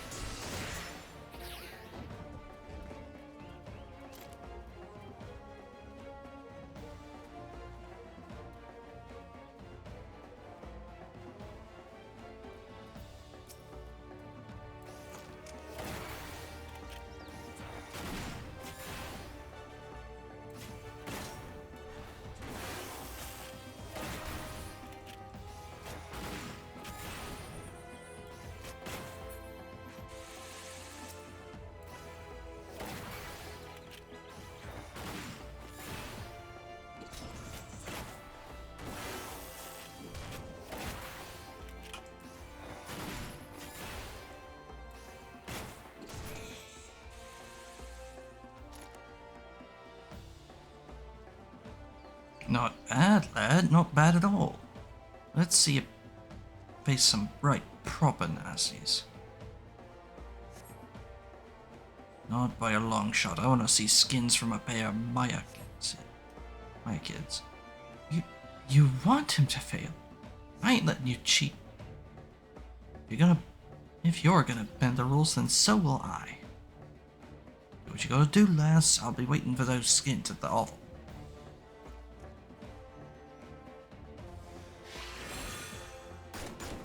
Cheating scum.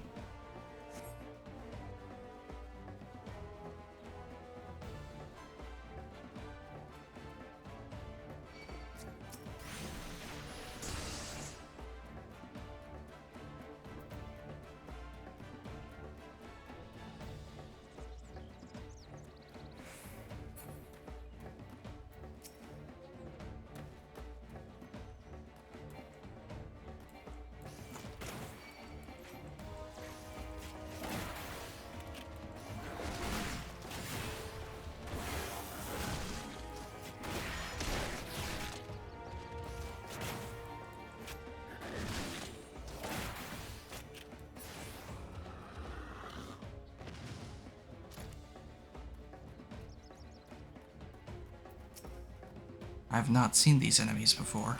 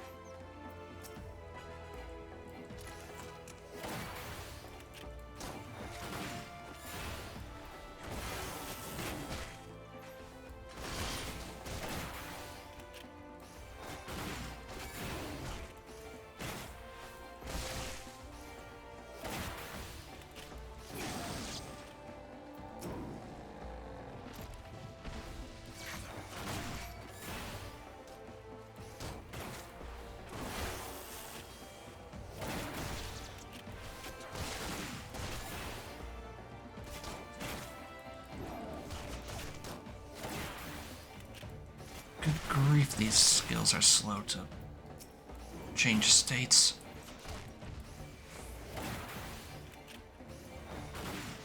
Oh, are we done? I guess we're done.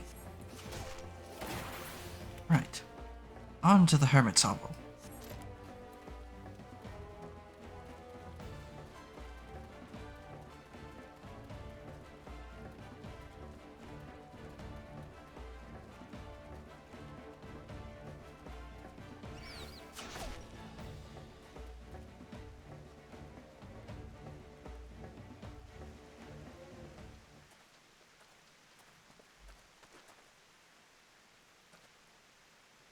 You bring 'em skins, then?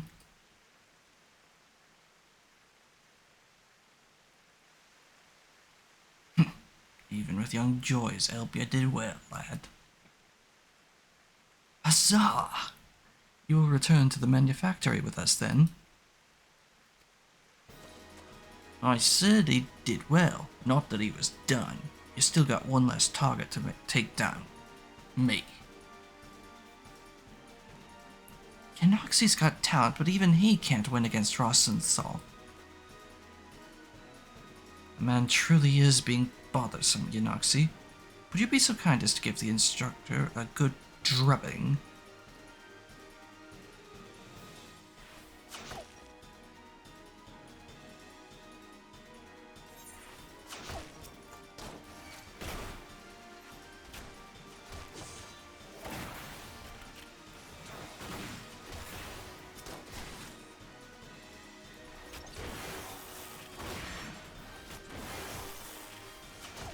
Must you be so bothersome?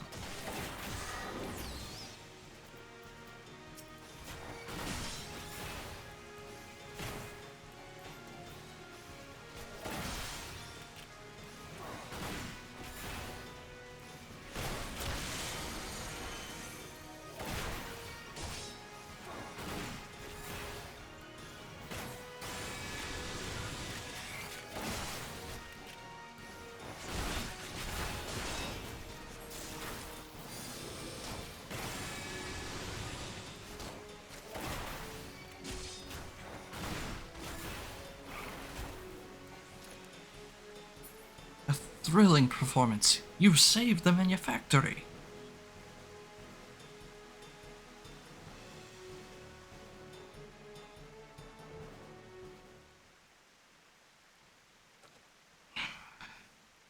Well, there you are, instructor. Inoxi has proven his potential beyond the shadow of a doubt. You are a man of your word, are you not? Aye, I'll come back to your bloody workshop. But do you know why I left in the first place? To once more breathe the salty air of your beloved homeland? Ha! I ain't got no love for Lenosha. In fact, I'd be happy if I never saw the place again. And why would you inconvenience us by fleeing to a locale you so clearly despise?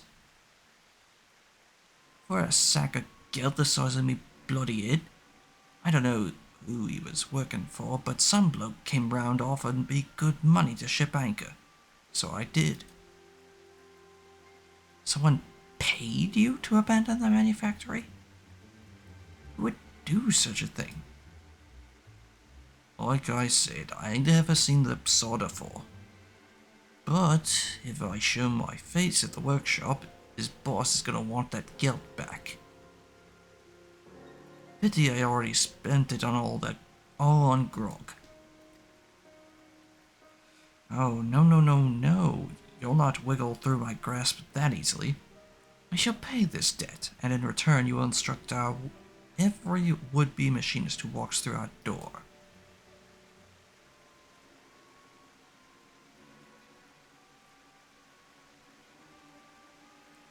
Well, you got one burger worth teaching at least. I guess it's back into the frigid arms of Lady Ishgard for me.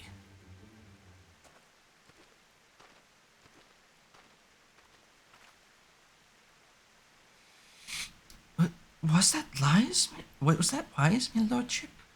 The Hyanite coffers aren't exactly fit to burst in. Oh, yes, you're quite right. We are rather short on coin. But I'm certain a thorough inspection of the ledgers will turn up a spare kilo or two. You can't put a price on good people, my lordship? That you cannot, my dear. Rostenstall may be a touch standoffish at times, but none can dispute his eye for marksmanship. Such talk aside, I sense the business he had in these parts was not concluded to his satisfaction. Would that the man would confide in me for his troubles. I suppose I shall have to content myself with the thought of his return. But you, Yanoxi, you have exceeded my every expectation. Pray, join me back at the manufactory that I might thank you in a manner that befits your accomplishments.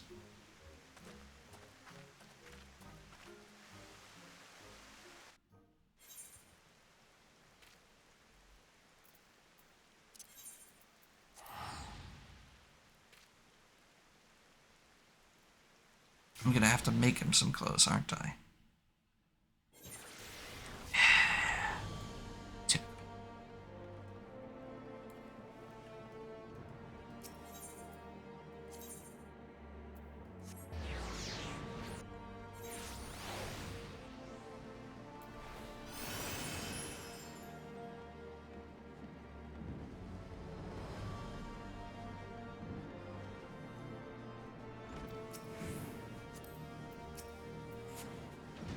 Ah, the savior of the Sky Steel Manufactory. I had hoped to furnish you with a suitable reward, but a glance at the ledgers counsels me to wearisome prudence. Thus, instead of presenting you with a firearm of the finest materials and latest design, I must humbly ask you to make do with the dated model I gave you at Camp Overlook. And I must also pass on a message to you from Rostenstall. He asks that you take the skills he has taught you thus far and master them in the furnace of battle. Well, something to that effect.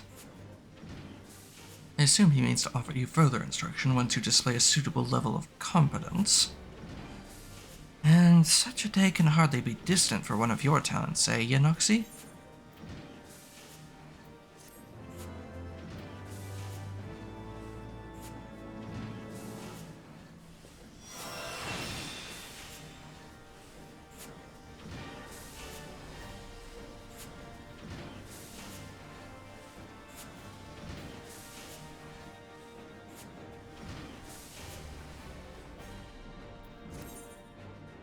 during certain skills, increases heat gauge. Once it is high enough, the action hypercharge will become available.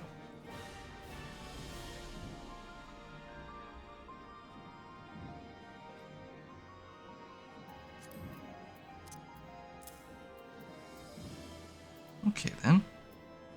And let's move this one down too.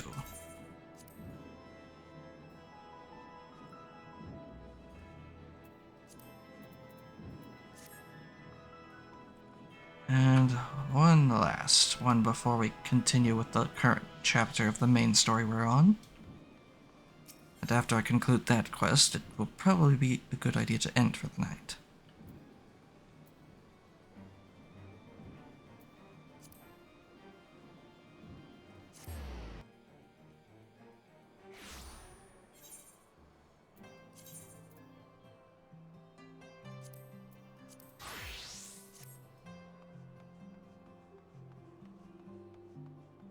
"4 hours? Good grief.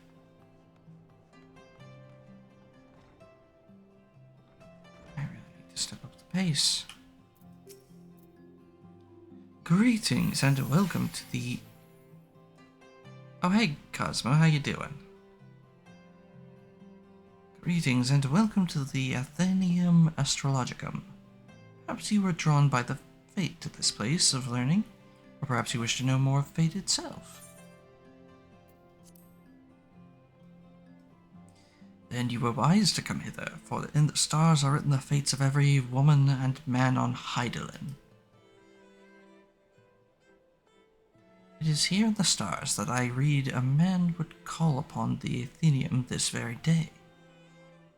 A man who would play an important role in my life. But my apologies, even the most skilled reader cannot scry a name from the heavens. Would you be so kind as to give me yours, so that I might know who is to be my newest protege? Yenoxi. Well, I was not expecting that. But what is a name but an attempt by our begetters to wield power over the lives of their sons and daughters? Lives whose paths have already been foretold. In a sense, that is. See, my name is Chanaquinar de Durandare, and I am an astrologian for the Holy See. Remember that name, for it shall echo forevermore in the annals of Ishgardian history. Well, it will once I put it there. Once we put it there.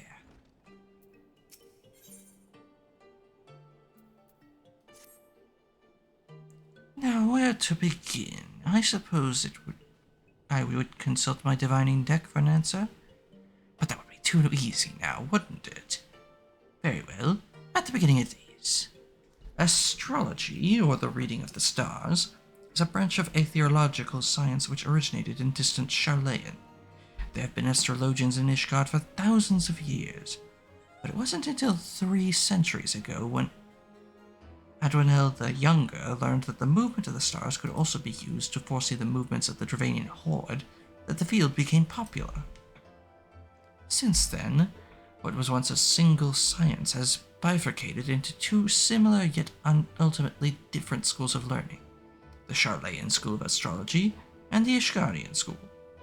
The former placing a focus on tapping celestial aether and transforming it into beneficial magics, or astromancy. The latter specializing solely in determining the actions of our dragon enemies to the north. I am a student of the former, the only student of the former here in Ishgard, and have been actively seeking a partner with whom to conduct my research. Let us just say that my fellow astrologians here have been less than approving of my path. But that is simply because they are afraid of that they do not understand, or that which they do not know. Once they do know of how Charlayan astrology can benefit the sea and its soldiers, they will feel foolish for ever having doubted me. Us. You will be joining me, will you not? Walking the path that has been laid out before you, instead of stubbornly denying your fate, postponing the inevitable?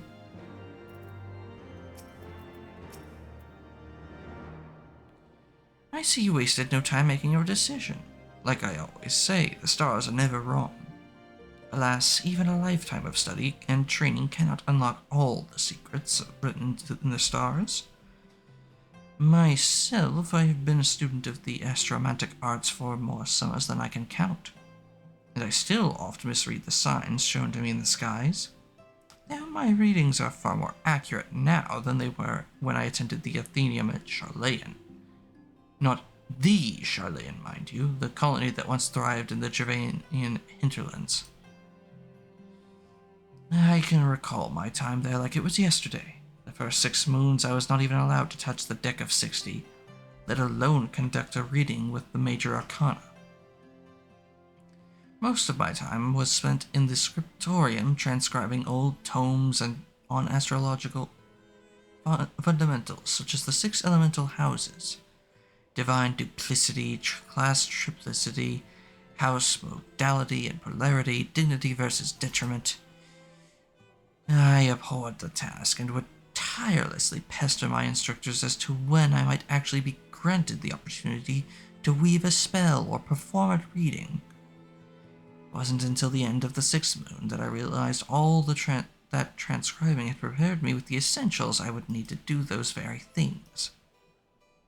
Positions of the celestial bodies within the 6 elemental houses, and their relation to the major and minor arcana of the deck of 60, therein lie the secrets to tapping the ethereal power locked in the heavens. And soon, you too will become privy to these secrets. But not this day. No, I would not have you transcribe musty old tomes like I was forced to do. No, the task I have for you is much more interesting. You see, I am expecting the arrival of a very important guest. My old mentor from the studium has agreed to make the journey from the old world to Ishgard, and speak with the Holy See regarding the implementation of Charlayan astrological techniques in city-state defense.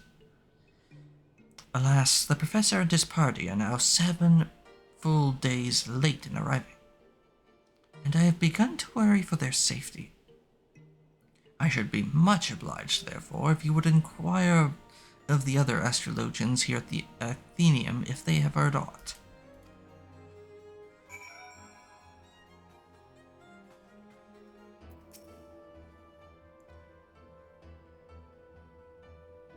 Why would Lord Jeannequinard think I had information on the whereabouts of a handful of unbelievers from across the blood-brine sea? I'm an astrologian, not a fortune-teller. I cannot simply look at the stars and scry the location of the Viscount's guests, unless his guests are dragons, that is. I suppose if anyone knew aught, it would be the observatorium. We here at the Athenaeum are but students dedicated to research. Those with any influence in our field are assigned to the astroscope.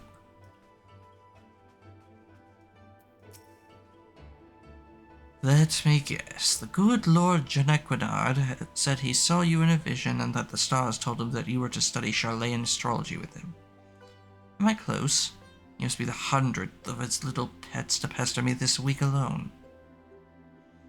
I harbor no ill will toward ignorant unbelievers unlucky enough to find themselves caught up in talk of stars and fortunes, but you may tell that sorry excuse for an astrologian for the umpteenth time that I have heard naught concerning his imaginary friends from faraway Charlayan.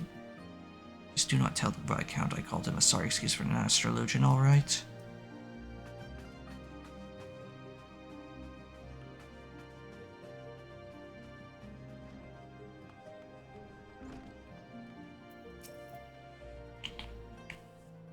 Jeannequinard is still waiting for word on his missing Charlayans instead of actually making an effort to find them, is he? Of course he is. Is it any wonder that in nearly 15 years since his return from Charlayan, his skill in astromancy has remained unchanged? Any wonder that he has ever managed to convince a single peer of the value of the Charlayan school? He is a privileged little sprat who spends more time gazing at the stars in young maidens' eyes than actually trying to read the ones above his head. All right. You tell the poor man I just returned from the observatorium, and one night at the communal feasting hall, happened to overhear Chief Astrologian Forlamore speaking with one of his aides regarding Charlotte. He was visibly upset, and I wasn't about to risk my career over something I care little about. So I merely put my head down and ate my beet soup.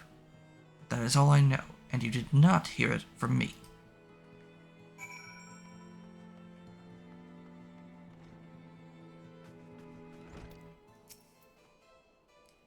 Master Forlamore? And I thought this day could not get any worse. Oh, no, I'm not suggesting that meeting you in any way has been unfortunate. It is just that, it may not be in our best interest to be seen together as of yet. There are certain people in the sea who do not approve of my studies. Couple that with the fact that you are an outsider and an unbeliever, and, well, people may come to the wrong conclusions. We must act with caution until we can prove that our intentions are just, and for the good of all Ishgard. So I must ask you to travel to the observatorium alone, and meet me there.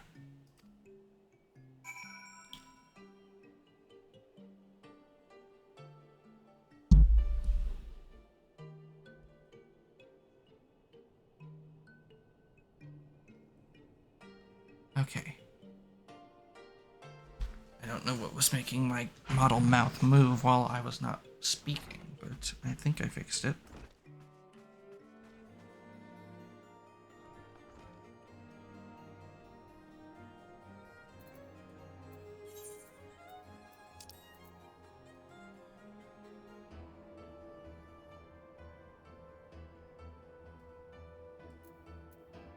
To Dragonhead we go.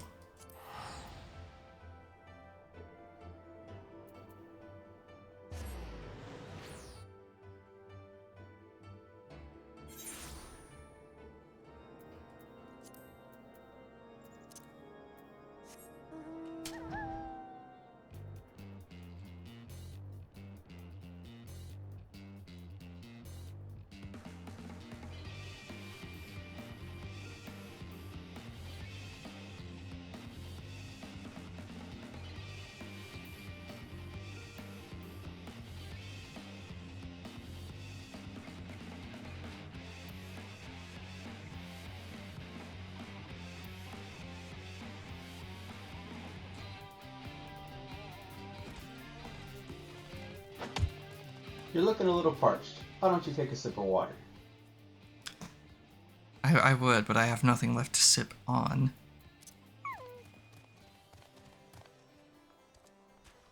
Thank you, though.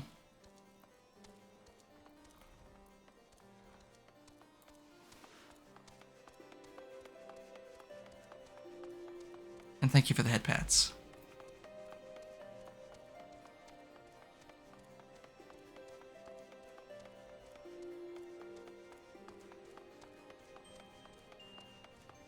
Nothing to sip? Blasphemy. Get more. If I get more, I'm gonna be on stream longer. And we're already at 4.5 hours.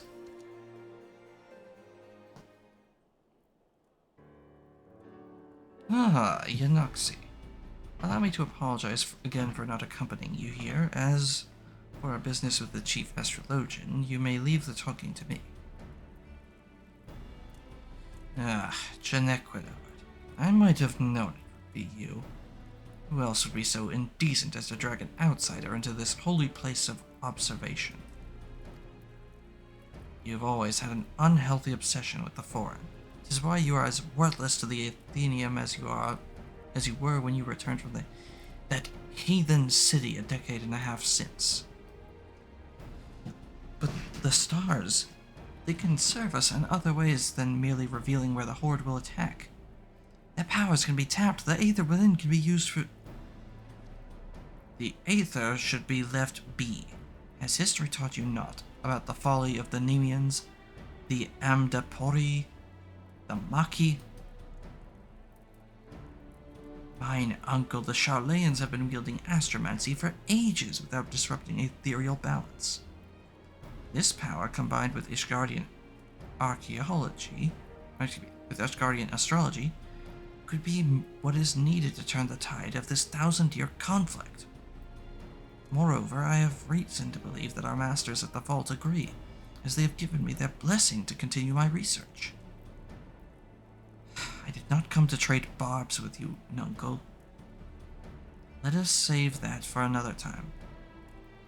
I am here because it has come to my attention that you may have information as to the whereabouts of Professor Mace and his party from Chilean.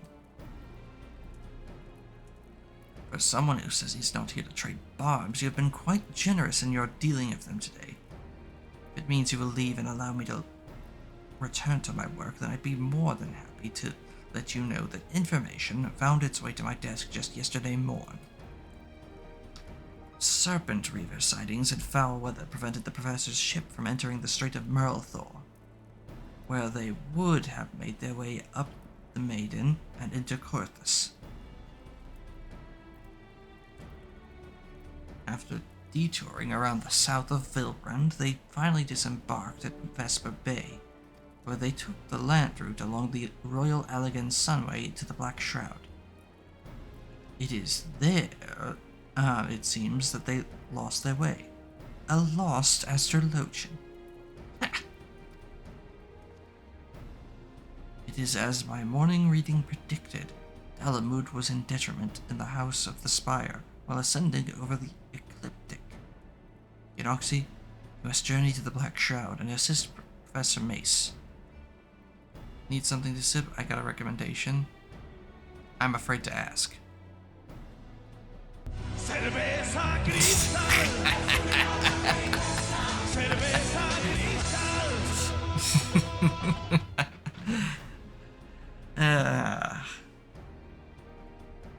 Allow me to introduce you to Quimperane. He is my personal manservant and shall accompany you.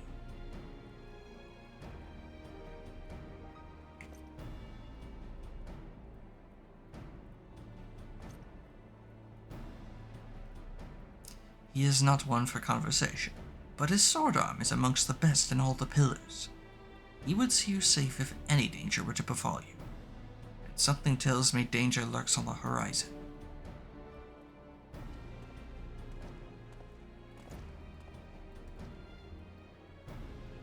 It is a pleasure to serve you, my lord. I shall make haste to Quarry Mill and await you there.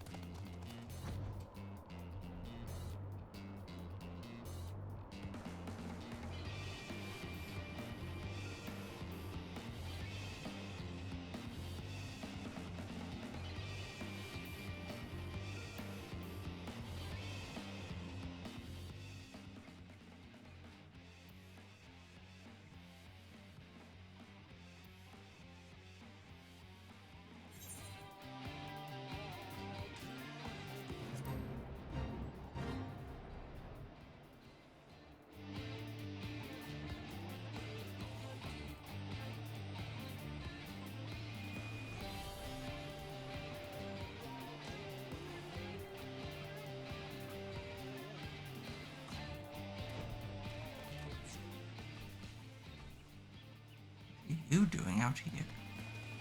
You're not who I'm looking for.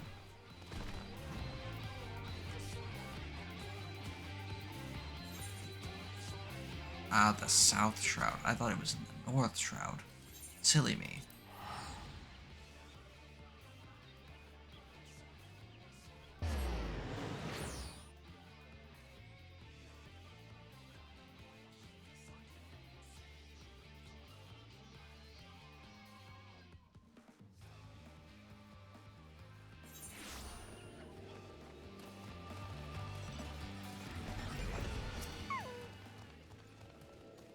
My lord, I have questioned the residents of this hamlet and learned that a party of queerly dressed outsiders passed through naught but a bellico.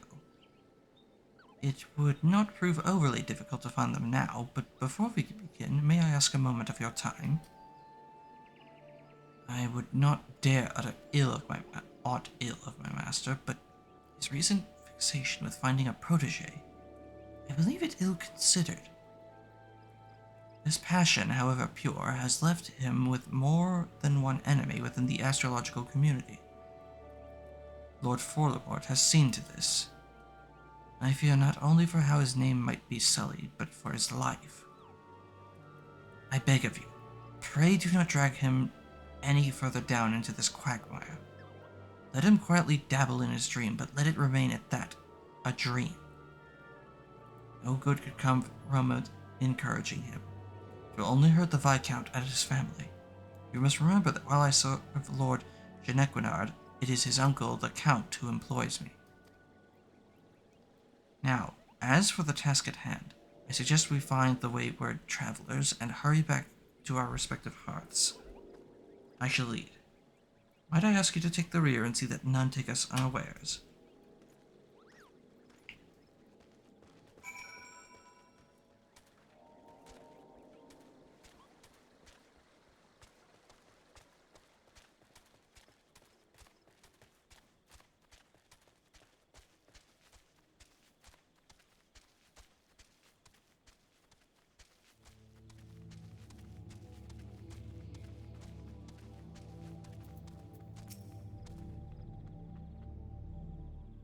Well now, this is something.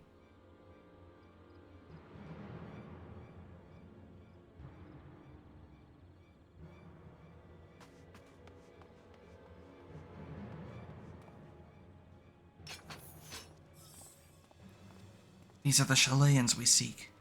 It appears they have found themselves in some trouble. Unhand to my grandfather. Ah, feisty. We'll fetch a fine price for that one from the pleasure barge captains.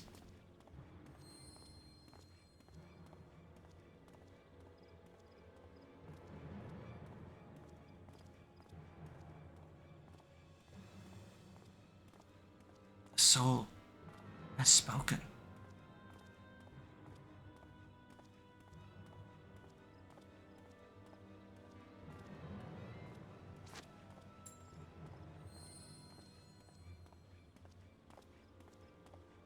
Grab the old man. These wizard types carry on them all manner of begemmed bubbles and golden trinkets.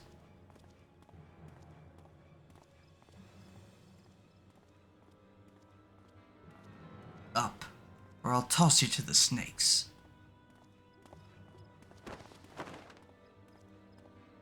You want to see the old man again? You leave us the girl. Try anything, and he's dead.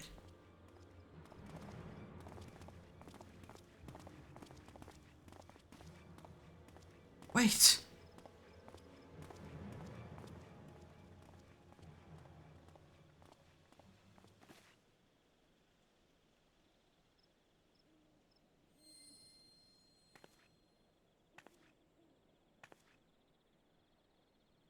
Grandfather's soul crystal. Why would he leave it here, surrendering any power he might have had to free himself from those bandits?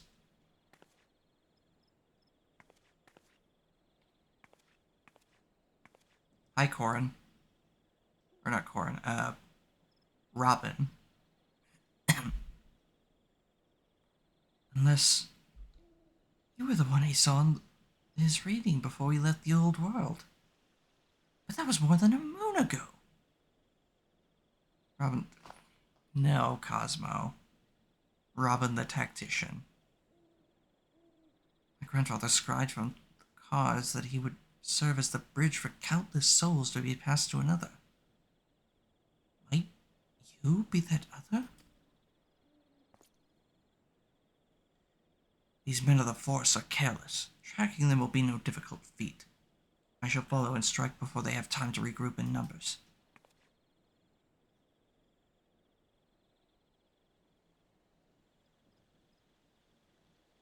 The stars have spoken and laid their path not before you, but before the adventurer here.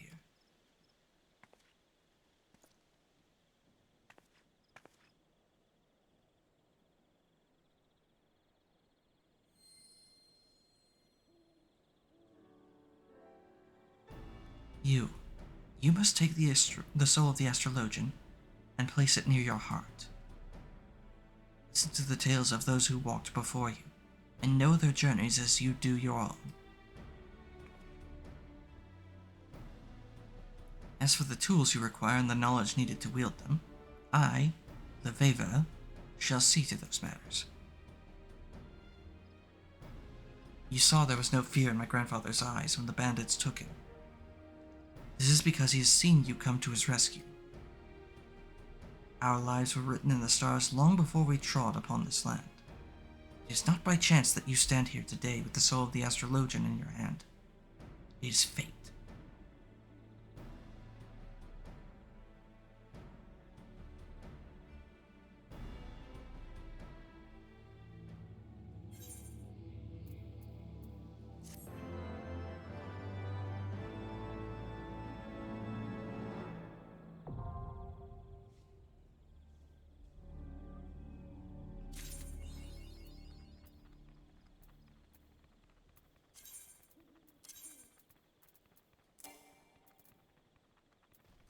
For fuck's sake.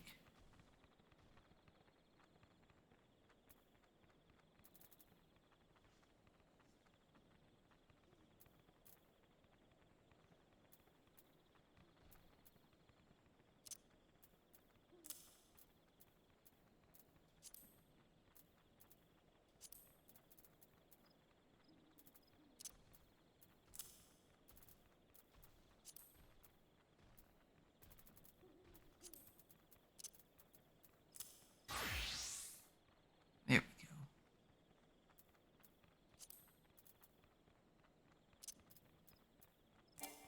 go. Alright, can't do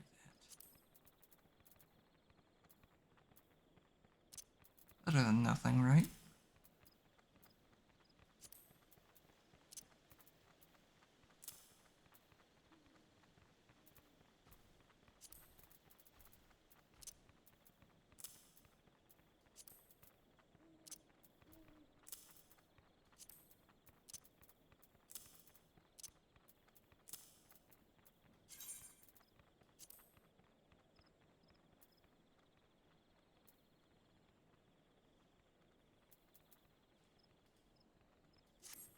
There we go. And lastly,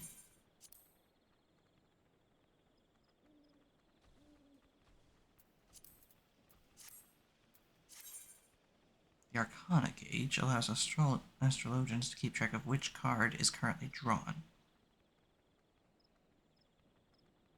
Using the play command executes the Arcanum's corresponding action.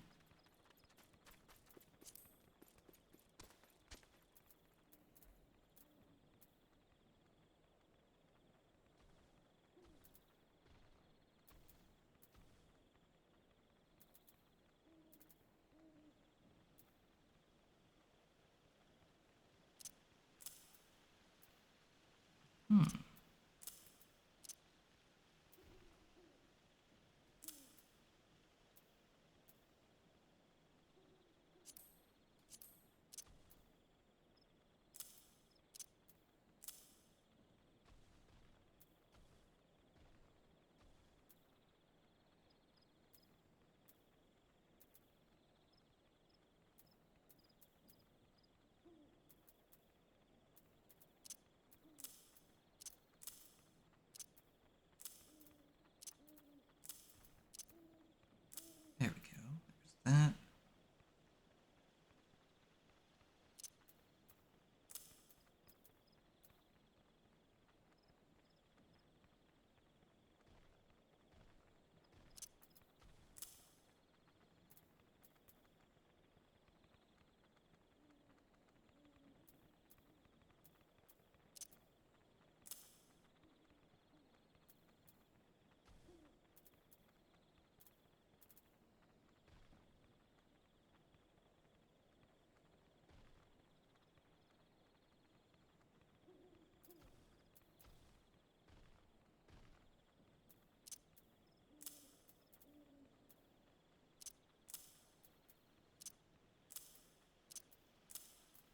I think that shall do.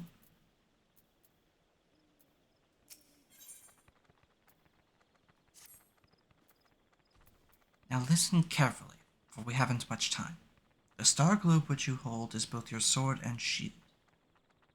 will grant you strength as well as protection, but most important of all, it will grant you the insight into the current location of the stars, enabling you to channel the heavens ether into your body for use in all manner of magics.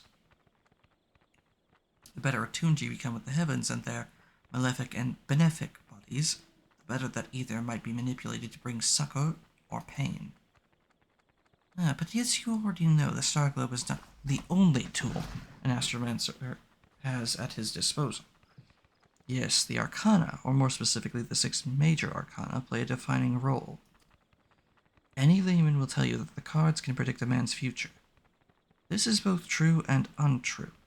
It is not the future that the cards predict, but the card influencing the man so that a certain future becomes more attainable. Seeking to tell a man's fortune, you draw a card from your deck. Upon reading the card, you scry that the man will be victorious in a coming battle. What is it that brings this man his victory but Aether tapped from one of the lower 6 heavens, granting the man strength, making it all that much easier for him to overcome his enemy? Of course, what card is drawn is linked directly to the target's destiny, as well as yours. Are you the one who will see this man to fortune, or will you lead him to downfall? It all depends on your reading. Normally I would not dare cover so much in our first lesson, but it is my grandfather who has placed his life in your hands, and I am not about to watch him have his throat slit because you cannot tell the face of an arcana from its back. We have 2 seemingly capable soldiers here to take the brunt of the bandits' blows. Allow them to carve a trail of carnage while you convince the stars to nudge the 2 in a direction favorable to my kin. I understand that this must be a lot to digest, but if you are ever to become a capable astrologian, you must believe in the path laid out before you, and in your power to read it, follow it, and ultimately control it. Take some time to acclimate yourself to your new abilities, and let me know when you are ready to begin.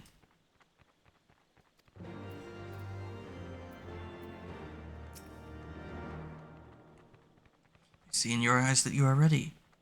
Whether that actually makes you ready or not, only time will tell. Time, unfortunately, is something we no longer have in abundance. Let us take to the shadows and find out where these bandits are holding my grandfather. May the stars be our guide.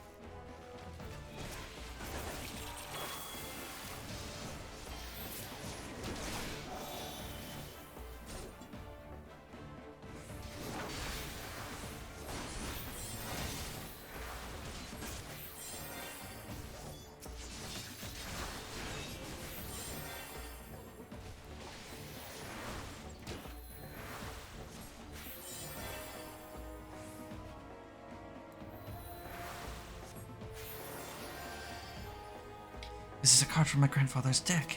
He's leaving us a trail to follow. Its power is now your own.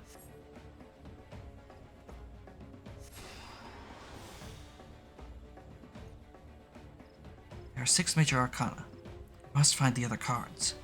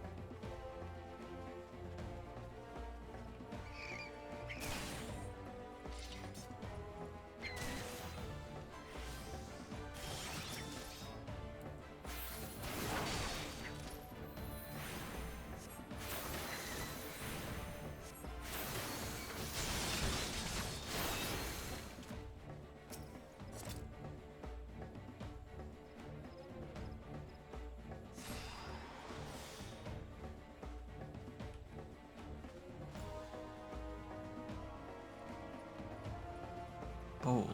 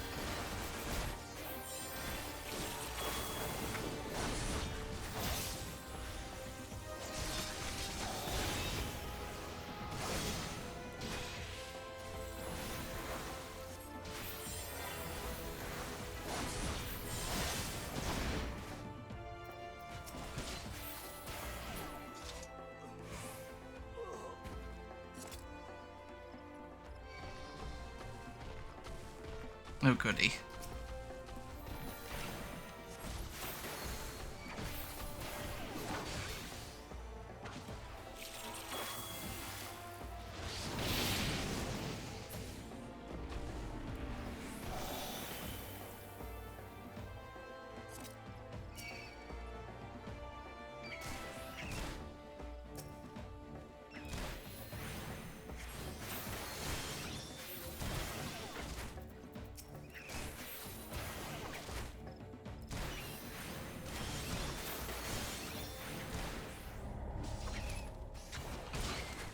Why were you not doing your job and keeping them off me?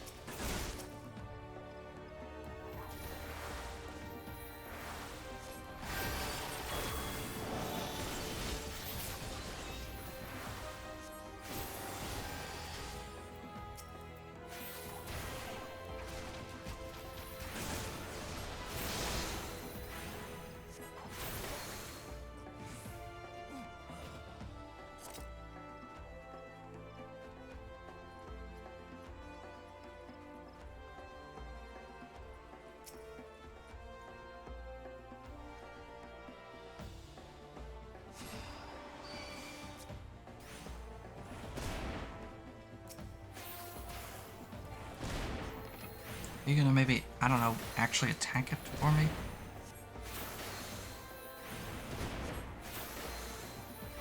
So it stops aggroing me?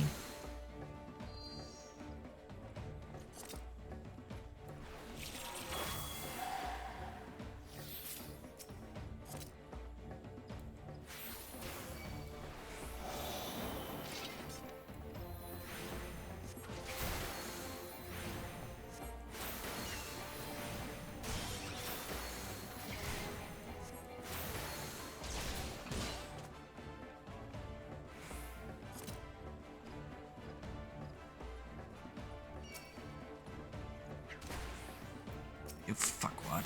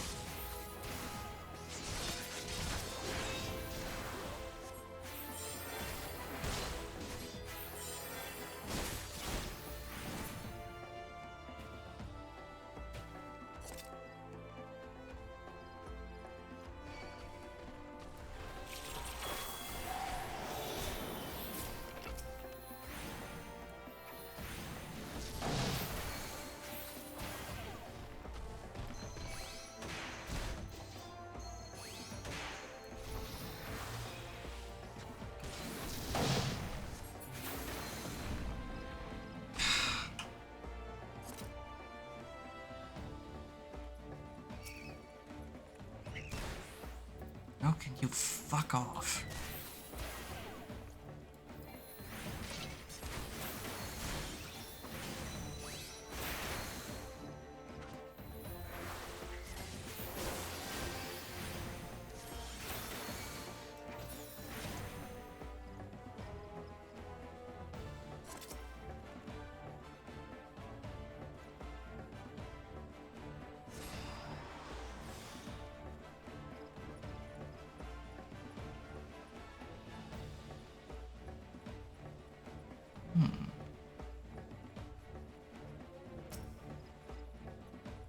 Finding a lot more cards now.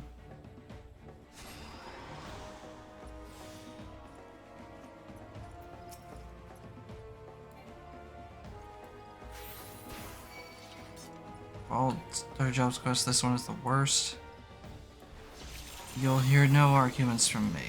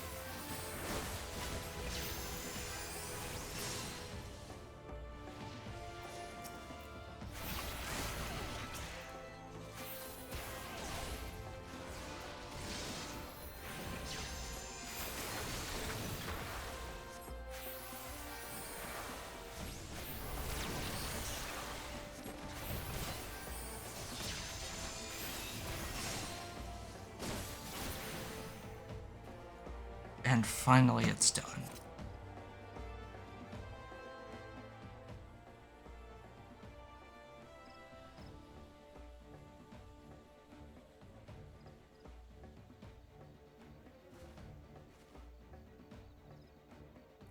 I was not told there would be 2 astrologians.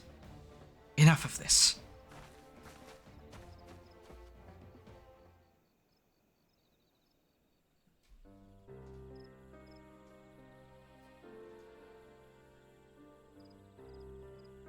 This is getting out of hand. Now there are two of them.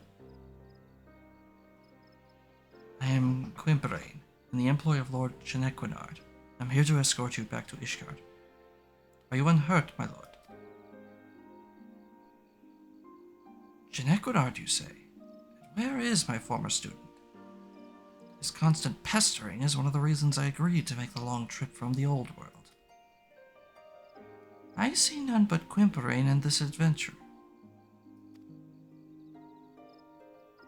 I, too, have seen no other. Just like you didn't see those bandits until their knives were up our arses. But this is all no matter. It was all as the stars had foretold.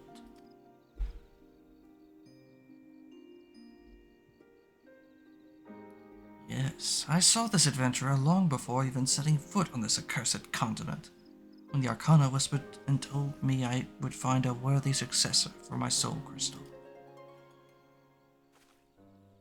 And having witnessed how he eased into his new role but mere moments after taking up the crystal globe and deck. Yes, I knew at once my reading was true and that this adventurer was the astrologian I had been seeking.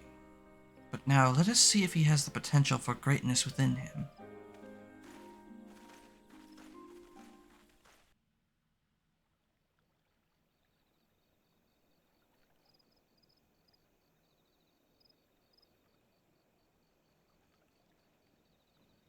Look to the skies, Eunoxy. There you will see 6 stars aglow in a pale yellow. This is the bowl.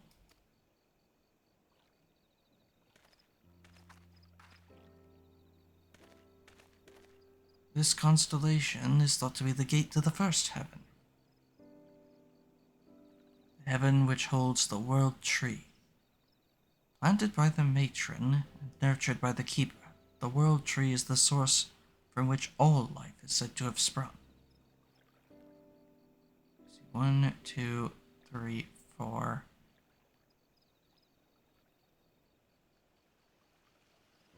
5, 6.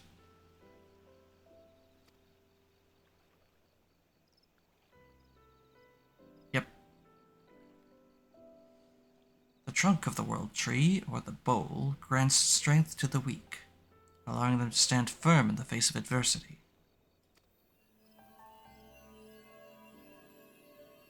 You have now opened the gate, and its power is yours to command.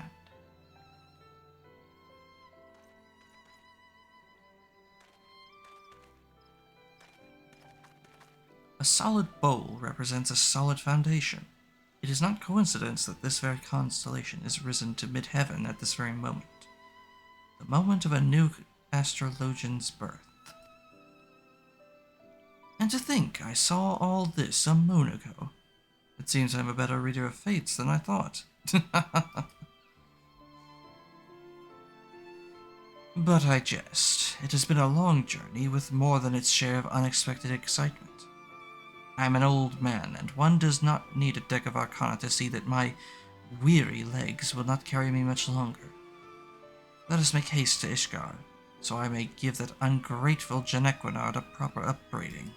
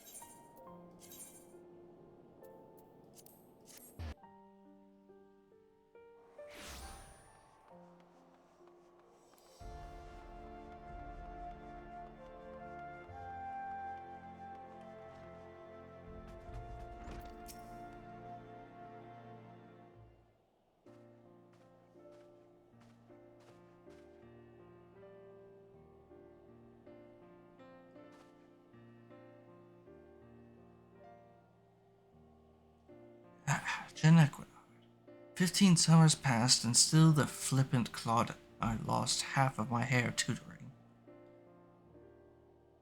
Sending an adventurer to find the man you summoned halfway across Hydaelyn. Always taking the easy route. And you wonder why you still haven't been able to open the second heaven's gate. Allow me to explain, Professor. You see, I was waiting here in case you made it to Ishgard before my manservant and Yanoxi could locate you. Think of the confusion had you arrived here only to find the Athenium empty. Wait, how did you know I haven't opened all the gates? My grandfather is the greatest astrologian in all Charlayan. There's naught he doesn't know unless he doesn't wish to know it. You of all people should know that. Perhaps I was hasty in my decision to remain here and see to your training. Train me? But what of Professor Mace? Isn't that why he made the journey? My grandfather has already completed his task. He simply came to Ishgard out of courtesy to an old pupil, one who it appears he wasted years on. But wasted? What are you implying, my lady? Ah, my dear Laviva, you still do not see it, do you? Without Genequinard stumbling into my tutelage nearly 2 decades past, he never would have taken this adventurer under his wing and sent him to us in his stead. It was all as the stars had planned. Your soul crystal, Professor. This adventurer has stolen your soul of the astrologian. Ever the unobservant, Jan. If this adventurer had stolen my crystal, Laviva would have read up some terrible fate for the lad. No, Yanoxi is my successor. Something I mistakenly thought you might be, but even I cannot see every future, it seems. But do not despair. I have not given up on you completely. Despite your failings, you have tried your best to promote the Charlayan School of Astrology here in this den of fools who fail to see aught and all beyond the Dragon Star. I would see you continue that fight, and that is why I bade Laviva to remain here and further your and this adventurer's training. I see. This is all rather overwhelming. Might I have some time to consider your words? No. You either continue your training with me and your protege, or you crawl back to obscurity. I shall give you both several turns of the sun to study the basics of Charlayan astrology. It should not be so hard for you, Genequinard, considering you've had a substantial head start. Once you committed the basics to memory, then committed the basics to memory, then return here. In the meantime, I shall be traveling Eorzea, searching for locations where Yanoxi and you will unlock the remaining Heaven's gates. But you were only recently set upon by bandits. Perhaps traveling alone so soon is unwise. Don't you think I know that?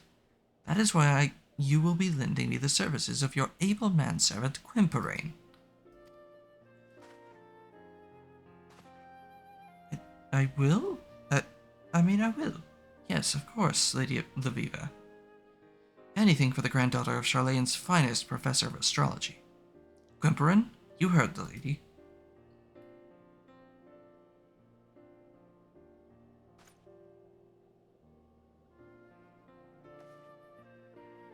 Very good. I shall see my grandfather to the airship landing now. But rest assured that if you neglect your studies, I will know.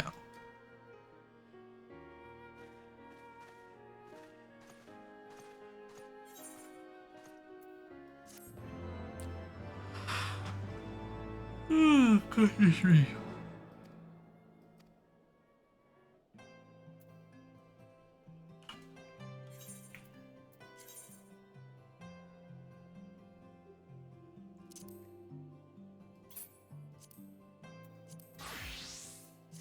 Alright, time to finish this main quest so that we can finish up.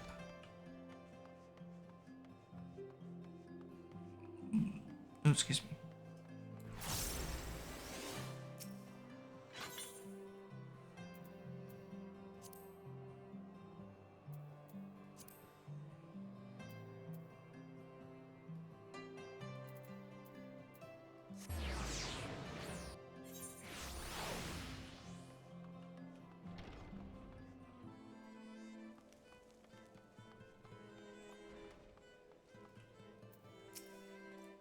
Listen carefully, Inoxi. When the trial begins, the petitioner will be asked to restate his charges, and the accused invited to respond. Then, in accordance with the law, they will be asked to restate their request for a trial by combat. Once the High Adjudicator acknowledges Mistress Tataru's right to name a champion, that is when you must make your entrance. Oh, I cannot wait to see the look on Sir Grenoux's face when he sees his true opponent. It will be priceless. More seriously, should you begin to lose heart, look to me in the stands, and I shall cheer so loud you will wonder you will wonder how you could ever have contrived to doubt yourself. Now, are you ready?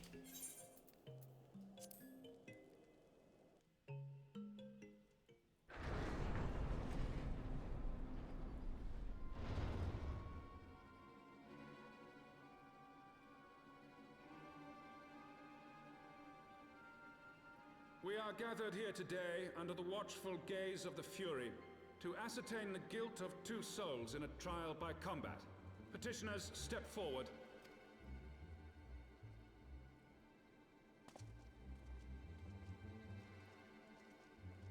Sir Grenoux, for the benefit of all here present, I would ask you to repeat the charges which you have leveled against this man and this woman.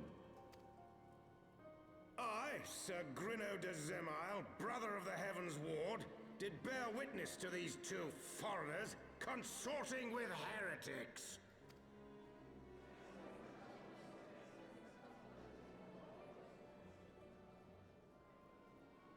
Let the accused step forward. I was like, this one made me... I leveled up Dark Knight up to my main at the time. Really?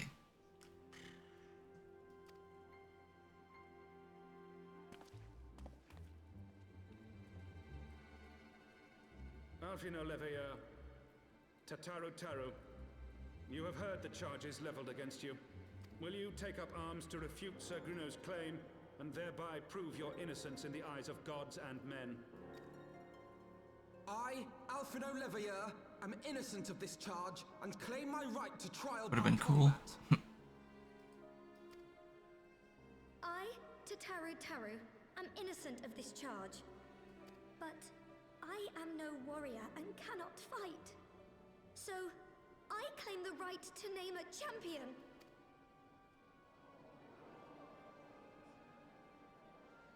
To the old and the infirm, the young and the weak, this right we allow. Very well. Who will stand for this woman?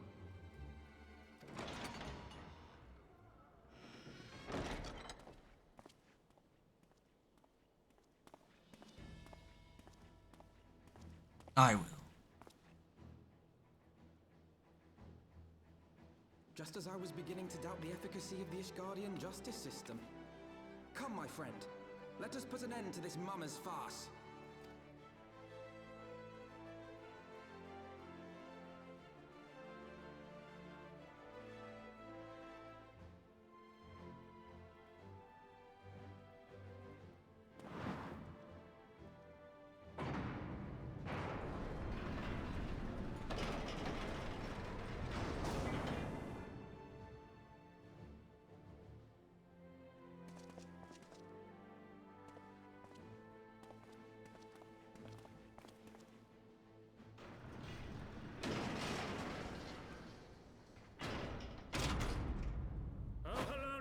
Render unto us your judgment.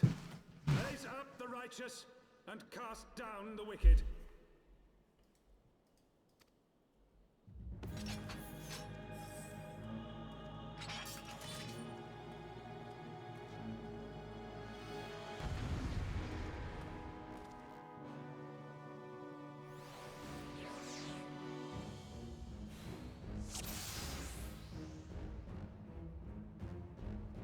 shall do what I can to support you.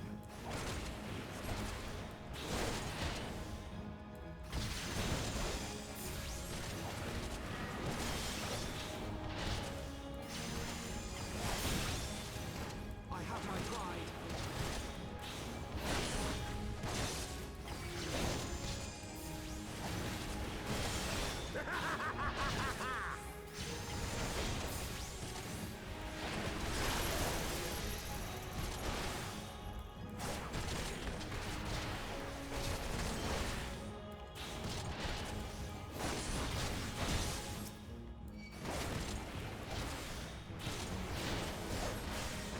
I've got you now. I think not. Down with you.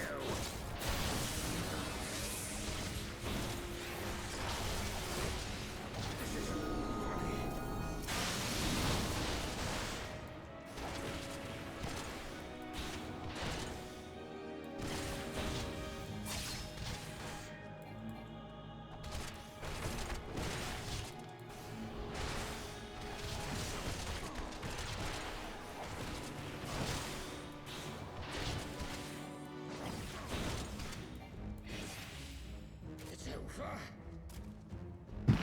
It is, for you. Good time to wrap stuff up after this ordeal. Yeah, that was the plan.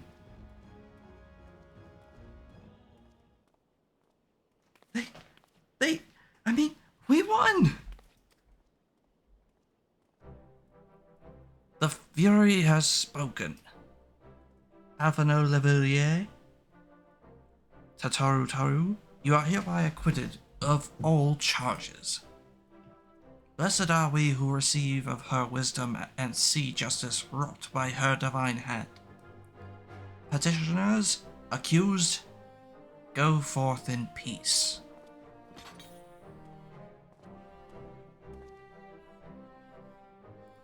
Delivered from an untimely demise yet again.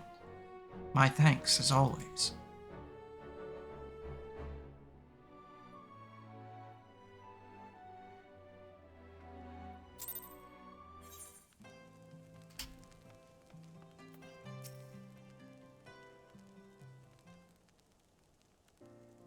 By the Fury, what a splendid victory! To see how you strove in the face of adversity, two brave young souls bound together by the pleasant bonds of a camaraderie. Why, it stirred me to the very depths of my soul. Having been treated to such a rousing spectacle, seems only right that I present you with a humble token of mine admiration. Pray, receive of me this chocobo whistle. With it you may summon a black chocobo, fully trained and ready to fly.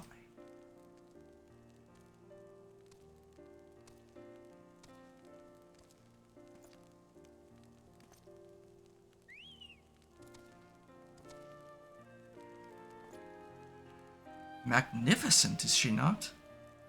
Strong yet sleek, elegant yet eager. What say you, Yanoxi? Will you take her for your steed?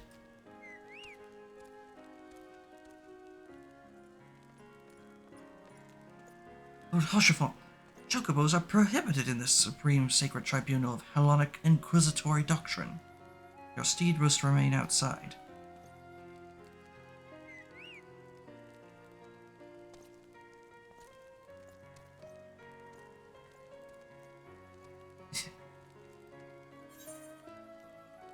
Ether compass.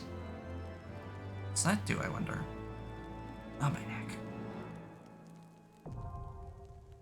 Aether current's now accessible. That's what it does.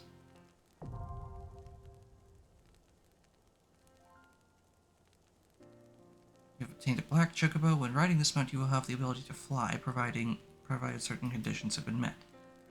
To fly in a given region, you must first find and attune to all the local aether currents. In order to attune, you will need to complete certain quests. However, most can be discovered via exploration. To aid you, you have also obtained an aether compass, which will provide you both the bearing and distance to the nearest current. The aether compass can be found under Collection in the Duty section. To review your progress, select Travel from the main menu, followed by Aether Currents.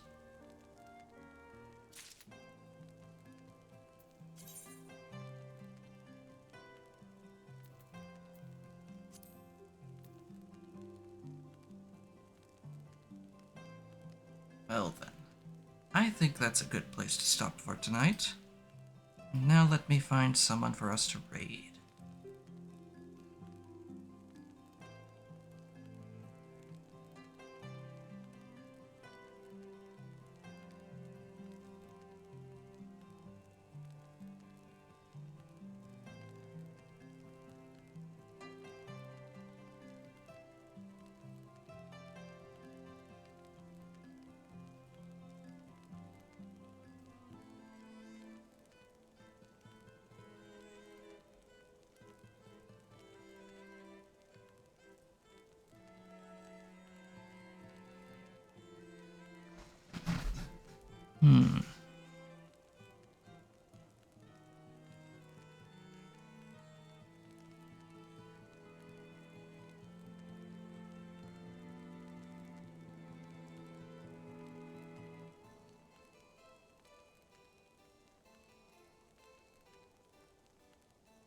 There was a certain someone I was hoping would still be on right now, but it seems she is not.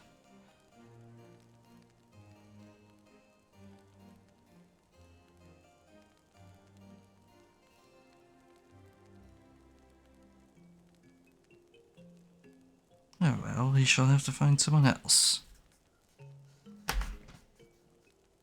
If nothing else, there's not a shortage of potential raid targets by any means. Target should probably not be the right word. Raid recipients.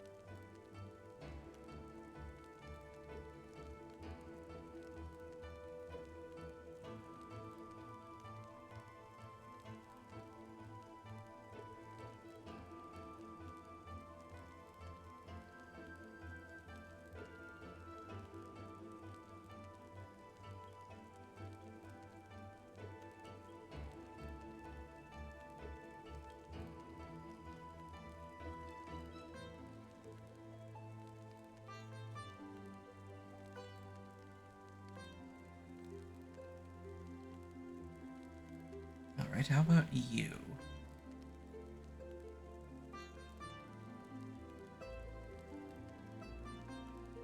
I can't tell if they're on break or if they're ending, so we're not gonna do them. Oh wait, never mind, they just got back. We're gonna be raiding Yufi, who is playing Mario 64. How are you liking Heavensward so far? I'm enjoying it.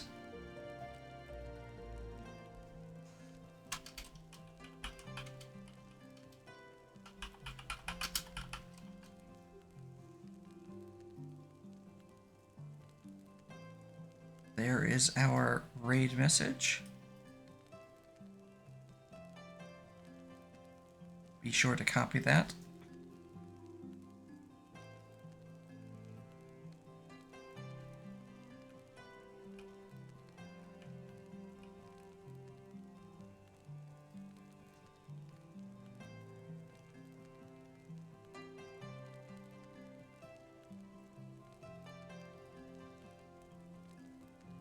Gotta get Pug playing too so we can do story dungeons together. Yep.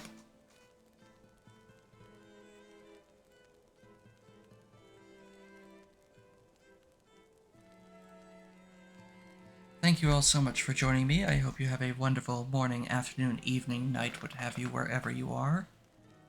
And I will see you on Monday.